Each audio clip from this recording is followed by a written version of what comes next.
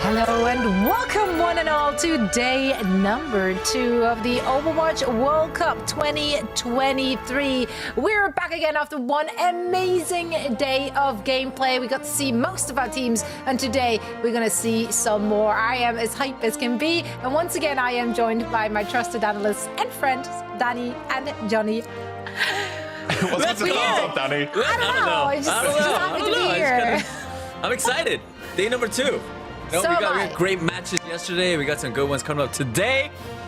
I'm caffeinated, as you guys can all tell. Let's go. I'm feeling good, guys. It's going to be a good day. I'd be very worried if Danny is not over-caffeinated at the beginning of his show. Let's take a look at the standings to see how some of our teams fared yesterday. Quite frankly, on paper, it looked like a bunch of one-sided matches, but I do feel like a lot of teams actually played it a lot closer than the scoreline would suggest. This is where we're standing currently. There were some surprises looking at Group D here, Danny. Yeah, I mean, it was, I think the most important one was Japan beating France, right? I don't think a lot of people expected Japan to beat France because France had a lot of big names, but Japan, they came in clutch. Cloud, I love you. Yeah, no, they've really put on a show for us, and we have so many great matches coming our way today. Quite frankly, yesterday when we looked at today's schedule, we realized that there are a lot of potential bangers. Johnny, you picked up 1, not 2, but 4 out of the 6 matches as your favorites to look out for. Yeah, I'll do it again. Yeah, I'll even pick all 6. I'll pick all 6 matches. Wow, okay. To look out for here. We're leaving no team behind, okay? 6 really good matches. This is going to be an incredible week of Overwatch. You know what I like, Zoe? I like Overwatch, and we're getting so much of it, okay? We got 6 matches per day for today, and 2 more days of group stages, and then we get playoffs at BlizzCon 2. There's so much Overwatch. I love it. This is the best. I know. And thus far, they really did not disappoint. We already touched a little bit on Japan and that group in general. Let's take a look at Group D, because quite frankly, after that victory from Japan yesterday, it seemed like that group actually is going to be a lot more competitive than we initially expected. Yes, we haven't seen the USA and Team Saudi Arabia play yet, but we do have high expectations for both of those teams, actually. And of course, one of the reasons why we're having high expectations for the USA is because they are the reigning champions. They have to defend their crown. This is the team which is currently gutting the target on their back. Do they have the same amount of synergy like what we expect from Japan as well as Saudi Arabia? Well, that's going to be a tough question, because while we have a few players coming from the same team, this is a bit of a mix of a group of players, right? They really brought America's best, but none of these players have previously participated in the World Cup, except for Super, of course, who is the one returning member from 2019 when USA won the entire thing, right?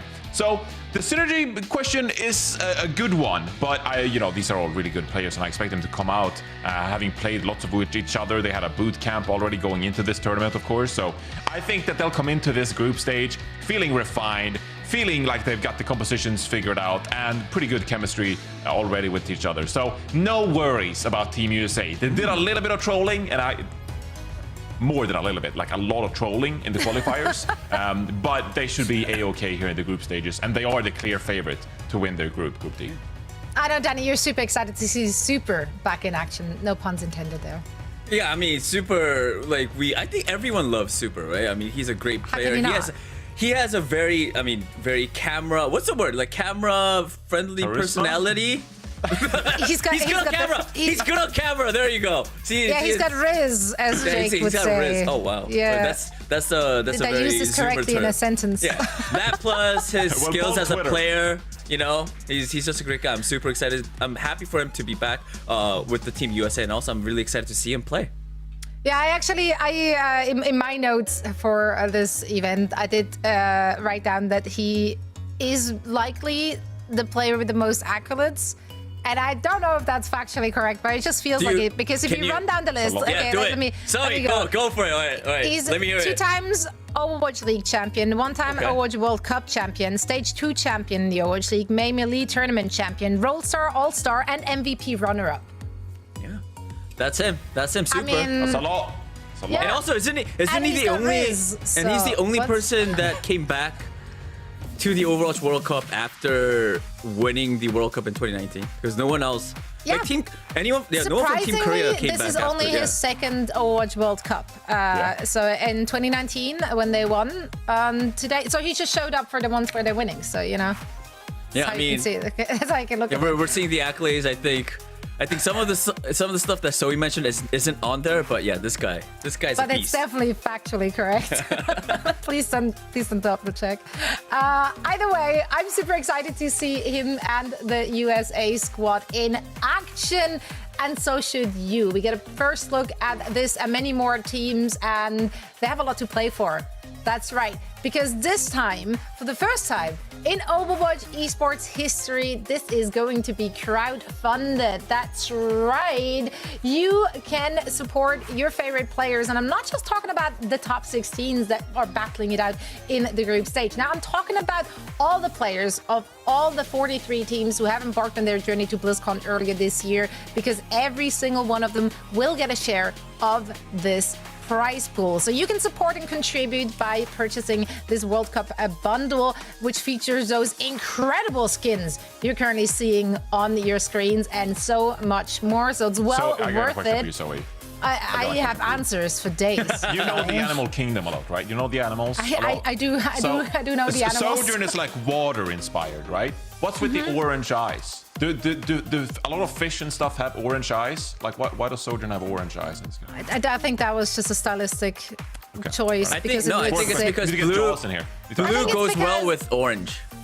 I was just about to put on color theory, actually, because complementary colors would be blue and orange, right? Because they're the opposite of the color wheel, if you will. So complementary colors, great choices there, although her skin is more heading towards the purple than the blue, but it still applies. What's a color wheel?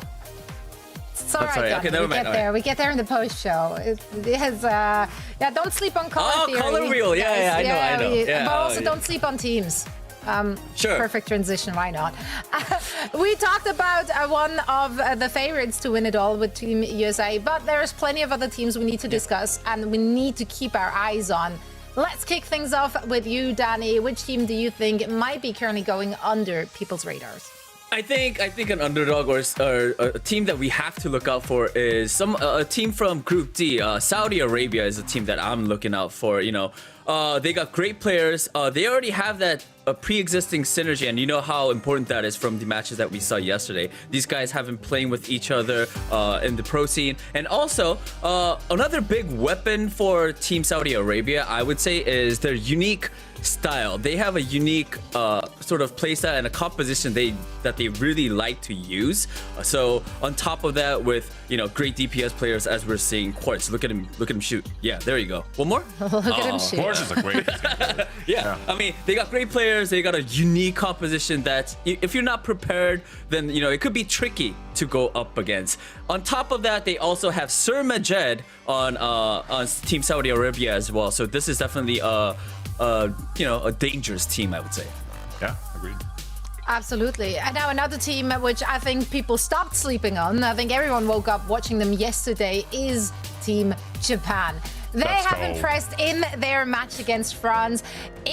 Quite honestly, yes, that first map on Control, it was close. That could have gone either way. It really came down to the last kind of fight. But after that second map, man, like they were cruising. Nico on that Sojourn, he was having the upper hand against Avo, actually forcing him off of that Sojourn more than just once. We also saw KSG really stepping up on that Doomfist. It was impressive. He created so much space for his team. And then, of course, we have to talk about the backline there. Cloud on that Iliari, Griffins on that Anya, but Q Loud indeed, man. Like he was a real big standout. QK as well. I think overall, this team has been exceeding most people's expectations. We did expect them to have a lot of synergy, of course, because they are playing for Varel together for quite some time. So they are intimately familiar with each other. But to play like this against Team France, which is quite star-studded, that was a big surprise. And that leads us to believe that this team could go pretty far. Now, Johnny, who you have your eyes on? Look, if we're talking about underdogs, one team we didn't see yesterday was Team Spain, who actually we didn't really expect to qualify for the group stages. It was a bit of an upset, honestly. You know, we looked at a lot of really talented teams from the European region, and Spain, I mean, they had a pretty tough group. I mean, you're competing with the likes of Denmark, for example, who's got players like Shax. I mean, you're competing with the likes of France. And Spain ended up second in their qualification group, much due because of players like Helv, of course. But really good surprise to see Spain here representing Europe in the group stages. And Helv, you know, this is a name, a household name in European contenders. Spent some time on British Hurricane, of course, which is a fan favorite. It's a name many people out there watching will be familiar with. So if you're not currently up to date with European contenders, I mean, he's been in that scene for quite some time, and you can see the accolades as well. You know, always competing, you know, vying for that a top tier spot in Overwatch esports essentially. So Helv is a great tank player for Spain, of course. And also, you'll be familiar with Helv, of course, Zoe, because Helv competed for Switzerland in 2018 and 2019. So yeah. There you go. Are you convinced? Are you going to support your Helv Of course. today? I'm supporting everyone because I just want to see good games. Honestly, I feel because Switzerland is not in it, I don't have any horse in this race. I'm just enjoying some fantastic Overwatch, and thus far the teams have delivered just that. We want to know who you are cheering on at home as well. Which flag are you wearing loud and proud? Share your thoughts on the players, on the teams, on the matches, on your day, if you will, using the hashtag OWWC2023, and you might be featured on broadcast. But wait, there is more, because you can share your excitement and you can hang out with friends by putting up a watch party. That's right. Head on over to the URL you're seeing on your screens right now. And of course, there will be special drops throughout, not just the group stages, but also, of course, all the action during BlizzCon. So definitely make sure to be part of it all. We got fantastic matches coming our way. So let's once more take a look at the schedule to see which match is going to come up first. It will be Thailand and Spain. So we do get that first look on Spain very, very soon. And we will break down all the action for you after a quick break. Omen, Game Live.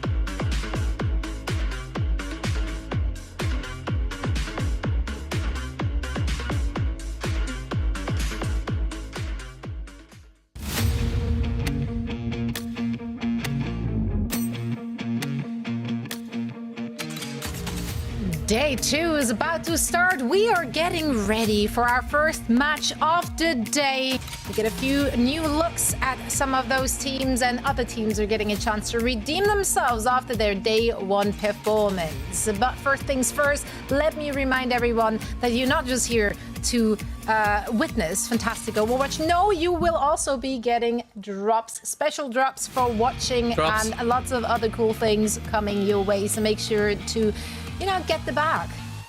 Hey, should we talk about the skins? I love the weapon charms, all right? Get me some of those weapon charms. Weapon charm enthusiasts. Yeah. Drops. Same, actually, same. It's the little things. Drops. And drops. They do look nice. You're doing great, Danny. Keep it up. That was good background noise. I was expecting some sort of, someone to stop me or anything, but you guys didn't, so I just kind of went on. And no, you should keep doing it. Yeah, I think again, Drops. you've been doing it really good. Another team which has been doing it really good has been Team Thailand. Yeah. Because Thailand yesterday were very convincing in their 2-0 victory.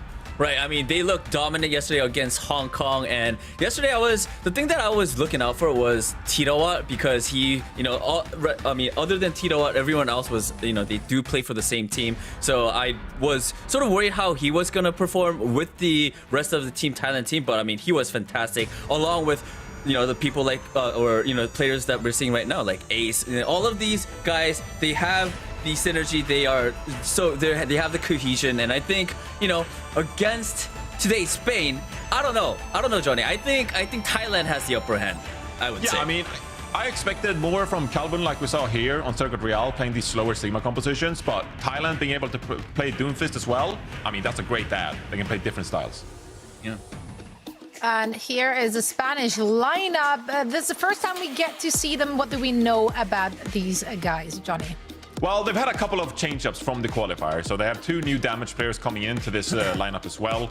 Crazy Dragon was on the roster before, of course, but they've changed things up a little bit from the qualifier. So it is going to be a bit of a different look when it comes to the damage players. But like you're seeing here, Helv on the Winston is going to be a mainstay for these guys. And so that is probably the player that I'm looking out for. Obviously, I highlighted Helv earlier, but it is kind of like the pivotal role for Spain here, and it's really going to set the pace for this team. So we'll have to see what Spain brings with this kind of like fresh identity when it comes to this team. But yeah, I'm expecting pretty good things from Spain. And look, this is them essentially playing for the second spot in this group, right? Because we all agree that China, the team from China, is going to be the big favorite in this group, right? So if you're Thailand, if you're Spain, you kind of have to beat each other to get that second spot, right? So this match is really important for both teams. Yeah. It really is. And obviously, Spain is coming into this with a bit of an advantage as they got to watch Thailand play yesterday. They now know that, Team Thailand, they look really good on those Doomfist compositions, etc. So maybe they've done their homework. If we're looking at predictions, I had to do it. Johnny, I had to do it. Gotta support Helv, of course. The lore is coming in clutch. Vamos, Hop Schweiz, but not really. It's actually Spain. But why not? Why not? Let's give this one to Spain. 2-1. I think I'm pretty sure I won Thailand. I remember, did I go 2-0? There you go. They had a dominant. I don't know. Really I put in my predictions early in the morning. I don't know what before I said, but I mean, hey, you don't know what time before coffee, dude. I'm happy with that one. 2-0 Thailand. They looked dominant yesterday, and I think they're gonna take it again against Spain today as well. Yeah, I went with Thailand too. Look, they're so much fun. Thailand and Japan are like my two teams that I just love rooting for. So I'm going with Thailand in this matchup as well. They looked really clean yesterday, and I think they'll come out as the second team from this group. Right on. Well, there's only one way to find out, and that's to get the match started. We are ready. The teams are ready. So let's send it over to Moxie and Dustin for all the action. Hello, welcome everybody back from the desk. Obviously, today we have an exciting matchup like the desk obviously previewed us for. Sorry guys for, kind of going into today. It's going to be exciting, Moxie. I mean, what do you think leading into this matchup between Spain and Thailand?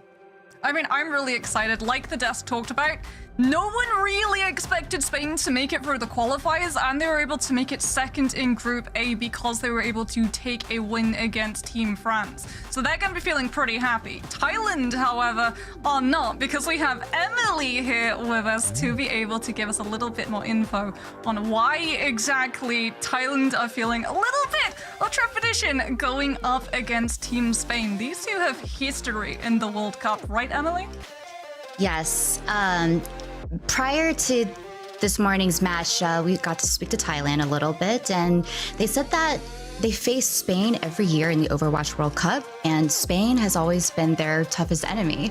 So they do hope to keep their momentum going like yesterday. Yesterday was a great match for Thailand. Everyone showed their best performance, and aside from Titawat and Opuja, who have had LAN experience, the other three never had it before, so they were a little bit nervous. But everyone just, put their A game, put their best foot forward, and I think that's how they were able to get their win yesterday.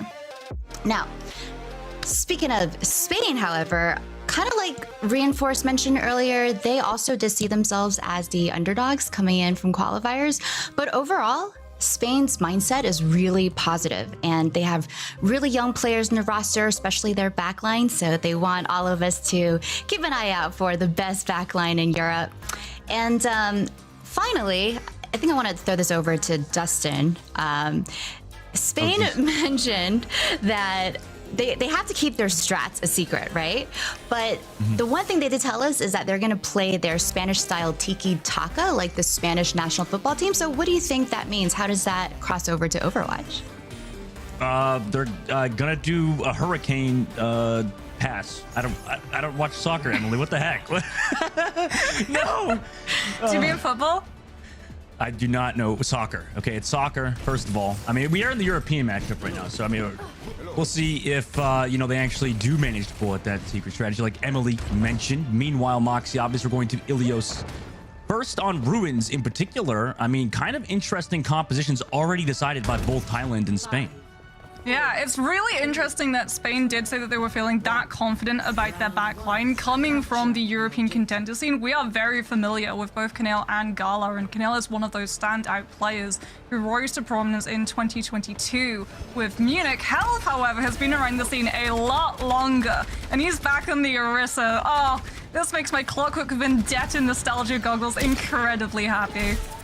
Back on it with Punk also getting over towards that Bastion. Thailand obviously playing a very aggressive composition with that Doomfist. Ready to go for a dive realistically whenever, but I mean, Spain just taking full advantage of this point. Ace over the top does have that full charge, but only sees an Orisa.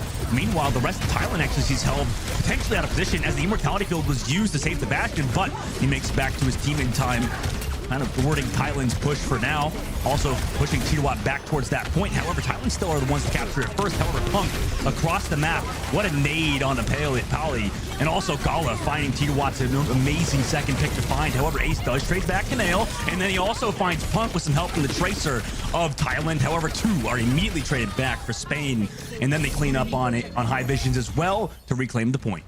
Yeah, but Helva's just a monster of sustain. It should be noted, however, that because Thailand were able to take that first cap, they were able to stall it out for 17%. And Ace coming in with those kills does mean he's pretty close to overclock, but Gala's going to kick things off, not allowing Thailand any opportunity to try and engage cleanly for a fast flip, going for that captive son, just forcing that dive further back so that Crazy Dragon can look to invade this backline. Doesn't manage to find a pulse bomb kill, but still keeps the brig away. Oh!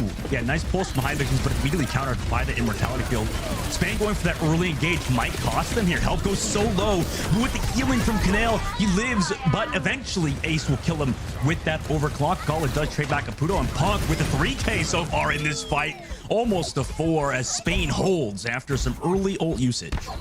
Oh, gorgeous amplification matrix coupled up with Punk on that Bastion. And Thailand, they have a Doomfist as a tank. That's not a whole lot of absorption. coming out from this composition, something that immediately Spain have been able to take full advantage of. High Vision now is going to go actually onto that Genji to be able to better infiltrate into this back line, try and bully a little bit more of those abilities coming through from Baptiste, namely that immortality field, so you can properly jump on the Bastion without having to worry about the threat of that transformation, considering you're going to have the deflex to be able to keep yourself a little bit safer. All right, well, the pause will come through. Having a bit of an audio issue on one of the team side, looks like the side of Spain, but both teams kind of figuring that out with the admins. Surely we'll be back in pretty soon, but obviously these first fights have been relatively close, Moxie. I mean, what do you think so far between this game?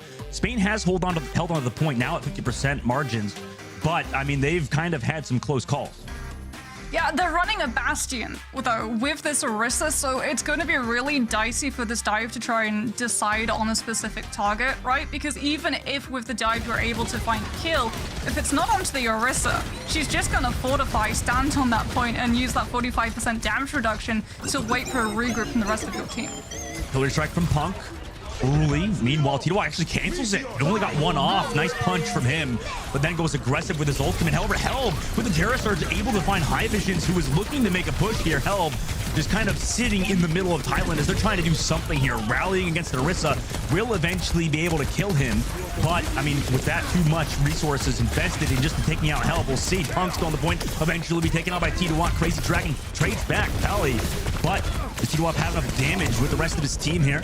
Down really low HP, and in fact, Gala will find him. Spain boasted about their incredibly strong support lineup with Gala, and it's actually coming to fruition at the moment. Gala, oh my god, Captive Sun into a 3K to reclaim the point. They gave it up for a second, but they have it back under their control. Well, if that isn't backing up the statement of best backline in Europe, I don't know what is. Thailand had even swapped Pale onto the Kiriko to try and swift step from spawn to a player on point so that they could try and stagger it out, because they have been able to find the flip off of the kills earlier on in that fight, but Gala immediately shuts them down and secures Team Spain the win of the fight. And now we're in last fight territory. High Vision so close to that blade that it might be too far, Dustin, because he has to jump the Alari, and Gala's not going to go down without a fight! No, Spain just have to clean up Polly now. And I mean, they're going to win this first round, and I can already see all the Twitch chat comments. Alari, by the way, support, by the way. I mean, it just always happens whenever it's a Baptiste or an Alari. It just feels like nobody gives the support player credit. But I mean, that was awesome by Gala and the rest of Spain. I mean, it's so tough for this dive to try and formulate on any target in that composition, right? You can't go for the Orisa because, I mean, if you send the Doomfist after, even with things like Power Block, it just gets disrupted entirely by the Javelin throw. You can't go for the backline because the Alari's just going to be able to either 1v1 whoever you send, jump away, or the Baptiste's going to throw down Immortality Field. At least if you go for the Bap, you've baited out the ability, but unfortunately, because everyone from Spain is just so good in terms of sustain on their own, baiting out Immortality Field is not the fight win condition that it is for some of these other compositions. Spain now rocking that same composition, except with Kaneo onto that Ana. Meanwhile, Thailand, they have that Diva out there with the Echo this time and a Tracer to follow through. Moxie, they actually rotate Spain's expected it though. They've got hit scam. Yeah, they've got Punk on the Ash, Crazy Dragon as well, and that Tracer. Helb is kind of the target here again, but Polly, I mean, kind of goes down for it. Did have some help from the Tracer. Eventually, they take out Helb, but I mean, it might be, you know, it takes so many resources just to kill Helb, where 3 members are already gone for Thailand before they kill him. Now Spain just has to rotate over to this point. Titawak gets staggered into the pit, and they capture that point first.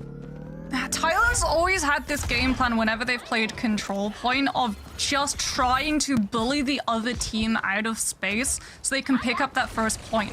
And it forces the other team into throwing in ultimates. Even if you lose the fight, you're still stacking up point percentage, but Spain just does not allow that to happen. Again, that sustain is absolutely insane, even if you target the Orisa. Crazy Dragon and Punk just have so much better mobility, and Gala is absolutely unstoppable at the moment. Thailand may have the Echo, but they don't have the Mercy Pocket. So crossing into a position for the Echo to get close enough to use that focusing beam is so hard to do. Gala kind of playing that modern day flex support, just always on that rotate. Gets eventually back towards his team on the cage side as they rotate all the way around. Thailand now halfway to capturing that point, but Spain eventually comes onto the objective to contest it, make sure it stays in their favor. For now, pulse bomb from Crazy Dragon connects onto a Puto who was in the immortality field and bashed out of it. So no, that's terrible for Thailand. And now in the main side, it's just on Polly to live, and you can't save yourself from Crazy Dragon, who just killed 3 people in this fight. Ace, though, after getting his own pulse bomb, came back to counter out Crazy Dragon, and Thailand get the flip, but they lose their Diva mech off of Titawat. They have enough help. Nano boosted Ash onto the point. Pump goes to kill both Ace and Titawat. So even though they gave up the point for a second, Spain get it back. Yeah, that's not even really a wasted nano. You're able to find the flip, you're able to shut out Thailand before they can try and use the higher mobility of things like the Diva and the Echo to be able to stagger. And off of all of the damage that Punk's done, you've built up Bob to be able to disrupt any spatial zoning that Thailand want to set up with this amplification matrix from Parlay. I want to have some good ultimates, but no, their backline. I mean, Polly dead again. High Vision trades back. Punk goes down. So at least Thailand are getting trades in this fight. Becoming ultimate from Gala. Didn't really find a ton of value directly. High Vision's in the copy. Just wants to take out Kanel. Does so. Also gets the copy Terror Surge. So that's going to be a lot of damage into Helv. And in fact, it takes him out. 91% on the board and climbing. But Thailand claimed that objective back and look for stagger kills. But look at what Spain did. They recognized when those kills came through that they were going to lose that fight, and they held on to a lot of ultimates. Off of purely the captive Sun coming through from Gala, Thailand got so scared that they had to throw in 3 ultimates. Now they've only got Amplification Matrix, and they're hoping that Ace is going to be able to buy themselves the time to be able to build up this pulse bomb as Spain try and push through, but they're the ones that lose a player first. Yeah, I mean, it keeps happening. Thailand, they keep losing one member first. Bob also out for Punk. And it seems like Thailand's trying to find something here. I mean, they gotta win this fight, or at least wait for High Vision to come out. They do find Helva again, so I mean, they keep getting at least trades. And also, Polly finds Crazy Dragon, so Thailand actually holding here, even though they lost that first member of their team. They're looking strong. Yeah, but look at what Spain is going to be approaching. Helv's going onto the Winston so that Kanel has a better nano-boosted target for this dive engagement. Gala's going to be able to have a captive Sun. Ace does have the Pulse Bomb, and because they don't have that Baptiste, it does mean no immortality field. This Pulse Bomb has to be on point. Ace sitting on this right side. Goes for the pulls. Punk's slow enough anyways, though, so they do kill him. Then eventually Helv falls back to the main side, but are they going to go for a soft reset here, or at least go for trades? I mean, Helv finds High Vision, but dies late. Now Spain in a weird position. Punk's going to swap over to Sombra. Ace, does he want to go for more? No, he's going to come back, so this is going to give Spain another chance at this point. This Sombra is a really good swap. You can either try and bully the Baptiste into throwing out the immortality field early, or you can melt the Diva mech so Titawat can't use the self-destruct to be able to stall out in this last fight. Captive Sun also available for Gala. Now goes for it. Punk, though, will die on the engage. And it doesn't look like they have to fall through. Crazy Dragon gets the pulse. Gala's still here as well. Comes back to the peel, but they're still down a person on the team. Titawat eventually will find Gala after coming down from the sky. And Kanel in Thailand kind of making a comeback on well to bring us to round number 3. Really good swaps coming through from Team Thailand. Love the Diva. Love the fact as well that they gave up on the Echo. They were seeing that it wasn't getting value. They were taking so much damage just on entry to all of those fights, not just from the hit scan of the Ash, but also from Gala on that Illari. They knew that they needed to find some distraction to allow Ace to start actually popping off and worming their way into the backline, and that Diva and the Genji allowed them to do exactly that, and it meant that Spain weren't able to put their game plan into motion. We saw Helv swap onto the Winston to enable that nano boost, and every single time Spain wanted to have the opportunity to use it, they were disrupted. They were having to turn around to all of the backline threats that Team Thailand were providing. The disruption, as you described it, I mean, Thailand really good at just coming back constantly, running a very similar composition they did in the previous one as well. Meanwhile, Spain locking to that Winston this time.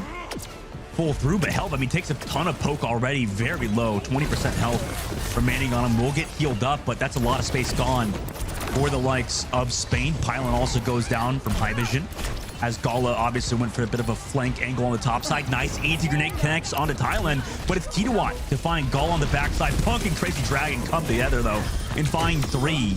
Also, Titawat will lose that mech and then Baby Diva form, so Spain will claim the objective first. Yeah, gorgeous Anthony, like you said, coming through from Kinale. And Immortality Field had already been invested earlier before the anti actually hit.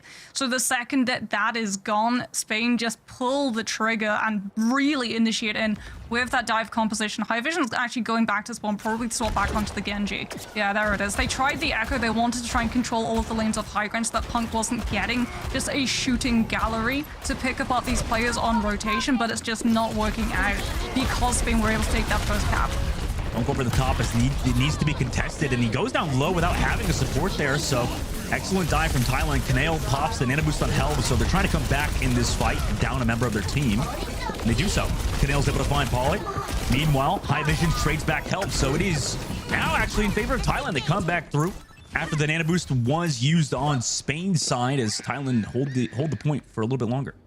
Yeah, Tidawat just taking a little bit of a dive to be able to get that mech back with the boosters. He will be back in the fight before Spain are ready to regroup, especially since Ace is just waiting for everyone to move past him so he can jump on this back line. I think he's been spotted out, however, as yeah, Helv and Punk will collaborate to push the Tracer away and keep Kinale safe. At least the dive isn't necessarily in the back line just yet. Pulse Bomb committed, but Apudo blocks it with the shield. Immortality Field still used, however, to negate the damage potential. Gala still finds Ace on their dive as well, so a lot of resources being used from Thailand to live here. Apudo and Polly come together to find Crazy Dragon and also drop that window too, so they want to win this fight even though they're missing one of the members of their team. Ollie will go down to Helv as well, prop the Primal Rage. Understanding he kind of needed to because somebody else are being popped for Thailand too. Commit the Diva Bomb, and they still lose Tidawat towards the point. Perfect shield usage from Gala, and the rest of Spain kind of regroup around this point. There's no tank here, so not a lot of point presence necessarily for Thailand. They're just going to run in and stagger. But it's stall. Yeah, I mean, they do get the stall down up to 70%, so you're right. I mean, they get some sort of advantage there. It is stall. So like you said, Team Talent have been able to put themselves up to 70%. High Vision is coming in with a blade. They're not running the Ana, so they're not going to be able to enable it with a nano boost. But it does mean that Punk is going to be forced to try and hold on to this EMP to shut the Genji down as quickly as possible. But he goes down to the Diva boosters. That's the worst possible start to the fight because now High Vision has a free blade and he's hunting down Kinale. Yeah, it's tough in the situation to be in there. Gala does trade it back, but yeah, it might be a bit too late.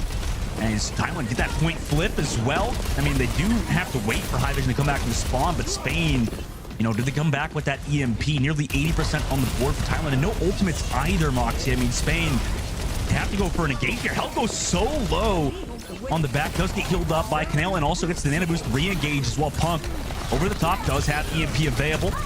Can go for the back. Doesn't actually want to use it. In fact, he goes down with it. Ace and the rest of his team come through to find Punk. So that's the big ultimate for Spain gone now. As Thailand understanding that maybe they just want to win right here now. Help gets the Primal Rage though. Very low HP, will pop it. Eventually the rally comes through from Apudo as well. So Thailand's still healthy here on the objective. Spain waiting for Punk to come back. Now he drops the EMP, but it's after Helv is gone. Diva Bomb as well from Tidawat to zone at the point. Crazy Dragon's only able to find one. Kinale will find High Visions at the very least. Apudo's so low too. No more support for Thailand. At least Spain have Kinale. It's Ace on that point trying to find the support of Spain, but he cannot. And the rest of Spain on the outside do claim the objective and are looking for staggers on Thailand. Both of those teams were desperate to win out that sustained fight. You actually saw Helv try to go into the Doomfist to be able to tap back in time. Pale as well went to the Lucio to try to regroup fast enough to be able to just wash over Team Spain with numbers advantage. Doesn't happen, but they have been able to burn out both the Nano Boost, the Primal, and the EMP from Spain. And Crazy Dragon's Pulse Bomb didn't find anything. Now it's just going to be Spain trying to buy themselves the time to build up these support ultimates so they can sustain on that point and take it to last fight. Helv chased again, but it's Punk to come out on top, taking out Highland's support. Meanwhile, also, all of them are just kind of wiping slowly at the moment. I mean, the rally here on the point two, nobody's able to touch in time either, and it was close. But Spain are going to be the ones to win Ilios. Yeah, it's really unfortunate for Team Thailand. They do things like swap onto the Echo to try and have that dive, that jump onto the Winston, be as punishing as possible. They know that the Ashe from at the very start of the round has been removed, swapped out for that new rework Sombra, which means no hit scan. It should be an absolute open season for the Echo, but it doesn't happen. Both of the supports are just so close to both the Nano Boost and the Rally that by putting all of that threat onto the tank, who just soaks up all of that damage and translates it into ultimate charge, the Team Spain's backline, suddenly they are gift wrapped the sustain tools that they needed to be able to keep that point anchored. I mean, so smart from the likes of Spain. Let's take a look at the highlights of the match, or map number 1 in this first of 2. I mean, obviously you got the captive son from Gala yeeting it across the map into Ace. I mean, that's just the solo kill for this thing. We're just running away. You can't. He's like, looked at it. He's like, what do I do? What do I do about that? Gala That's also. not it though, because then he catches a Puna mid-air, because it's not just that captive sun damage that you have to worry about, right? It is the bird's eye view that the Alari is given as the ult continues. See some fire there, by the way, Moxie, in the cameras. Obviously, from the likes of Spain. I mean, it's a hype matchup between these two teams. Obviously, you know, Thailand have a storied organization in their own side, and also another jump up out of your seats. I love that. That's some good energy out of both teams for this matchup. I mean, that's surely, I mean, it's going to be a close one, Moxie, between both of these teams, at least on the next map. There's a lot of energy for all of these players. As you can see, oh my goodness, I love these player reactions so much. They are so happy to be here, like we've already talked about, right? Some of these teams were not expected to be able to make it as far as they did. And now that they are here, they're out to prove, not just to everyone watching, but to themselves as well, to their regions who are cheering them on behind the scenes, that this is why Overwatch is such a beloved esports all across the world. Rialto will be our next map as chosen by Thailand. But before we go to Rialto, we have to go to a short break. So guys, don't go anywhere. We'll be right back.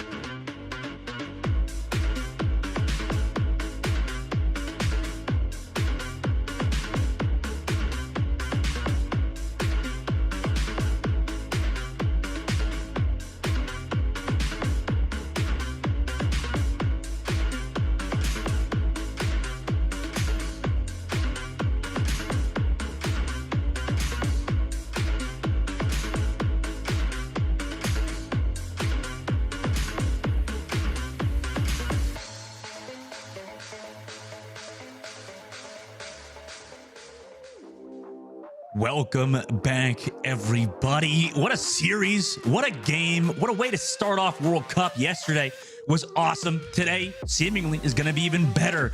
Moxie, obviously, between these two teams, they're going to have a little bit of changes, as well as, I mean, we saw the player cams earlier with all of the energy and all of the screaming from both teams. I mean, it's awesome to have a land back. But we're going to have Bones come in for Crazy Dragons for the side of Spain. A bit of a change up for them.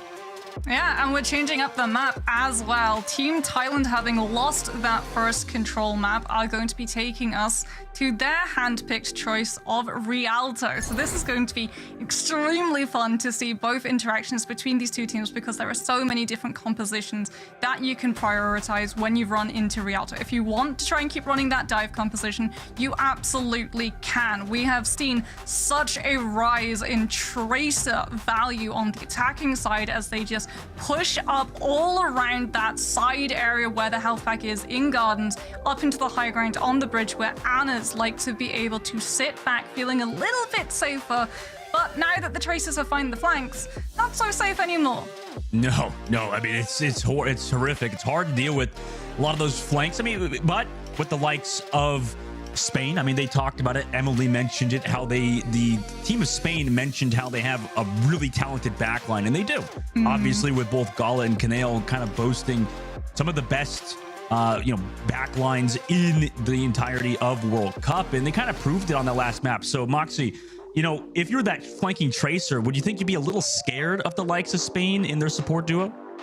Absolutely. I mean, if Gala is on that Illari, we've already seen he does not miss those shots. You have to be on absolute fire if you want to be able to catch that backline when they're a little bit vulnerable. And it's something that Team Spain have been able to do to such a devastating impact, because what they basically do is they know that the Illari can keep herself safe. So it allows Help to be a lot more aggressive in terms of how long he's staying in those forward positions, baiting out a lot of that focus fire coming through from Team Thailand, which gives the DPS from Team Spain such a huge advantage in the amount of attention that isn't directed towards them. And a DPS that isn't being looked at is a DPS that's going to be coming up in the right side of the kill feed. Oh, yeah. I mean, and there was a lot of that in the last one as well, Punk and Crazy Dragon as well. But now Bones coming in for a bit of a change-up. Is this the first time we're seeing a little bit of Ryan or Junker Queen Moxie Please do it. potentially for them? Please, Team Thailand. No!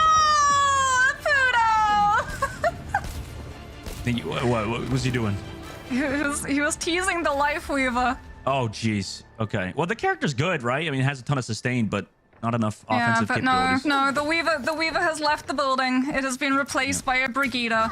No surprises, the composition that Team Thailand have decided to field. By taking us to Rialto, they do set into motion all of these really long angles, nice clear line of sights, but something like a Widowmaker to try and win those 1v1s and set up a crossfire as well. The high vision to be able to play around with. Ace, are you gonna go for a grapple shot?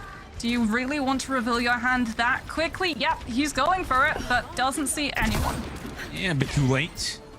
Gala looking to take that duel actually with him.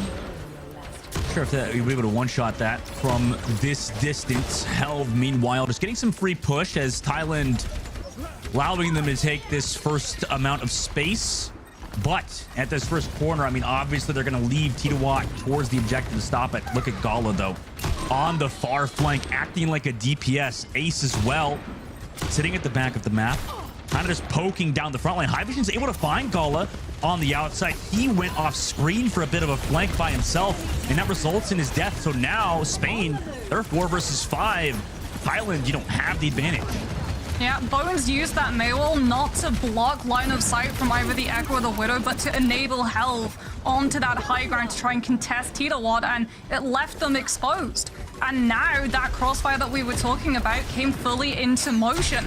Look at what Pele is playing as well. He is absolutely untouchable, given the fact that Spain, by running both the Mei and the Bastion, the Mei to be able to just block and set the Arista up to try and find an isolation, and the Bastion to chunk through as much damage as possible.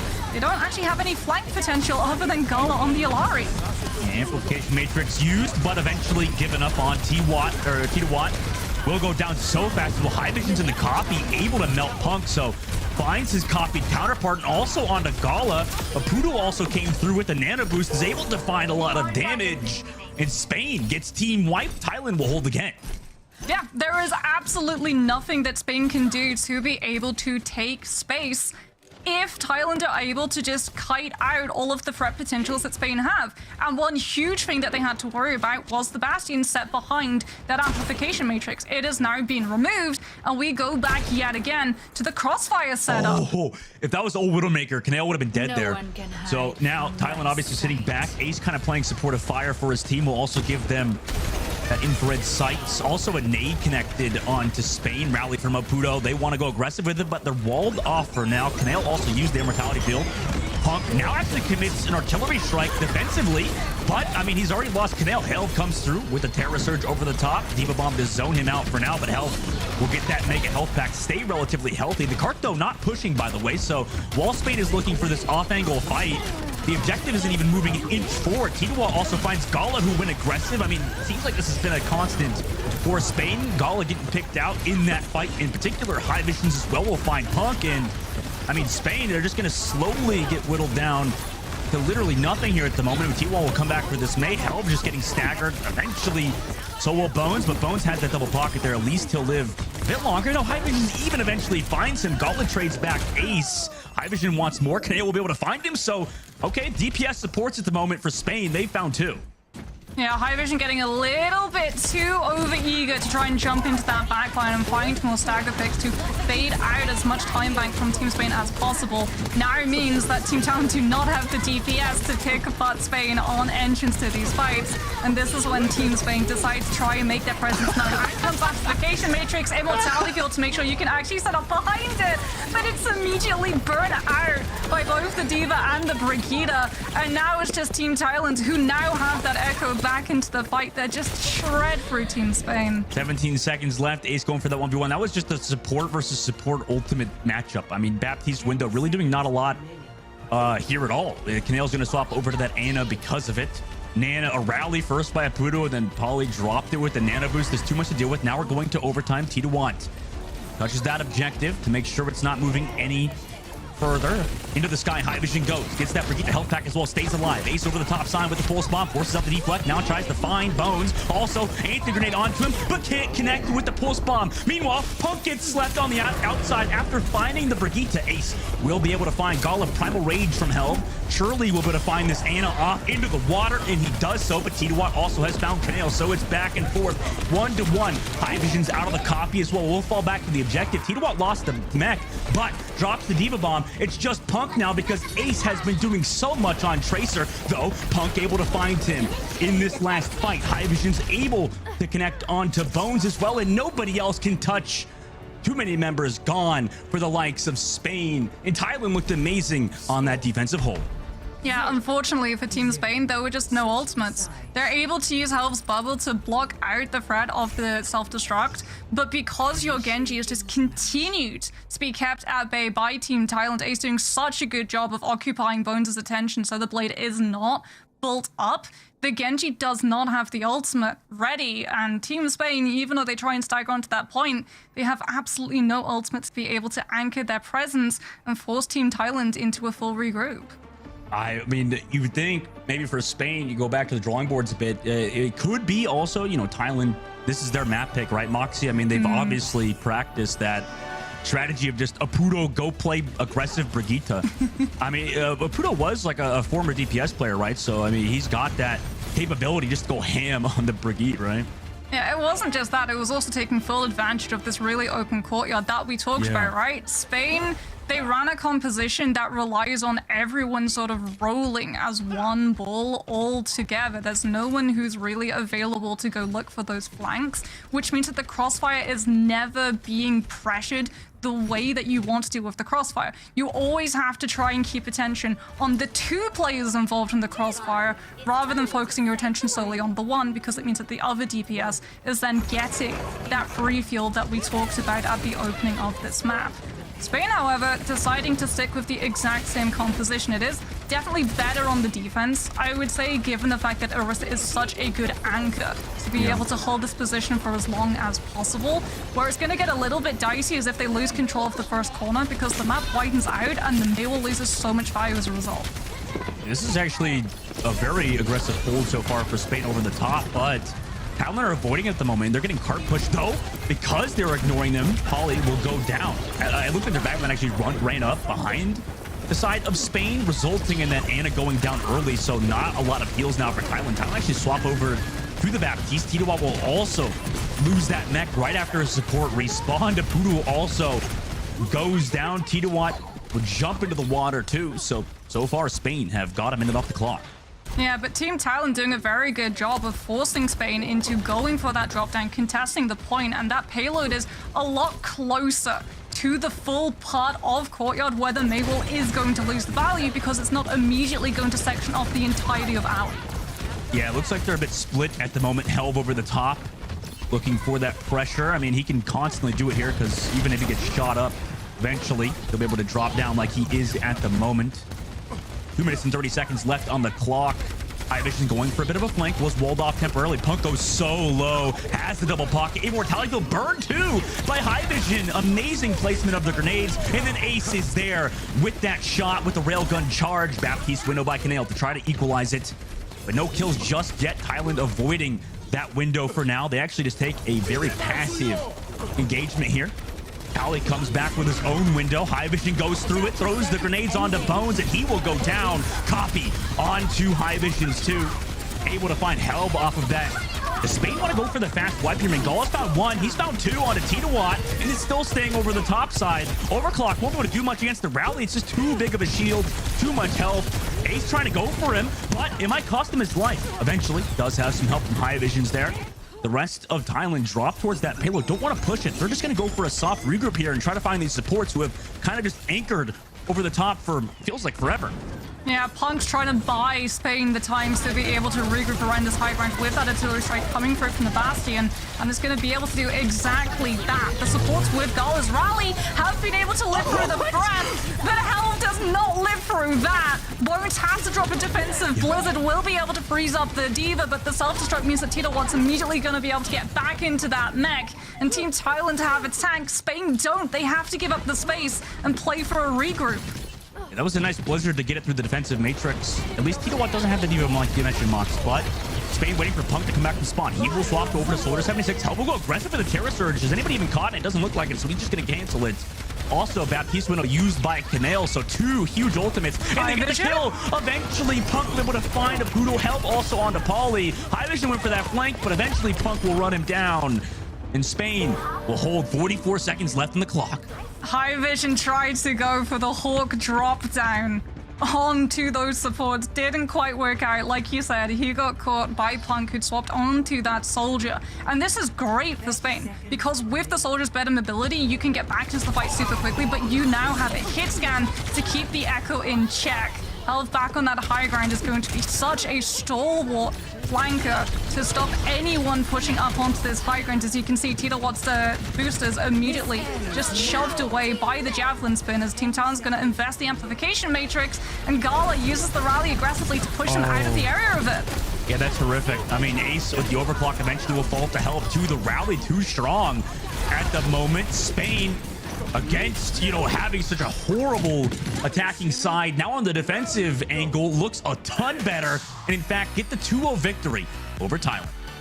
Yeah, you definitely didn't expect that to happen when you look at how that first round of Rialto played out. Team Thailand looked like they had it on lock. This is very obviously a map that they feel incredibly confident on, that they've been rehearsing, that they've been able to just choreograph this dive composition. Unfortunately, Team Spain have also choreographed a counter to that dive, and a lot of it relies on just being able to anchor in those positions. I said that the Bastion and Orisa would find a lot more value when they're anchoring space as opposed to trying to monopolize it away from a team already in control of it, and that's exactly what happened. Every single time Team Thailand tried to push into Team Spain, they had so many different abilities. They were just able to hold on to that ground, forcing Team Thailand into just absolutely accelerating through their entire ultimate economy to try and buy that space back. And something like a rally, or even just hell of going for a fortify with the javelin spin, meant that all of those threats that the ultimate should provide immediately went up in smoke. Really smart stuff coming through from Team Spain. This is why they're one of these teams that you do not want to sleep on. No, I mean, they look so good, as you mentioned. Now, obviously looking forward into this group, we'll have to see if they have a chance at some of the other opponents. But in that matchup with Thailand, I mean, it was super close, Monk, so you can't really call it Thailand either. But we'll have to wrap it up, or we'll have to see what the desk has to say about it in just a second. Desk, what do you think about that game, Spain versus Thailand? Thank you so much. We're back here to break down all the action we just got to witness between Spain and Thailand. It was a close match. It was an explosive performance and a great first look at Spain. I personally never doubted. I don't know about you, Danny and Johnny. My prediction game, not so good. Yeah, my prediction game hasn't been going that well ever since yesterday. I mean, also, we were just having fun with it. Like, we were predicting with our hearts for this one. Yeah, right? we're This having is fun not with about... this one, right? It's not serious. Yeah, you know. of course. Why do you sound so Kidding upset around. then? Kidding around. Hey, you know, you win some. I got Japan yesterday. I took an L today with Thailand. You know, I'll That's let you all have right. this one. Well, so. you know who took the W? Spain did. And in what wonderful fashion. There are so many players to highlight here, so many things to point out. So let's dive straight into the highlights and talk about how Spain got it done. I mean, this was a crucial win now for Spain. Like I mentioned going into the match, of course, that when you're in this group with the team from China, of course, they're going to be the favorites hands down to get the first seed. So it really was a matchup between two teams that are vying for that second spot and make it to the playoffs at BlizzCon later this week. I think that Crazy Dragon has some really good performances here on the Tracer, you know, getting to the back line. It was something we talked about while we were watching the game, just like, wow, Pali is struggling, you know, a bit for the Thailand here, and Oputo on the Brig as well. Not really making sure that his flex support stays alive, right? So a bit of a struggle, but it really felt like the dive and the early picks in these fights came through from Spain. So that's a great first showing that you can play a lot of different, you can play dive compositions, but you can also put hell on the Orisa, like what Boxy also were, you know, try to point out several times throughout the series. Yeah, I think we were highlighting Helv because he's a big name, and it really showed like how great of a player he is, right? I mean, not only the Winston, but his switch to the Orisa, like it did so much for Team Spain, and I think, yeah, it was very impressive. And I just loved these guys just taunting Thailand, like even the banter between these two, it was just so good. It was so good. It was so fun to watch. You know, have fun with this. Both teams obviously were having a great old time on the server. Spain took the W. Thailand, unfortunately, today getting a loss that puts them at 1-1, as they did have a great first match yesterday against Hong Kong. So, you know, not all hope is lost, and it was a close match. Their initial hold looked really, really good there on Rialto. Unfortunately, they got fuller held, so that's unlucky. I think they have a lot of footage, though, to review and a lot of takeaways from this particular match against Spain. So I am looking forward to seeing them coming out strong in their next match. We, of course, will be getting ready for our second match of the day. That one will be fought out between the Kingdom of Saudi Arabia and Japan. So stick around for this one. We're heading into a quick break, and after that, we're going to break down all the action.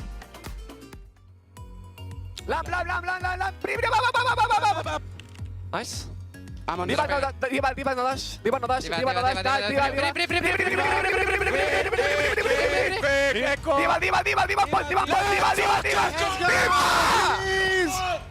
Let's go. Let's go, guys.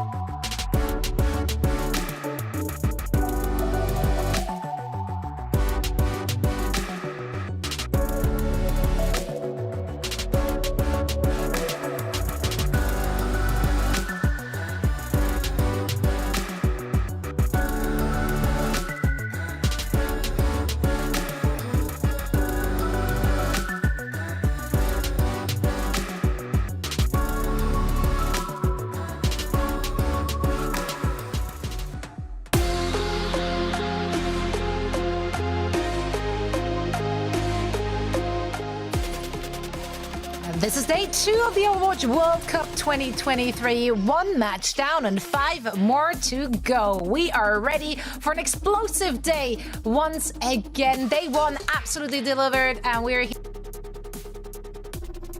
Zoe? Zoe? No, we lost her! Oh, she's back. She's back. Oh, is she back? Is she back? Is she I don't back? know. Okay. Well, I mean, should we? All right. So, I mean, we're gonna talk about. Yeah, talk about pricing, Johnny. Talk about the bundle. Talk about the bundle, Daddy. You need to get the soda. Zoe's just hearing. I'm just hearing no from Zoe. I don't know if everyone else can hear it. But yeah, make sure you get the World Cup bundle, of course, here for the 2023 World Cup. And by getting the World Cup bundle, you support the prize pool. You support the prize pool, Danny. You support the players and the staff members, of course, are participating for in this their year's hard work, World Cup. right? Hello? Yeah. Hello? So Hello? Participate, grow the World Cup prize pool, everybody, and also you get the chance to you get the nice looking skins of Sojourn and Lucio as well. Lucio? Yeah. That's true. And also, welcome back, Zoe. just testing everyone, keeping you all on your toes. The panic, the absolute panic. Yeah. I heard every second of it, so I don't know what actually happened, but I thoroughly enjoyed it. Yeah, speaking of explosive situations, here are our current groups and the standings after all the games we already got to play. And quite frankly, I mean, we had, I would say, pretty clear favorites for most of the groups, as in which top 2 teams advance. Johnny, has anything changed for you after 1 day of matches? I don't know about you. I'd say top 1. Like, I'm convinced about top 1. Then as I say that, I think about Group B and how I thought Canada would get through us first. But, I mean, yeah, you'd probably have South Korea, USA, and the team from China as your favorites. But apart from that, like, really, it's wide open. I don't know who's going to get second in all of these groups and who's going to make it to the playoffs. So, a really fun rest of the group stage we have in front of us these next 3 days with lots of matches that could go either way. True. Who's the most unlikely yet the one you want to advance the most, Danny? Unlikely? The most unlikely, but like with your heart, like you need them to win. Listen, no, I think I'm gonna say Pick a Mexico. favorite I don't think they're unlikely. I think they have a chance, but I mean they did get the loss yesterday. But I am rooting for Mexico. You know, Viva la Mexico, Vamos Mexico. I'm still rooting for you guys. That's right. Never give up. Can I say Group B, Brazil? If Brazil makes it through over Canada and like Australia, that would be like one of the biggest World Cup upsets we've had in at least 4 years. So that would be really fun. I love that there are so many teams which previously in Overwatch World Cups, they have not actually ever been able to get past qualifiers, past preliminaries. So for some of them, like anything like coming out of the group stage would already be the best result they could have possibly had. And that makes it all the more exciting. You can't help but root for all of those teams. Now, let's talk about 2 more teams we get to see today. Japan, we've already seen, but their opponents today, this is going to be our first look. But first, let's chat about Team Japan. Lots of standout performances across the board from this very team. We expected the cohesion, and they showed up. Yeah, that cohesion, their team synergy really came in clutch for them. And, you know, not a lot of people expected them to beat France, but, I mean, they did it. You know, there was 2-0 for Japan yesterday against France. And they got, you know, I think there were a lot of players that surprised a lot of us, like people like KSG on that Doomfist. Nico as well was a standout player yesterday. And, of course, I'm going to keep doing it. Q Loud, baby. I'm loud for Cloud. I'm loud for Cloud. I'm loud for Cloud, baby. You know, and so you know they got a lot of things going for them, and on top of that, you know, you can see that they're really hungry for this, and they're eager to win. Yeah, but so is their opponent team. I mean, we know most of these players from Twisted Minds, and joining them is no other than Surma Jet, who has had a very successful year on Toronto Defiant in the Overwatch League. Johnny, what do you expect to see from this team? Well, judging from the starting lineup and the fact that we don't see Labda in the starting lineup, who, you know, usually specializes and plays some of the kind of like flying heroes, I guess you can classify them as in this game. But I think instead it's going to be about Quartz, right? Like we're seeing right now on the Widowmaker and some of these hit scan heroes. That is like really the pivotal player for this team. Obviously, Surmajet, as you said, probably the most successful player on this team. But that being said, I mean, this team is essentially Twisted Minds from Contenders Europe. And they've been the best team in European Contenders all year, right? So this is actually quite a powerhouse with really skilled players. And I'm expecting a pretty good performance coming in here in their first match out of so many rest of this group stage. And I don't know if I remember correctly, but I do feel like when Emily got some insight from Japan yesterday, they did mention that they never been able to actually play against one of the European teams. So while there is a lot of tape on the team from Saudi Arabia, or rather on the Twisted Minds roster, they've not had the first-hand experience of actually going up against them. Would make it very, very interesting. Now, we do have Emily once more for an inside scoop. Emily, what you got for us? Yes, that's right, Zoe. They hadn't had a chance to scrum with any of the EU teams. And believe it or not, Team Japan has actually been nerfed by traveling. Coming in from their win against France, they're hoping to keep up their momentum and confidence. And when I asked them if they felt like there were any challenges against KSA or USA, they said no challenges per se, but we believe we can win, as we always do. But the environment in the US is very different from Japan, so they're still acclimating to travel. And finally, I asked, what do you think is Team Japan's greatest strength? And they said, our strength is that we have many fans in Japan. Even with the time difference between the US and Japan, we get a lot of support from our fans, and their support is our strength. That's all I have for you guys. Back to the desk. Thank you so much. Love the wholesome answers there. Great insight once again. It's fantastic to have Emily getting us that inside scoop on Team Japan. And this is something we've discussed yesterday, guys, right? Like, it's a big difference to play on LAN. You're in a different environment. The setup is different. The food is different. You're not sleeping in your own bed. You know, there's a lot of things which actually can affect your performance. Thus far, it did not look like anything affected Japan. However, maybe day two, it's gonna look different. If we're looking at predictions for this one, I still have Japan winning this one. I hope for a close match. I'm very excited to see Team Saudi Arabia taking the stage for the first time, but I do think the W will go Japan's way. What about you, Danny? Yeah, I think they had a very convincing victory yesterday. I also went with Japan. I'm getting the victory today, but I do think it's gonna be a close match. I can't believe I'm also predicting Japan to win this one. I actually think like this is silly because Saudi Arabia should be the favorites. Like they're a really good team, but Japan is so much fun. Recency bias. Japan to win. It's so much fun. That's what this is all about. It's about having fun. It is a competition, of course, but we're gonna have so much fun along the way. So we are getting ready for this next match. First, we're heading into a very quick break, and then afterwards, Moxie and Dustin will bring you all the action.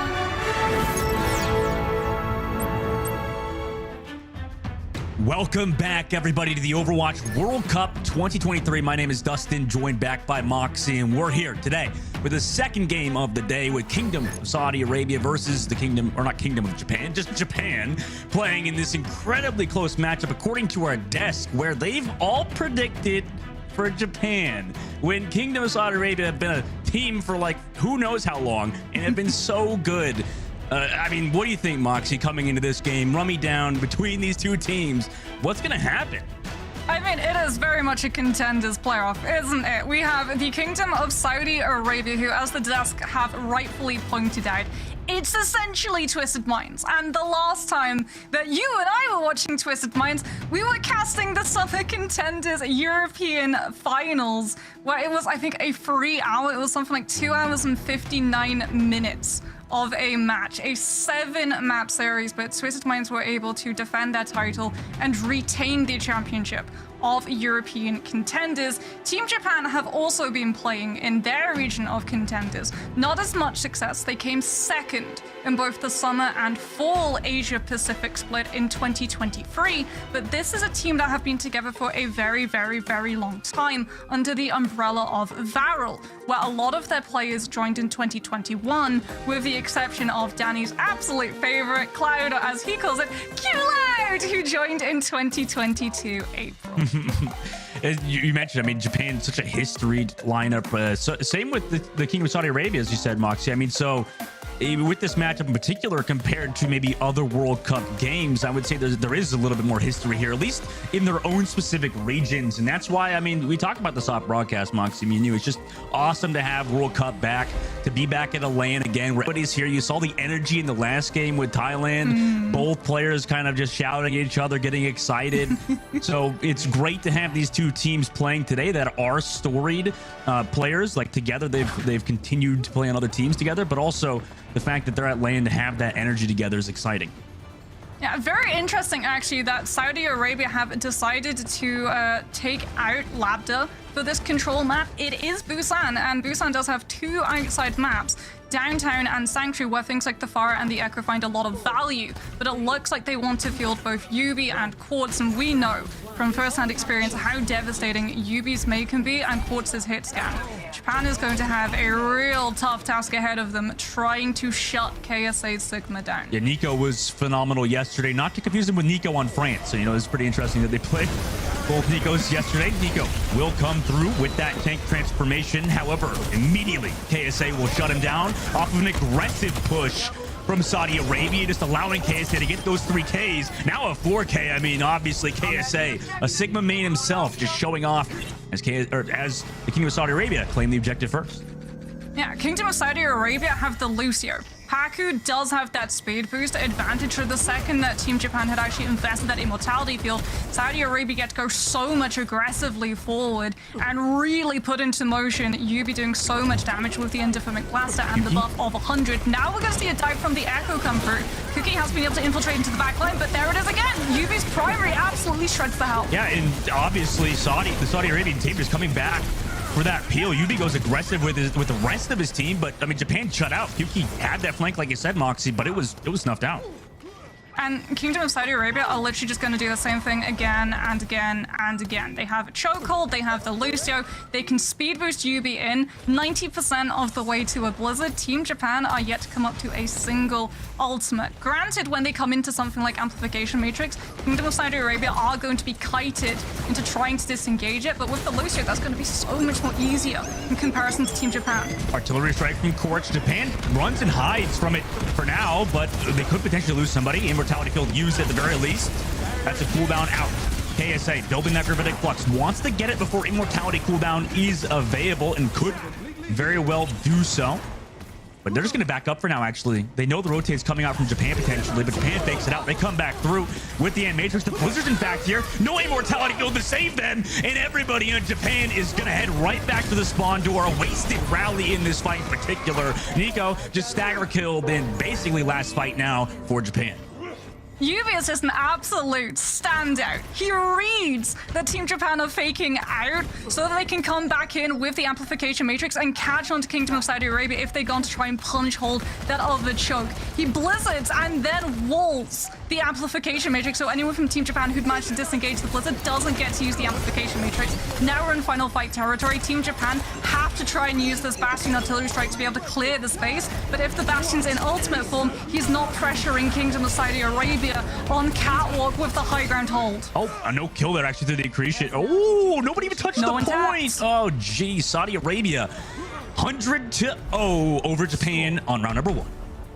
Yeah, it's so unfortunate. Like I said, when the Bastion is in the ult, you don't get to move. So as a result, the Bastion's not going to be able to put out that insane amount of pressure that's keeping Kingdom of Saudi Arabia in check. The second that Yubi hears that ult line, he knows that he has an absolute free field to be able to farm. As we head into Sanctuary, however, the map does open up significantly more, so the Mei is going to lose a lot of that value being able to isolate some of those chokes, but it looks like Team Japan aren't actually going to stick with the Echo. They've decided that they're going to try and mirror, with the slight caveat of Cloud coming out on that Illari to try to out-damage Kingdom of Saudi Arabia's backline. See what works out for them. Obviously, Saudi Arabia looking really good thus far, at least on Mecha Base. Could be different in this map in particular. They actually go all the way around. Understand they have that speed advantage. We'll see if they want to take advantage of it. Japan, meanwhile, have Cloud on the flank. We've seen this out of pretty much every Illari player so far. Always taking that off angle, dropping their pylon where it could heal everybody, constantly making sure backline is harassed. Quartz goes down early to Kukli, but also KSA is able to find KSG. Again, also the Mei player of Japan to find two. Surge Majag goes down. Also onto Yubi will find his counterpart. KSA comes through, tries to find him with the rock, but is met with the rest of Kuki's team. Japan, amazing first fight for them. They're going to get that point first.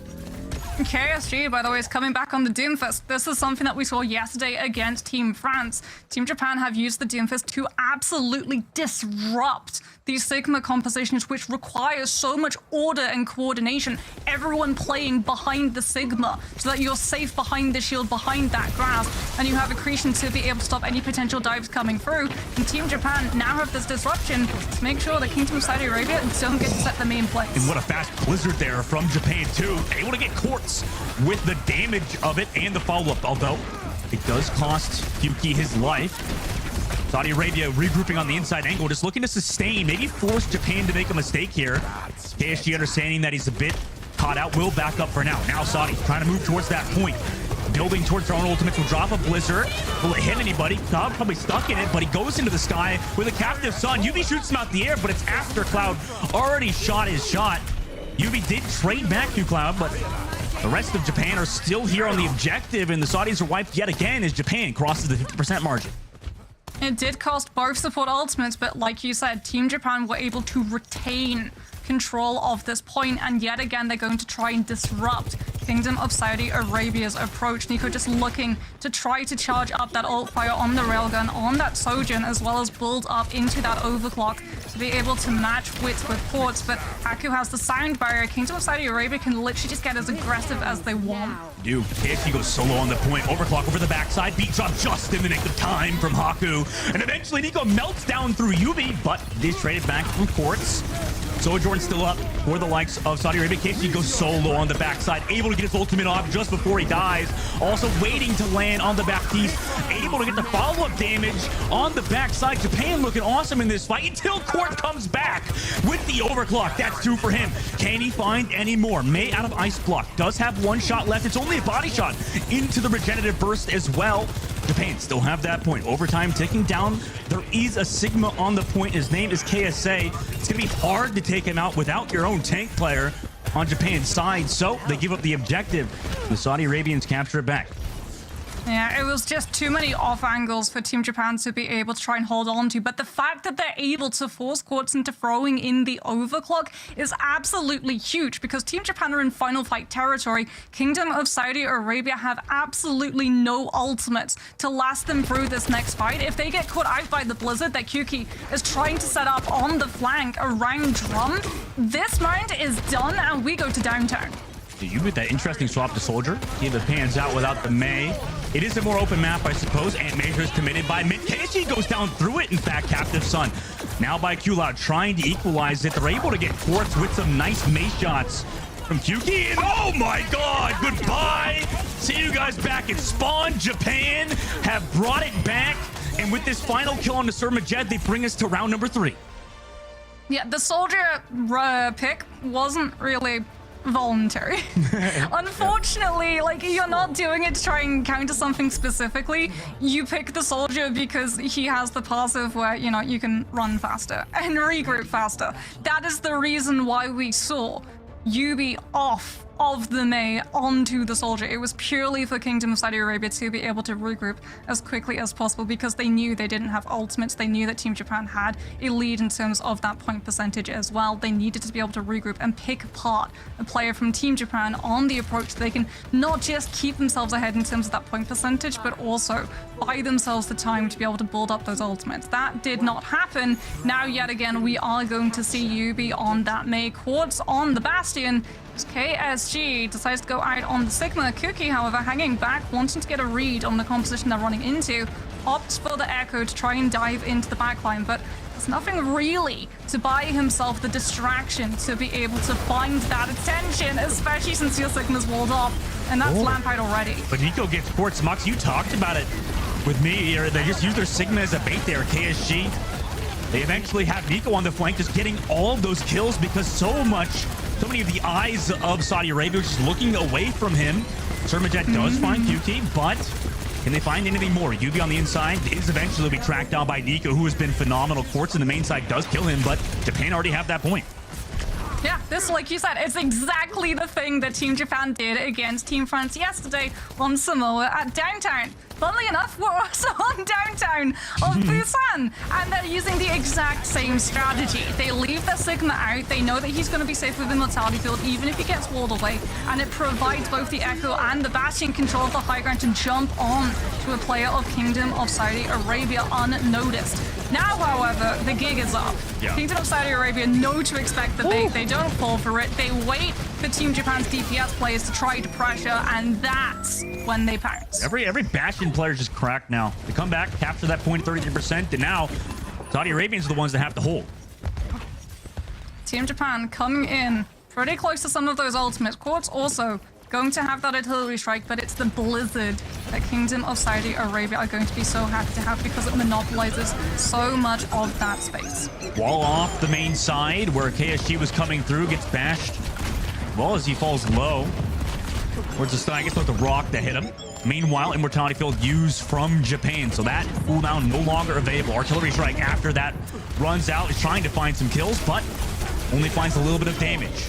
Japan walks in with the Ant Matrix. Kyuki melts KSA with the help of the rest of his team. No longer does Saudi Arabia have a tank here. Surmajet able to find one. The rally on the point. Yubi did drop that Blizzard.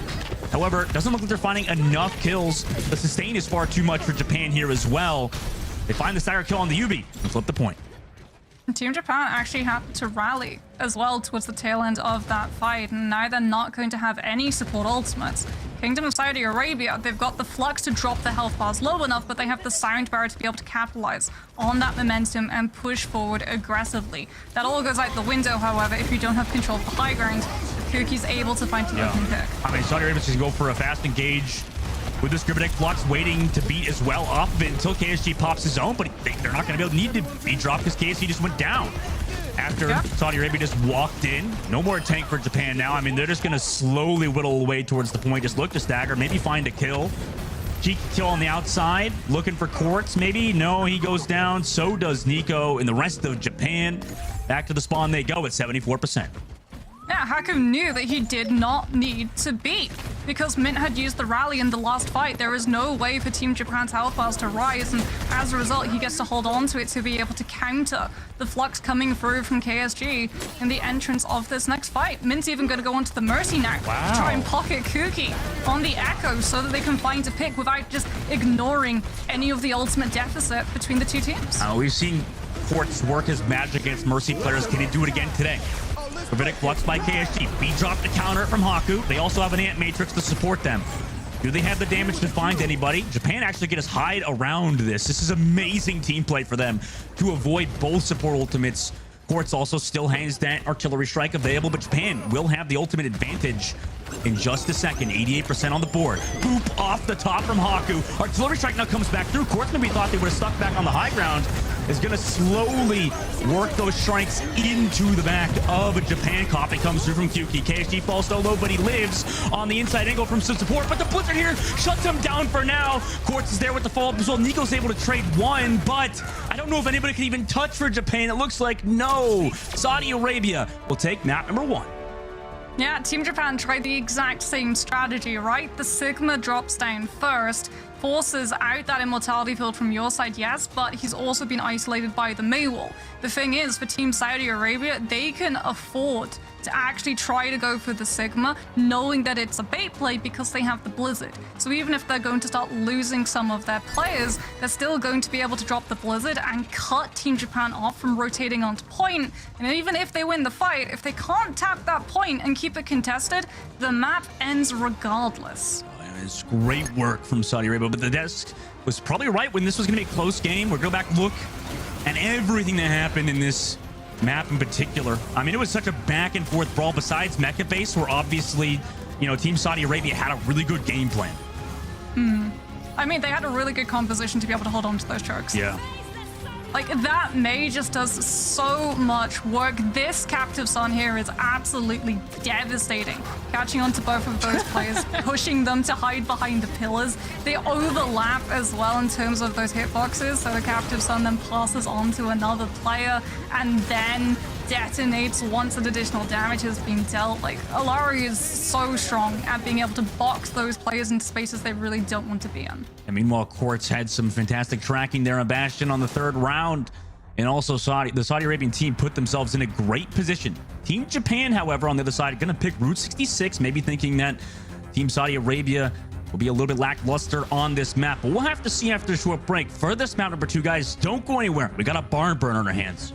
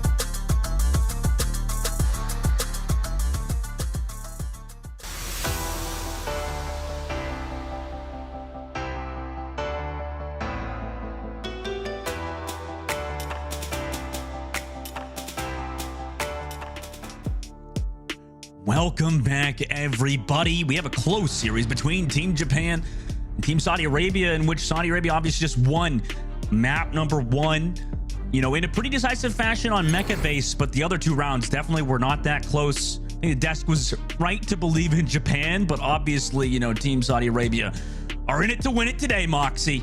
And, you know, obviously, both, as you can see just on the screen, some of the players are kind of swapping in and out. We've got some subs kind of coming through for both teams, in fact, for the next map, Route 66. Team Saudi Arabia first, obviously, are going to sub out Haku, of all people, for Labda, which is surprising considering Labda's a fantastic Pharah player. Maybe not known for his support as much, but maybe today he'll whip out something neat. I don't know, Mox. What do you think about the Labda support pick? I mean, we've seen the Waptiste for W Maymoon. We've seen the Boneback for Anna. What are we gonna call Labda? I mean, we have to wait and see what support hero he's going to be playing. But Kingdom of Saudi Arabia are not the only team with a couple of swaps coming through. Team Japan is also mixing up their roster. Mihawk has been woken from his nap.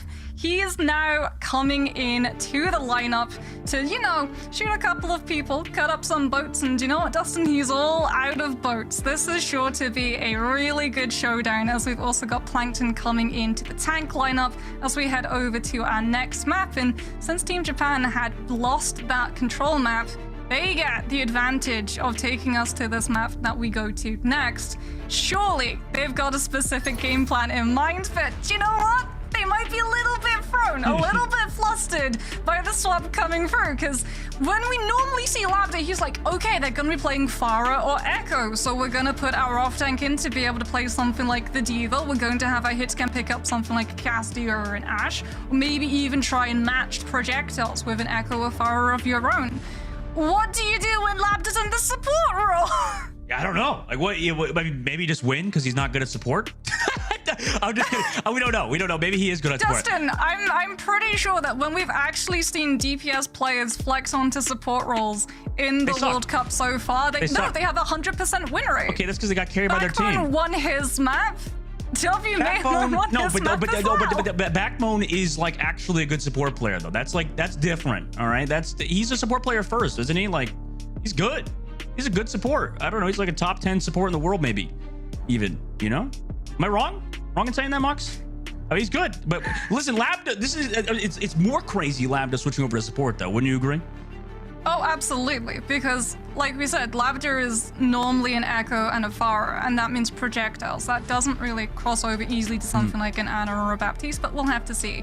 As it does look like we're probably going to get to see a couple of highlights coming through from the matches that have been played so far, because, Dustin, we've seen a whole lot of really good plays coming through from both of these teams. Quartz picking up that Bastion, absolutely melting through with the help of that amplification matrix, and you can see as well KSA in the front line doing his job, creating so much distraction that no one keeps an eye on the Bastion, and as a result, everyone falls down. Yeah, Quartz is absolutely one of the best players, one of the best hit scan players in the world, and, you know, obviously proving it on the world stage today. And, you know, that's why, I mean, they're doing some interesting subs on both sides as well, with Plankton coming through on the tank, Moxie. I mean, what do you think the strategy is coming to Route 66? Because obviously it's going to play quite differently than the likes of Busan. Yeah, normally from Team Japan, we've seen KSG. He's been very much their forward tank player, right? He's been playing the Doomfist to a really crazy degree, as well as the Sigma. So very excited to see what exactly Team Japan are going to be fielding. Maybe this is when we're going to see them actually push towards something like a dive composition coming through, something like a Winston or a Diva. If you think about how Route 66 is, there's a lot of high ground. You also have to remember as well, we are playing on reworked Route 66, which I am incredibly happy about, because that means that the doors don't immediately close shut when I'm trying to line of sight all of my wonderful teammates in front of me as Anna. We'll see what happens on this map in particular. Obviously, Japan, you know, maybe going to play a bit of a different play style, considering the fact that they have Plankton in as well. And, you know, I don't know. Am I rocking this storyline a bit too much, Moxie, with the fact that Labda on support is insane? Like, Japan surely are going to take advantage of that, right? I mean, unless there's a set strategy for Saudi Arabia, I've never seen this guy play support. Yeah, it's definitely a curveball for sure, and that is going to be something that is probably going to throw a lot of these players, because I mean, these teams, these coaches, these analysts, everyone behind the scenes have been just scrimming so much, practicing, watching through all of these VODs, like the desk talked about, because Team Kingdom of Saudi Arabia is essentially Twisted Minds. There is a lot of tape on this team, on all of these different strategies that they use, and that is a huge advantage for these teams when they're coming into the World Cup looking to prepare, looking to try and figure out how exactly they're going to try and take this team down. And the one thing that you can do that immediately swerves all of that preparation is by throwing in such a curveball as having your Echo and Pharah star player coming out on a support role. I'm so curious to see how he does. And, you know, on top of things, Moxie, you know, both of these teams obviously are preparing a lot for this tournament, doing a lot of scrimmages and practices against each other, right? I mean, a lot of the viewers of the stream maybe not understand that, you know, these players are always going through hours of scrims of practice to get ready for this, to win the World Cup and get this trophy. Both of these teams, all of these teams competing, really want that baby in their pocket. Not in their pocket. It's a big thing, huh? I mean, they'll probably have it on their shelf, hopefully not collecting some dust, maybe showing off. Yeah, I won World Cup. You think any of the past? Trophy case. You think Super does that? You buy a trophy case. If you pick up that trophy, you buy a trophy case dedicated to it, and you put it at like the front door. Like the second that you open the front door and walk into the hallway, you want that to immediately be on display for everyone who walks into your house. Hopefully, it won't be like the early days of r/double lift trophy case, but you know, maybe it is. Maybe for both of these teams, obviously neither have won World Cup just yet, so kind of looking like DL's trophy case. Route 66, the second map we're going to, Moxie. Unfortunately, it's not Icebreaker. I would have liked to see a boat and Mihawk in the same frame, huh? I mean, that boat already has a hole in it. I don't know. That's one that Mihawk's already prepared earlier. Yeah, maybe. Defensive side, Japan we're just rolling out with this composition with the Sigma for Plankton instead. Interesting enough, you know, having that sub come through. Also, Mihawk on the Ana. Meanwhile, Saudi Arabia obviously have a bit of time to decide what composition they want. Until we get to see the run it back of KSA on the Roadhog. The last time we got to see this guy on the Roadhog, we were literally moving into Overwatch 2 off of the back of Overwatch 1. And at the very beginning of Junker Queen on release, there it is, there we go. I was gonna say, he ran the Roadhog to be able to counter the Junker Queen, given the fact that she has no way of being able to block that hook. Unfortunately, Sigma does have a shield that he's able to put out in front of him, so KSA will mirror Plankton on that matchup. Saudi Arabian team moving towards that payload. Labda over the top on Baptiste. Actually, I think I have seen him on Baptiste before. He's a pretty good Baptiste in his own right. A lot of these DPS players are, like you mentioned, Moxie. Saudi Arabian team actually moving forward underneath the bridge, giving some space here. Meanwhile, UB sticking towards that Symmetra of all picks under the gas station already, just constantly spamming those right clicks, which were, I believe, just recently buffed. Huglout just drops down below. Near the billboard side, Plankton able to find Labda. Mihawk as well onto UB, so immediately out of nowhere, Saudi Arabian team get wiped by Japan for the high ground angles. Yeah, Kuki taking that duel against the Sigma, punishing again, just like D.Va. The fact that that shift does not burn out the focusing beam, and as a result, there's just so much pressure on KSA's shoulders from the Echo, especially given the fact that UV, like you said, sticking on that Symmetra, trying to just cross out the mega health pack for Team Japan to try and take advantage of if they do get pressured by some of this poke coming through from Quartz. Teleporter onto the inside. Oh, aggressive flank from Surmajet. Nate, no! It's a bit too thick, hits the wall. Doesn't go through. Nano Boost also still being built. KSA does have control of that objective. Japan realizing the situation there and want to go forward. Nico finds Labda again early. 2 times in a row now. The DPS player turn support has been picked. Now, Plankton on the inside. Early preempt the sleep dart from Mihawk, thinking somebody's going to take that teleport. Quartz, though, does trade back Nico, who found his teammate earlier. The cart's still being pushed, by the way. Mihawk drops the anti-grenade onto Quartz, but is the damage there? Mihawk has the nano boost. Kyuki, huge kill to find. Surmajet able to find Mihawk, but it's after he got the nano boost. Captive Sun by Surmajet. Does it find the value on the low ground? Doesn't look like it just yet. Q-Loud popped his own. KSA catches Q-Loud in the sky as well, but eventually in the sky, Q-Loud finds Quartz. Amazing shot from him. Counter flux from the likes of Japan catches all of the side of Saudi Arabia. They get wiped once more, and we have a minute and 45 seconds left on the clock. Great play from Cloud as well. He's actually able to use his pylon to negate all of that damage coming through from KSA's Sigma Flux, and as a result, the Alari stays standing, and Team Japan still have both of their supports online. Kingdom of Saudi Arabia coming in with an overclock. We'll have the Symmetra wall to be able to block out some of this poke from both the Echo and the Sojourn on the other side, and they drop it immediately on the engagement. There's that wall. Plankton waiting to use that Riveted Flux. Now he goes for it. Around the shield, making sure no stun can come through. Quartz able to find Mihawk, though.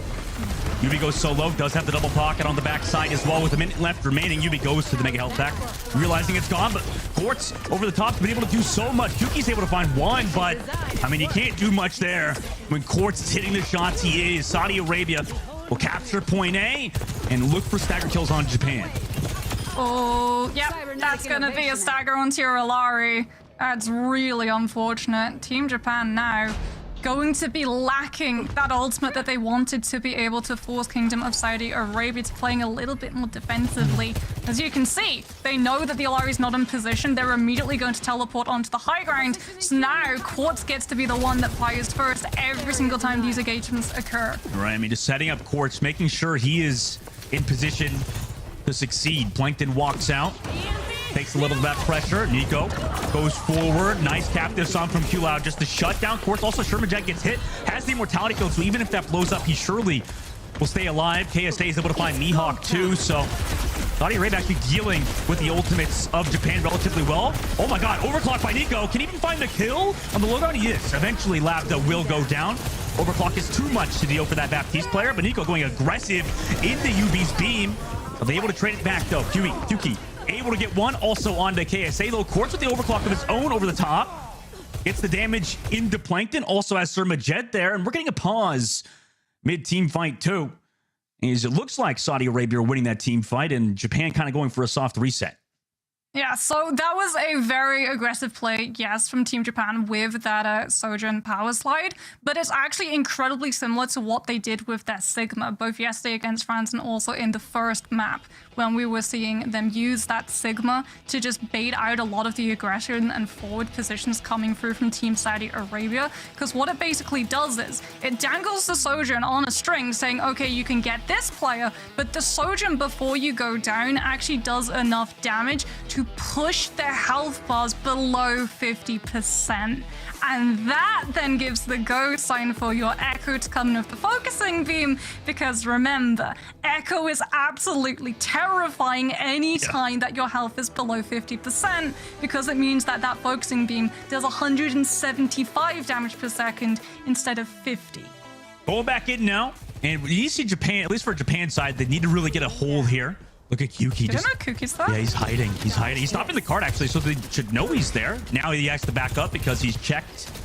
With the likes of Saudi Arabia, Quartz over the high ground as well, just checking on the inside. Plankton has to come back all the way from spawn still, allowing Saudi Arabia to kind of get this more momentum. Nades committed onto Surmajet. Can't get the kill on him either. Has the heals over the top, though, so he's not punished.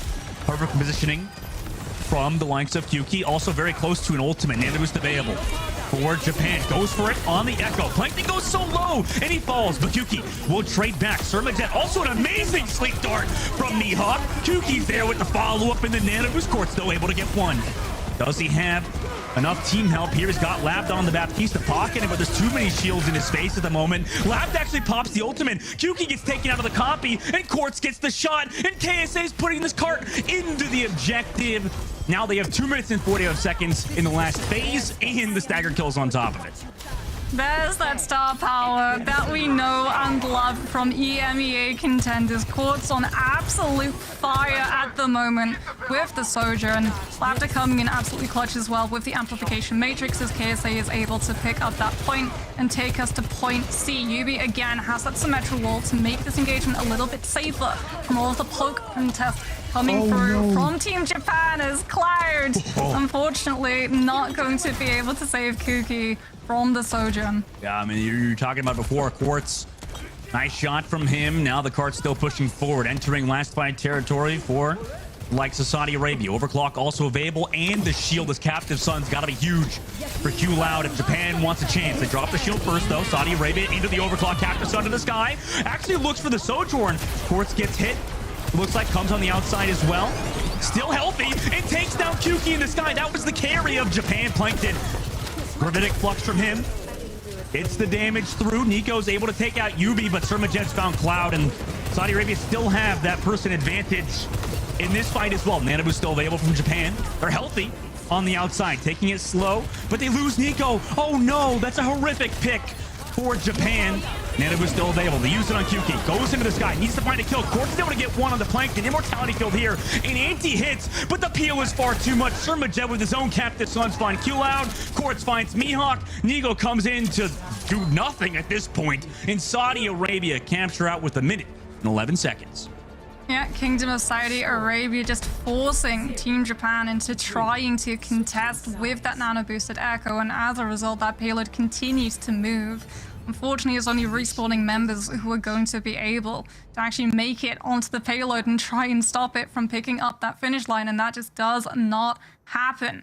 Kingdom of Saudi Arabia will be able to full push with time still left in their bank as well. Team Japan were able to slow them down a lot of the way through, a lot of it coming down to them being able to control all of those lanes towards A and B. So it was a lot of a faster push. Now Team Japan have to be able to set a blistering pace themselves, because if they get slowed down at any point in this map, Dustin, it's not going to be a fun time for any involved. Yeah, I mean, you called it. It's exactly what I think is that, by the way, as we look back at the highlights, Quartz was doing so much work. But you can have as good of a point and hold on A, you know, as any team. Like Japan did. Japan held for like 2 minutes on first point, but if you can't even get a single team fight win on streets or last, like, it's just not going to go well for you. And it's obviously not going to go well for you against the likes of Quartz doing what he did on Soj. Yeah, I mean, a lot of it as well was down to Yubi just coming in with those symmetric walls at the very, very start, right? Because it means that you don't get those poke kills coming through. You don't have to worry about, okay, maybe we're going to get picked off by the Echo on engagement. Maybe we're going to get picked off by an Alari on engagement, or Sojourn with that alt fire, where you're constantly having to not just alt track, but also alt gun fire track as well. And whenever I talk to support players who are traditionally the players who are supposed to try and alt track and alt fire track, the thing that they say is the most annoying about running into a Sojourn is having to double up on those counts. Yeah, you're right, for sure. And by the way, we're having a bit of a tech pause here for, looks like Lambda fixing his audio issue leading into this next map, or this map, I guess the half, in which Saudi Arabia had that lead right on first point. You would think, Moxie, do the likes of Saudi Arabia even mix things up? I know Symmetra maybe not as good on the defensive side, but are you going to run it again if you're Team Saudi Arabia? It depends how you want to play your defense, right? If you're worried about that poke phase coming through, then you can use the Symmetra teleport to just sidestep a lot of it, right? The way that we were seeing Yubi on point A, the time that Kingdom of Saudi Arabia took to actually try and put those pushes together was because they were waiting for things like the cooldowns, and also for Yubi to be able to teleport into a position that he can try and distract Team Japan, allowing and buying the rest of the team a little bit more freedom of movement. And it looks like Kingdom of Saudi Arabia want that freedom of movement. They don't have the Lucio if they want to be able to out-rotate this Echo and the potential flanks coming through from Cloud on the Alari and Nico on the Sojourn. They need the teleport to be able to get themselves safely and quickly around the map. Pan setting Plankton up towards the upper cave side. Oh my god, Nico gets chunked as soon as peeking the corner. Nice Symmetra right click, doing a ton of work. While they try to push that payload. 30 seconds already off the clock. Japan building towards those support ultimates because they're taking some of that poke. Thermojet and Quartz on the left flank just against Q-Loud. Kuki comes through to try to help his support player, but a lot of that health pool is lost. Nico, though, comes through from the main side. Serbajet gets poked down, but showing that professional support prowess is almost able to keep Quartz alive, but QK eventually will find it, and on to Serbajet as well. So nice 2K from QK. Now it's just stagger cleanup here. I mean, they've already gotten the cart push. QK finds 3. Could he find every single kill here? Potentially, he does. That's 4 for him in that fight, and Japan looked awesome on that engage. Yeah, and fast as well. That's huge because both of these compositions are trying to out-poke each other to find those first picks. Whoever loses the fight, especially the attacking team, is going to be so much out of time in comparison. And because they're able to find those picks and the staggers off of the back of it, Kingdom of Saudi Arabia have to give up point A, and they're still getting staggered. They wanted to try and recontest with this Metro teleport, and Team Japan read it out, go aggressive with the Captive Sun from Cloud, and stop them in their tracks. Yeah, solo ulted Serbajet there. Labda is able to take down Kuki, but it's after the point was captured. 4 minutes and 40 seconds left here. Team Saudi Arabia got some ultimates for this one, Mox. They've got high ground as well. We saw how important having that high ground can be for the Sojourn to be able to control the tempo of the defending team's engagements. Because Kingdom of Saudi Arabia have been able to claim that, they are trying now to keep Nico in check. Oh, TP into right click, but Kuki, after you go for that kill, went for that kill, grenades connect onto Yubi, so it's even. 1 for 1. Kuki on the outside as well. Does have the copy, so if he does go low, can immediately do it. Card has not been stopped yet. Now goes for the copy.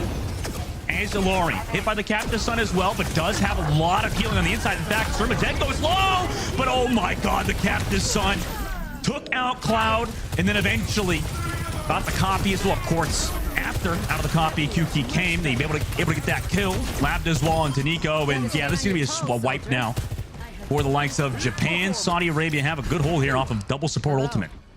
Yeah, full reset coming through from Team Japan. Plankton off of the map to not give ultimate charge. Mihawk just standing still so he doesn't get staggered out from the rest of his team. Kingdom of Saudi Arabia, with this high ground control, they've also got the Symmetra turrets set up as well. If Team Japan try and dive onto that high ground to take it away from Quartz, this is going to be really tough for Team Japan to break without using an ultimate. They don't have the Nano Boost. They do have the Captive Sun.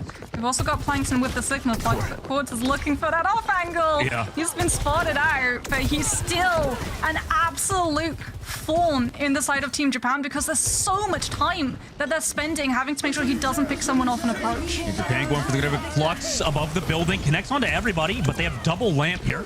Or they have a lamp and a pylon, rather.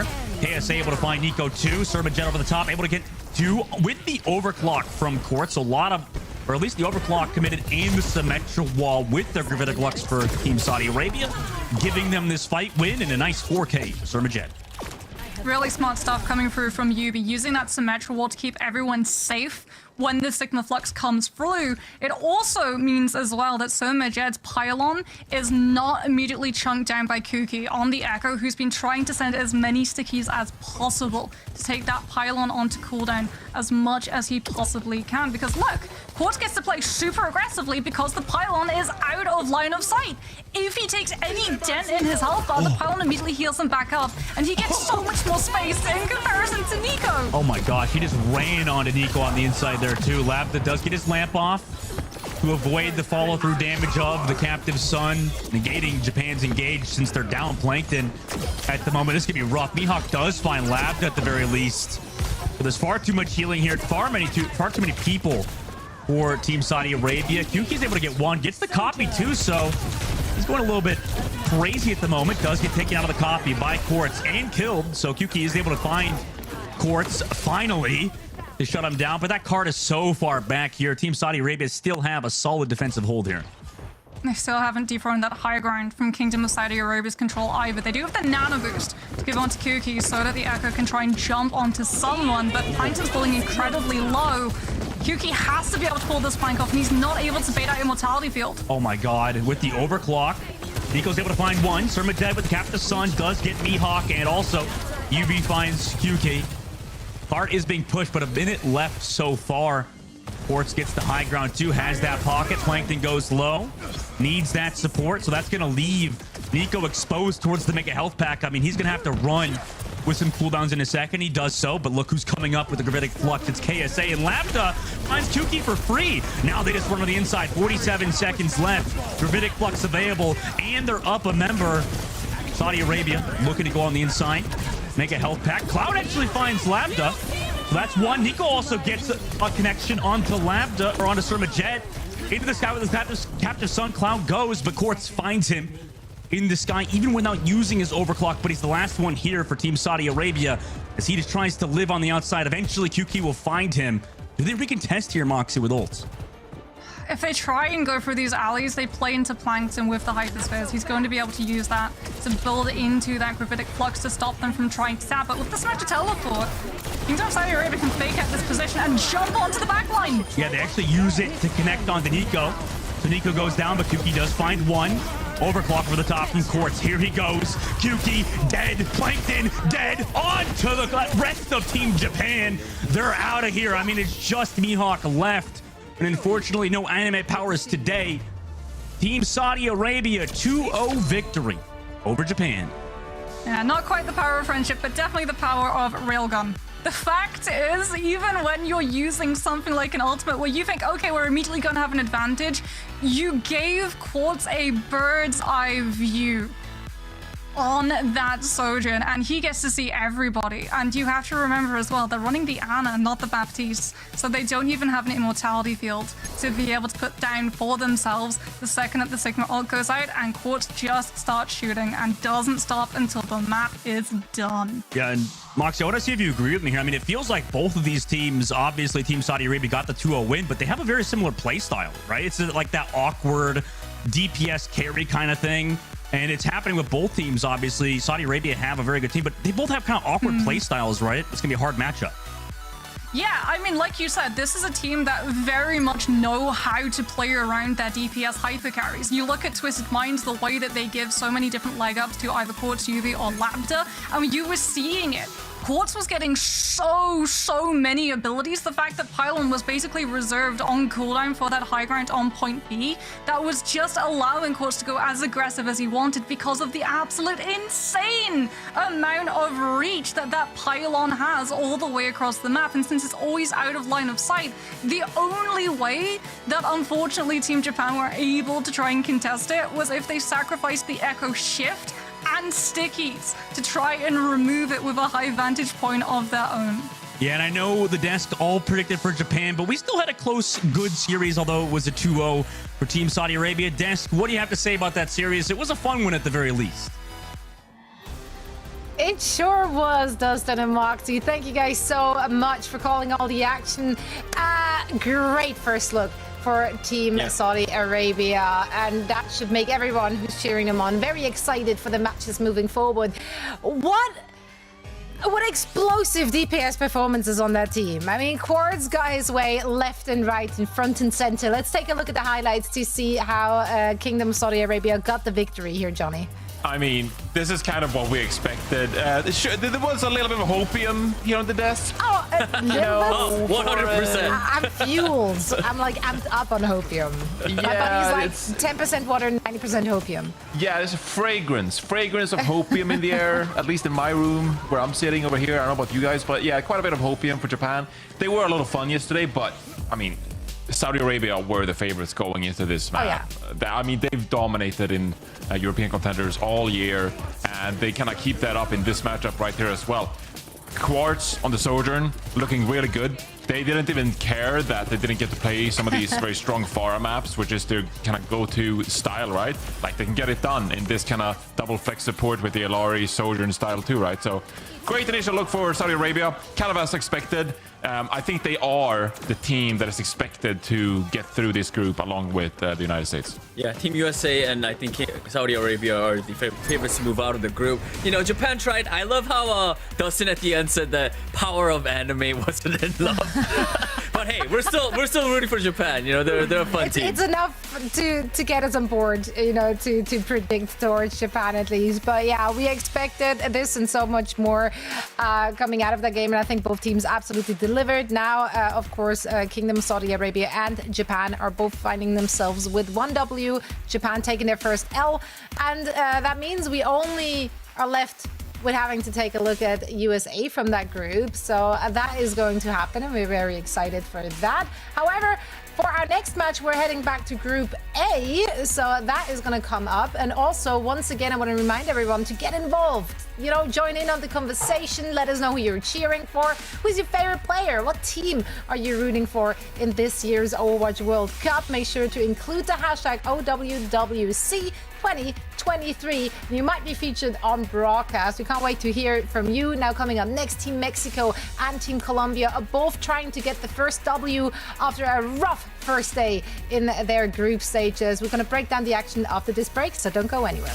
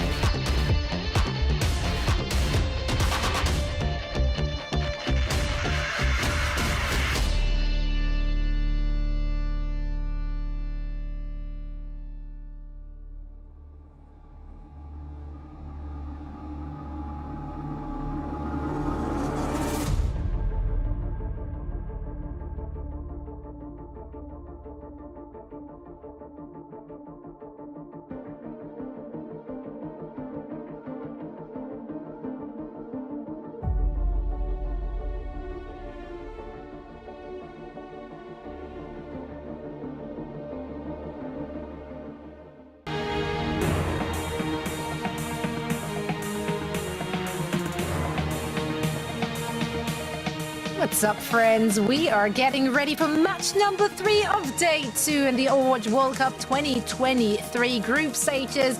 They are being played in a round-robin format, so every team gets to face off against every team. The 2 teams we see coming up have already had their first games in day number 1. Unfortunately, both of them had to take a L there. So it will remain exciting to see which one gets the first W. And here is what they're playing for.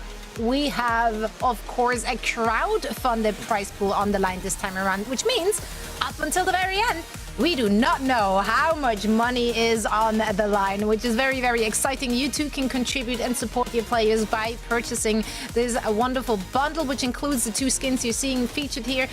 Weapon charms, that's Johnny's favorite, as I just learned. Oh, the name cards are cool too. The name cards. Yeah, name cards are cool. Any name Yeah. cards enthusiasts in chat? Let us know. I'm just excited to rock those skins. I'm a skin kind of person, you know. Same. Okay. But I'm excited. I'm excited for everything. I'm just an excited person, I guess. Like that's just it. I'm also excited for groups. That's right. Here are the groups we have.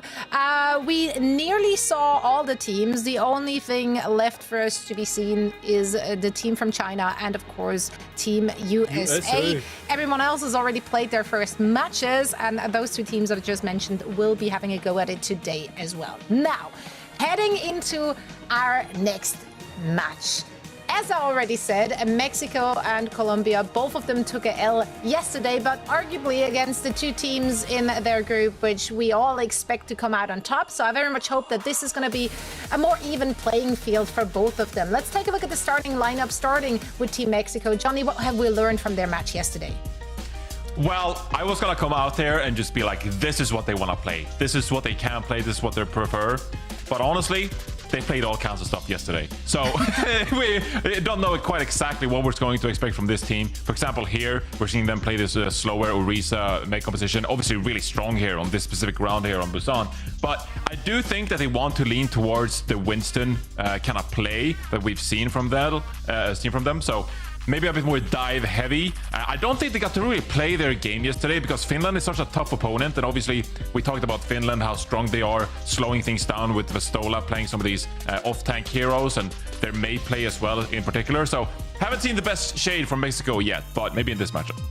Yeah, Danny, they're going up against Colombia. And I mean, speaking of not being able to put your best foot Right? forward, Colombia, they were thrown a wrench into the wheels because they had to replace their star player EQO heading into the group stages. Yeah, I mean, EQ unfortunately couldn't join the team, so their head coach Cersei had to fill in, and we're gonna see Cersei again for this match as well. Hey, but you know, given the disadvantages and of course having to play a tough opponent, South Korea, you know, I think they had some bright moments. They had, you know, they were trying different stuff. They had a lot of different looks. I think, you know, but this one, it's against Mexico, it's more evenly matched. And one big thing that Colombia has, they got the vibes, bro.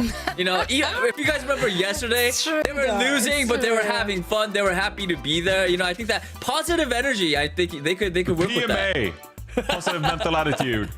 Yeah. Honestly, though, we talked about it yesterday. I mean, obviously, going up against South Korea, that was not their match to win. They knew that.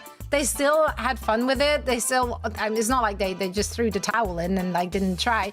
But they had fun. And you can clearly see that in the player cams afterwards. They were shaking hands, they were laughing, they were discussing it in between rounds as well. So definitely they came with the PMA. This one should be more evenly matched. I'm very excited to see that team play again. And you know what? I'm all for the vibes. That's why I went with Colombia for this one. I liked the attitude, okay? I want them to win. I want them to succeed. I want them to keep those smiles on the faces. So I gave them a 2-1. Yeah. I'm big for positive energy as well, but I'm on the other side. I went with Team Mexico. I was rooting for them yesterday. Unfortunately, they took the L, but hey, this time around, I think it's a more even matchup. So I'm gonna go for Mexico. I went with Mexico too in this one. Let's go! I really do think that, you know, it was not their best showing yesterday against Finland. But I think today it's a new day. The sun is shining here in California. What's new? Like it always does. But it's a good day. It's a good day. And so I really do think that today's different for Mexico. And they're going to come out there and get their win here in the World Cup. So you really like hit me with the Michael Bublé New Day, New Dawn kind of energy there. So, exactly. You know, I know. I mean, I know feeling it. Colombia We're played vibing. This is South good. Korea, but still applicable. Still applicable. It's a new Still day for works. both teams. True. What? That's a fact. It's a new day. That is factual. So let's see who can make it their own. For all the action, we're going to send it over to Mitch and Matt. I mean, there's really nothing more profound than pointing It's out a new the day. obvious It's a passage new of day. time. Yeah, did you know you get a day older every time the sun comes up, Matt? I Yeah, want to leave that I with you mean- as well. I want you to I mean- ruminate on that. Yeah, Consider it. I judge how long time is moving by just the way that you look. If I judged it by Custa, I wouldn't know. Custa, Well- the guy hasn't aged at all. I aged about 40 years when I had my second kid, so I don't know if that's an accurate way to do it. You're better off following the Mayan calendar, Matt. Welcome back, everybody, of course. With a lot of action going on here now in this clash for Central America, these two teams, Colombia and Mexico respectively, weren't put in the same groups. All right, there was Group A actually had 3 teams advanced. Group B had 2. Mexico had to go up against the United States and Canada. That was a really brutal group to try and play through. They managed to get through in that 3rd place. Whereas Colombia, as we know, actually had a pretty comfortable run through that America's Group B. Showed us, obviously, a lot of talent. Yes, slightly different lineup there with EQO not so much a factor here. But for these two teams, Matt, they're looking at the rest of their group here thinking, wow, it's South Korea, it's Finland. How do we get amongst this mix of teams now? How do we give ourselves a shot at qualifying to the main event? Yeah, I mean, it's gonna be tough. You just see, obviously both teams on your screen here. You may notice on the left for Mexico, Noe, former professional player, really early on, right? Inaugural season, is the head coach now. Yeah, which is fantastic. Naomi obviously has remained very much involved in the Overwatch esports scene and still is a really consistent streamer as well. I recommend you check him out. I always throw him a host. Again, great guy to have here. And obviously the mentorship is very important, I think, for a lot of these teams, which is showing up with, some fairly young, talented players. Having the guidance of Nomi there is pretty important. Let's jump into the series here. Obviously, both these teams yet to find wins in this Group A. One of them, of course, will come out looking a little bit better, though, as Ilios is on the docket. Yeah, and looks like the first map actually will be Samoa, so we'll get that one changed up. But it's a great we got a wave going on here. All right, here we go. A little fanfare early on. I feel like you only see the wave at like baseball games now. I feel like it's kind of dated. We got players dancing. I like this. Everybody's Team Mexico happy. are refusing to be baited into these hijinks at the start of the game. They look a little bit more focused. I think Angel Lovato there's just giving a thumbs up across the table, and then it's back to business here. So you'd be fool for thinking this was Hades. This, of course, is the volcano stage of Samoa, where we will be starting this series after a quick pause, of course. Yeah, we'll get this one. Sort of looks like maybe audio issue or something there on the end. Players checking players on Colombia like bro, I'm ready to play. They've got all their dancing out. I mean, there's nothing else to do here. We saw Samoa yesterday. We ended up casting it, and really like how the map plays. Like way different in terms of each stage. So curious to see it played with 2 different teams. See the different types of comps we see. Yeah, I especially think in how it sort of changed some of the composition requirements for Team Japan, for example. They started off with a Sigma on sort of on downtown, and then we saw things change up a lot when we got to beach, which is obviously a much more like close quarters point with less of that verticality, but still longer sight lines. And then Volcano very different because we have a point that is mostly covered by those barriers here. So again, you really want to try and bully your way in. We saw the Doomfist used to great effect there, and a lot of pressure being put on Poco, primarily playing the Sigma but also flexing to the Divas. So there's plenty of options here, and we again have our eyes set on some of these signature styles from both of these rosters and see if they can make them work on this first map. Yeah, we've obviously seen a ton of Bastion across the board. Here's the map set where it stands now. We don't have a loser, so we don't have a map 2 yet. Samoa will be map number 1, but we've seen a ton of Bastion early on here. I know at Overwatch World Cup to be expected, Bastion in a really strong state. I was curious, if you're going to see Sombra, with the rework. It seems like she's actually kind of lost a little bit in terms of what makes her, what made her really strong and viable. Well, so in ubiquitous metas. anyway. She definitely still has obviously a lot of strength with what she can achieve with her virus and her focus on individual targets, but perhaps that sort of, overall team fight impact limited to some degree here, Matt. So we do see like a brawly setup, which we kind of expect on Volcano here. Castle already hovering that Orisa. So this is a pretty straightforward composition for Mexico. I like that look here. Colombia do want to poke a little bit, I guess, with this Sigma setup. What's your thoughts, the Orisa versus the Sigma, in terms of the comps? Really, mirror matchups across the board outside of that. For me, I actually think Sigma's stronger, like right now. I think if you were to like say like who is the strongest tank in the game, like overall, I think Sigma right now takes the cake, but I'm curious your POV. Yeah, like I think he does well with a lot of pressure being put on him here. You see this first thrust from Mexico. Castle's so durable, and still Colombia able to repel them. I think Immortality Field plays a huge part in why Sigma is very strong up against a brawl tank, right? The amount of time that you can buy yourself for that incremental damage, and also the crowd control via accretion is really important.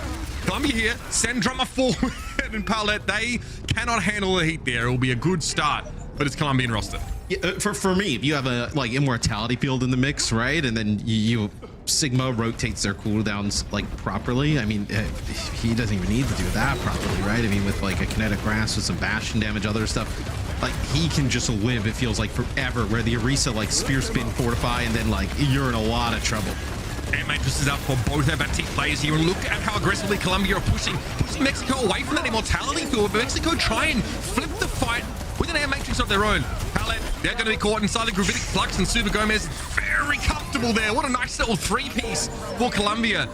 And they're brimming with confidence. There's so many elements to sort of prolong this Sigma's durability, that lifespan, to allow him to have great impact at creating space. And they played aggressive. They sped in with this Sigma setup behind the window.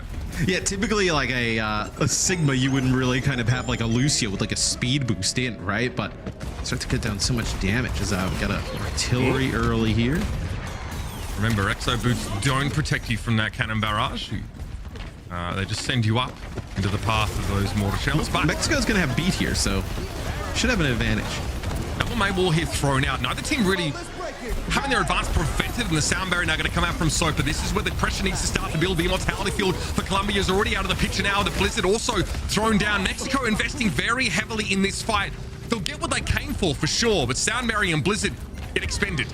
Yeah, it's a nice beat, right? Connects with everybody on the team. The Blizzard thrown in after that. Colombia, I feel like it's going to be okay with this, though, right? I mean, you give up the point, you get 80%. You come back, you're going to be able to build up like Blizzard Ant Matrix beat of your own. You think you don't need to use all of those to flip the point back, and then they're in a spot to win it. But look at this. It looks like Mexico in a little bit sneaky. I like this. Trying to catch Colombia coming out of spawn. This is how you buy some time and bring that clock down. Drummer taken down. Angel Volado able to connect there, and here comes Castle pushing straight forward again. Hug can't even stand within an Immortality Field here. Will be shoved away. Colombia, they use the Blizzard here. And maybe it's worth it. Maybe it's worthwhile here with the sound barrier in the back pocket in case things go pear-shaped. Colombia have a chance to get back towards the point here. They just speed the Baptiste back with the rest of their team, and yeah, they'll have a player advantage on point. Yeah, that's interesting that you catch a few players off guard. This will be Angel Volado with an artillery here. Sound barrier comes in for Colombia, connects with 3. BXB almost overextending there, able to get back just in time. Ice block absolutely crucial for Chobalax there to stay in the fight. Maywall broken down 3 down quickly here as we see Mexico want to get a piece of this point. They still control it for the time being, but that's a massive Gravitic Flux. 3 caught in it, and as they come down, Cersei and Mixley able to finish the job. Another huge Sigma play from Super Gomez. The Immortality Field will keep you alive, right? But it doesn't keep everybody topped up in terms of health. People still drop down to the ground after that Flux basically dead. Looks like someone trying to get on here to contest. Maywall comes in. Oh, comes from underground. Just gets beaten up. Well, what goes up must come down, Matt. 99% here for Colombia and Mexico. Only have 3 players to work with. Castled under a lot of pressure now, trying to find at least something on Drummer. Hug also staying alive and gets a regenerative burst just in time. Meanwhile, Super Gomez, more solo kills for him. And a great start here for Colombia, working this Sigma composition and great defensive utility to give them enough time to win in the long game. Yeah, it's interesting, right? The Orisa, I don't feel like has the sturdiness to kind of like battle the Sigma comp. Quite frankly, I think like the one tank that you kind of... I mean, I was going to say like Doom, right? If you want to play aggressive, like circumvent the Sigma, like go around, right? You think that could be the answer, but you want to play Bastion May, I think you got to play Sigma with that. And it looks like Mexico to make the change. understandably a little bit harder to brawl on a map like this, right? The point is not enclosed like it is on Volcano. So poking from long range, and I want to keep an eye on Angel Volado here, because we saw the Sojourn matchup be really, really important between France and Japan on this stage, especially with these Sigma setups. You can have a lot of space, a lot of room to breathe here. So you really need to be delivering on this Sojourn if you're going to be facilitated to that degree. The damage output, though, is so strong, though, from Colombia, right? With Drummer on the Bastion, like, the amount of shield pressure and just, overall, it's going to really, test Mexico's healing resources. Right there, Drummer going to get that first pick. Yeah, you mentioned that damage output, and tactical grenade, pretty nasty. Again, Angel Volado playing this off angle for most of that fight, but the sideline isn't perfect, and there's no ability to really manufacture those insta-kills via railguns. Colombia, for the most part, ignoring the Sojourn outside of sending Mixfeed back to check, which is pretty frustrating. You need your key DPS player from Mexico to have big impact here, even early in the fight. Super Gomez, maybe slight overextension there into Mexico's immortality field. Castle able to deal with Cersei, and Mixfeed is on the run. A good start for Colombia, but eventually Mexico bait them in. Yeah, Paulette, some really nice healing there, able to keep Castled up. And I don't know if you caught it, where Castled was at like a little bit less than half HP, started kinetic grasp, and like his health bar just jumped up. I mean, just ate up a ton of damage there. As Mexico gets a flip, and they'll have an Ant Matrix here to work with. Decent spot for her as well. Palet throws it down here, ideally to boost that healing as fighting comes to a head. Drama comes out of that assault configuration now, looks ahead to the lower ground, but sees a Sigma in the way. They just want to pile in on Chobolux, but the Blizzard will catch him. Nothing you can do about that one, and a beautiful Gravitic Flux from Castle to seal the deal. That's 2 consecutive fight wins for Mexico. Yeah, it looks like Mixfeed and Cersei were actually stuck in the Blizzard in the Flux. Like their bodies didn't really go up that much, but still took the damage from that Flux when the Blizzard was coming in. So Mexico, 2 quick fights in a row, and they all jump up to 50%. Sound barriers here for both sides. That Ant Matrix really paying off by Palette. They threw that down on the top of the point here, and it was really important to deal with that Alpha Strike damage that came through from Colombia as they aggressively postured. Okay, we have an off angle here with that overclock. Maywall comes out though, Angel Volado now, and he has the one target to go for, and that's probably not the one you want to face down at that range. Drummer looking imperious as the sound barrier came down. Sopa, not sure what happened there. Not ideal here for Mexico. Super Gomez looks to try and pressure that point in. Chobolux from behind. It's an accretion coming his way. Sigmas now want to face off here. Bear in mind, Mexico still have control of the point after those key couple of fights. Colombia need to try and close this out, but Angel Volado still uncontested, playing for that high ground. They'll get another one. Yeah, he can't take the fight against Drummer and the Bastion, right? But in those off angles, he's able to put down significant amounts of damage as Mexico looking to tie it up. The low ground and Cersei coming forward. No Blizzard available here. The strike from Drummer doesn't find any purchase, and Cersei had to go and stall. That was the only option that Colombia had. It's such a long walk back. That accretion is perfect. Mixfeed never had a chance to alight on the point. And Mexico, after a slower start, looking much more comfortable here now in the Sigma mirror. Yeah, no, Colombia did a really good job pushing the pace early on, and then once Mexico got control of the point, that was it. They were never able to get in position as the Drummer at the start was able to get control of that top bridge area, I would say, and put down some damage. But after that, we're not able to get that Bastion back in position. So see if there's any comp change. Looks like Colombia, they are fully committed. Mexico, potentially some changes. Okay. We've seen this before, obviously from Team Japan. Some teams just don't like opting into the Sigma mirror. It's probably very positional. It really requires you to control that high ground. And if you don't have a Lucio, you just don't have the chance to really fight for it. Not nearly as quickly. Here come Mexico. So I love this here. The Echo Tracer. We've seen this a bunch from some teams. Very different comps now. And I think if you're going to play Echo Tracer, the tank to play with it is the Doom. Specifically against these types of comps, Doom has superior mobility. Really to even a Winston and Ball at this point, even Diva, right? Being able to use the Seismic Slam or the Punch to get out of harm's way. Angel Volado's made his way around the backside here on that Tracer. Sleep on Drummer. Looked like that was inside assault configuration as well, so really limiting the DPS output of Colombia in that moment. Cersei is able to poke freely, but maybe doesn't realize the pressure is coming towards him over on the point. And Chovelux is able to get in there and extract Hug. With that focusing beam and Drummer's so low, just a strong wind would blow him over. This is a great look from Mexico. They are attacking on multiple axes here. Yeah, in Colombia, right, they're kind of just playing pretty much together around the corner. Mexico's totally okay with them playing that type of style because they want to like poke from every direction, right? They want to have Angel Volato on one side, they want to have the Echo on the other, like Castled, you know, just jumping in, putting down some damage, maybe getting a stun off. Now it'll be Colombia with now we're gonna get like a full-on mirror matchup. Pulse bomb here for the Brig. Easy decision to make, but it comes up short and Hug's able to shield it. Doesn't matter though, because Angel Volato wraps around the back and gets it done the old-fashioned way.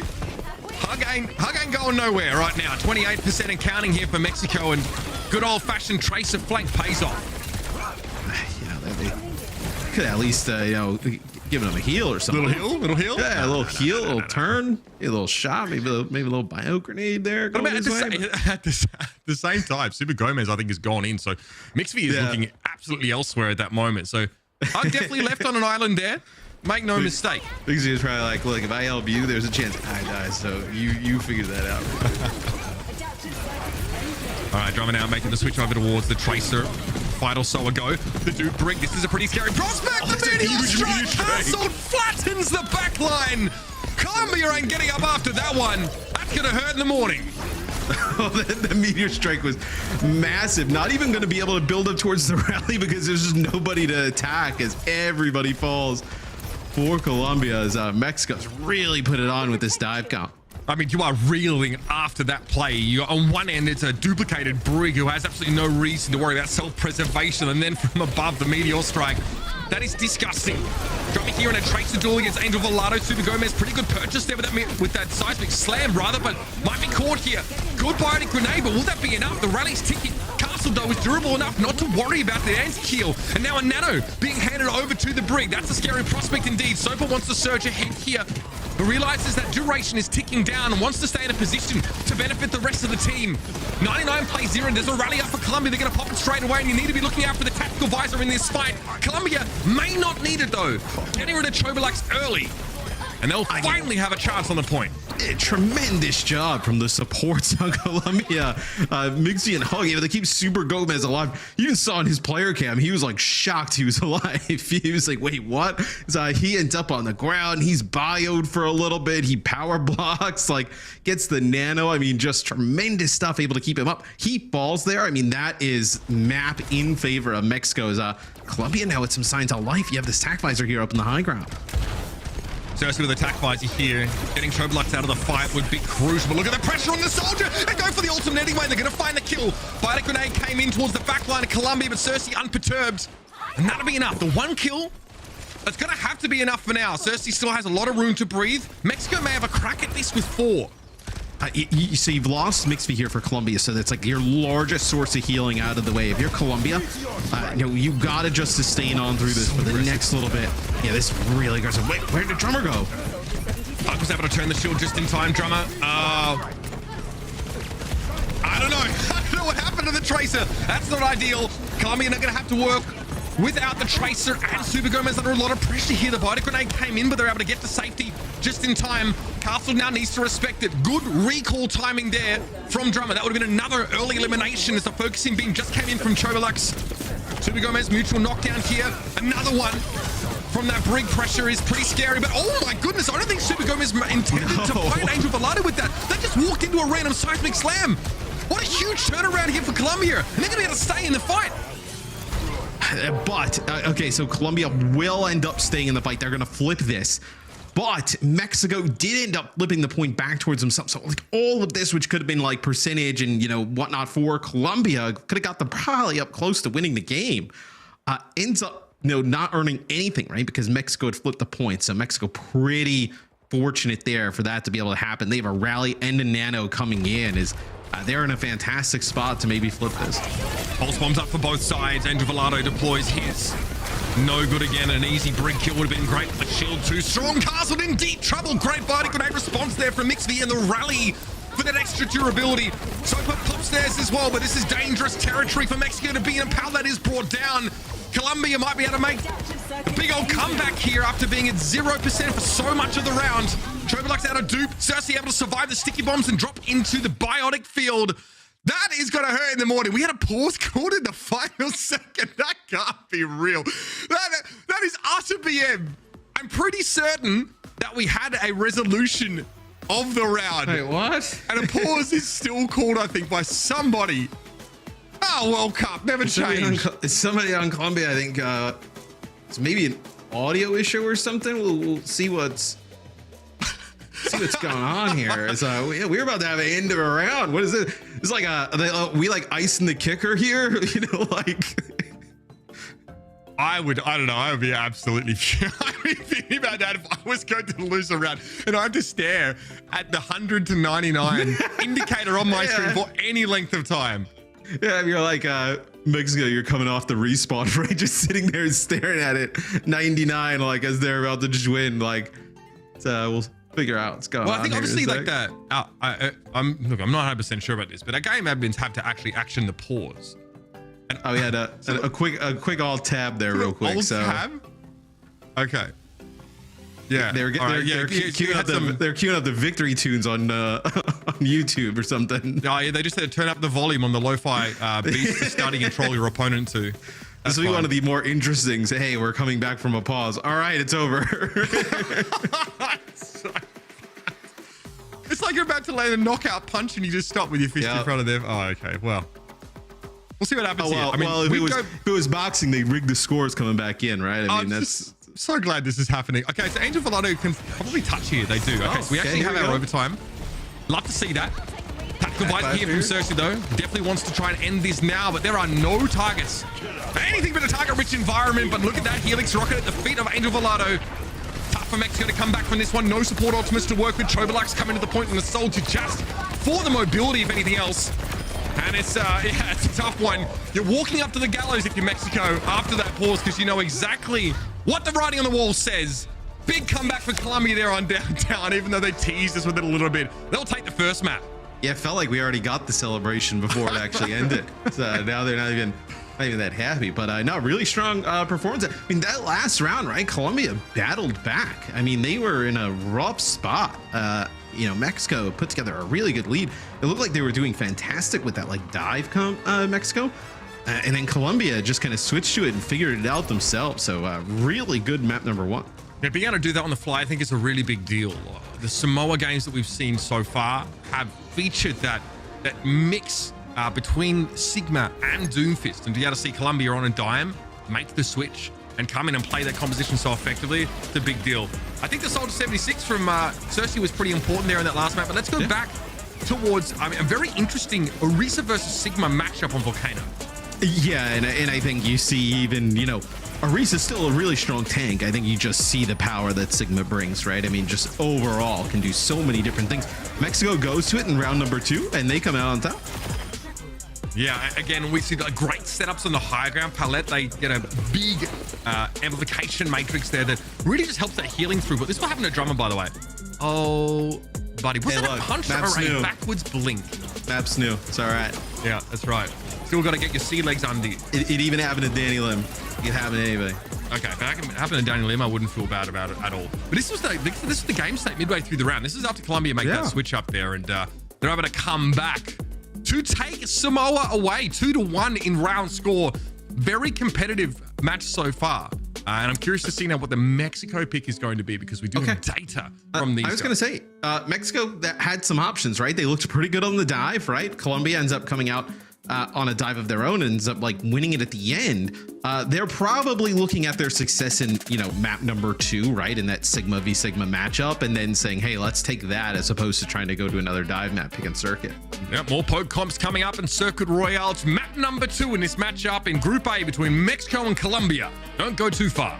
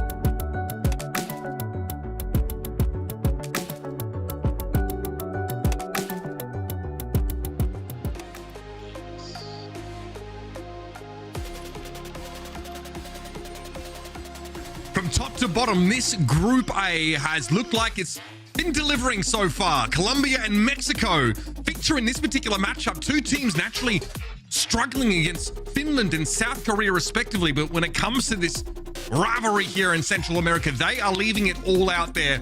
And Samoa was a great demonstration of this. It was a little bit of a slow start, I think, at times for Mexico, but Colombia, I want to put pressure on them here heading into the second map. That's when things really got opened up in a Sigma mirror. Let's talk subs here. Mattis, Hysteria and Momo come in for Mexico.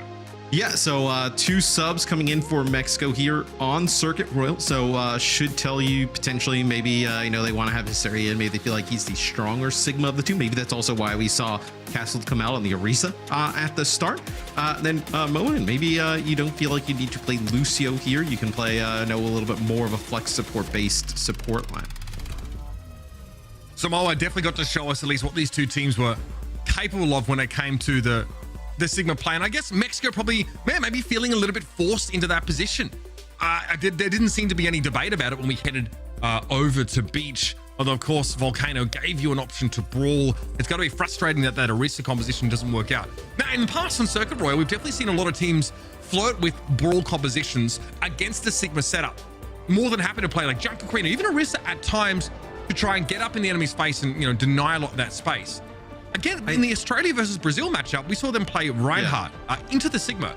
And Brazil gave Australia so much room. Australia really got to push the battle lines up sort of essentially for free here. But in a matchup between two compositions that want to poke, we're going to be looking at the DPS. We're going to be looking at a long-range hit scan if Mexico come out of the gates with it. I do think the comp with the Reinhardt and the Sim like Lucio is really interesting against like the Sigma-based comps. I think it's just way harder to execute. That's why like you don't see like anybody really do it at like you see a few teams obviously go to it, but it's not like something that everybody can replicate, right? You think back to previous metas like you know, goats. A lot of teams could throw together goats, but like to play it at a really high level, like pretty difficult, right? I think it's the same thing with the Reinhardt base comp with the Symmetra. It's like, yeah, like in theory, like, yeah, we can probably do it, but you know, you have to execute it really perfectly to be able to beat some of these comps where Mexico will come out with double sniper here. So this will be an interesting look. I mean, double sniper feels like a kind of comp that's been like gone for a while. I just don't think it has like damage output to be able to burst some of these targets down. And that might be the issue here as well. We see the switch over towards the Sojourn here for Angel Volado, and Chobolux is actually managed to find the back line. This is extremely risky. But again, being able to outposition a Sigma, a poke composition is a huge part of the win condition when trying to, you know, break the powerful poke elements of it up into more manageable pieces. But I mean, you have a Lucio here for the defenders. Yeah, but look, their Hanzo is all the way at point 2. I mean, if you're Colombia, just leave him there and go. Yeah, like Mixie just look back and check and just push and just bully them, right? And that's how much flexibility this Lucio setup gives you. It's actually going to be a trade, though. Hysteria goes down. So Sigma out of the picture now for the attackers means that Super Gomez can sort of lean into this a little bit more. Chobolux does nothing for the last 20 seconds and then gets kinetic grasp. Much of that damage is being shut down. There's an accretion here. And eventually Colombia come home to roost and deal with the problem of the Hanzo. They made the right choice, but they have a Lucio in this setup, right? So you can be flexible in that regard. You have somebody turn, kind of mark that Hanzo, push him away, right? You know, Mixie gets right up in his face, pushes him really far out, then just speed around the corner and take a 5v4. Here comes the Gravitic Flux here from Mexico. Great wall there. Really makes it impossible to follow up on the players that are held aloft, and the Immortality field is very straightforward for Colombia. Do they shrug off that ultimate? Yes, they give up a little bit of ground here, but Mexico's next power play involves this amplification matrix. Oh, it's a nice Mei wall there, though, from Cersei, and that's going to be a sound barrier. Colombia wants to go. That's two fantastic Mei walls that shut down big ultimates on the side of Mexico. It doesn't look like much, right? The Mei wall doesn't always sort of blow your socks off in terms of its impact in the fight. But first, Cersei shuts down the follow-up on players held aloft inside the Gravitic Flux, and then, of course, it blocks off that amp matrix. Great play from the Mei. Gotta go get Drummer back in the fight. Squirt the Presidente back in. So Bastion will have the artillery here for this next fight. And dude, you're in a great spot if you're Colombia, right? You're gonna have everything outside of beat here. I feel like you're in complete control, able to, you know, dominate this corner. What do you got? Transcendence here, probably for Flux coming up. I mean, yeah, you want to be inside the flux. If you're not in it, things can get a little awkward. All right, here comes the Bastion ult from Drummer. Into the Gravitic Flux, excuse me, there from Super Gomez. Pallet caught there by the Bastion ult, so perhaps they were just held in place. Angel Volado finally, though, turning up here. It's going to be an overclock that yields 2 kills. Blizzard was committed to the fight as well by Mexico, and they come out second best after spending so much. You can't be feeling good with less than a minute on the clock. I like, you know, I love how we have the player cams and everybody on LED. You get to see some stuff where, you know, we're on with Drummer for a little bit, and he's, you know, looking over at Super Gomez's screen where he's going to flux and know exactly where to drop that artillery right on top. And now you have Paulette. They're going to go over and play the Lucio here to get back in the fight. You already end up using that Transcendence, so maybe get a little bit more speed in the mix. You got one more fight. That's it. Immortality Field already down. Hysteria is going to be hit by the accretion. They do get Drummer at the very least here. Can you keep Super Gomez healed up enough before he drops down? The answer is yes, but you don't have an Immortality Field from Colombia. You take a ton of damage. Your Baptiste is desperately trying to work to keep you alive, but eventually a great flux is going to give Mexico a window into the rest of this map. Yeah, it looks like a plot. They had a really nice boop there on the Super Gomez, like knocked him back towards Team Mexico. And they're able to finish him off as Mexico barely gets over the line, though. Pretty good defense there from Colombia on point A. Yeah, I mean, it just falls apart. Maybe like, I think it was an early Immortality Field from Hug because there was a fair bit of brawling going on in the front line. Maybe like they aren't tracking a Sigma ultimate from Hysteria there. I mean, you really want to have that available. I think Hug does a great job at actually direct hitting Super Gomez when he's in the flux to keep him above 50%, but just too much damage coming in after the fact here. So Colombia now set their feet behind this Amp Matrix, Matt. And I was going to say, you knew you could go with Amp Matrix there because you got the Mei walls out, right? Both teams end up using the Mei wall.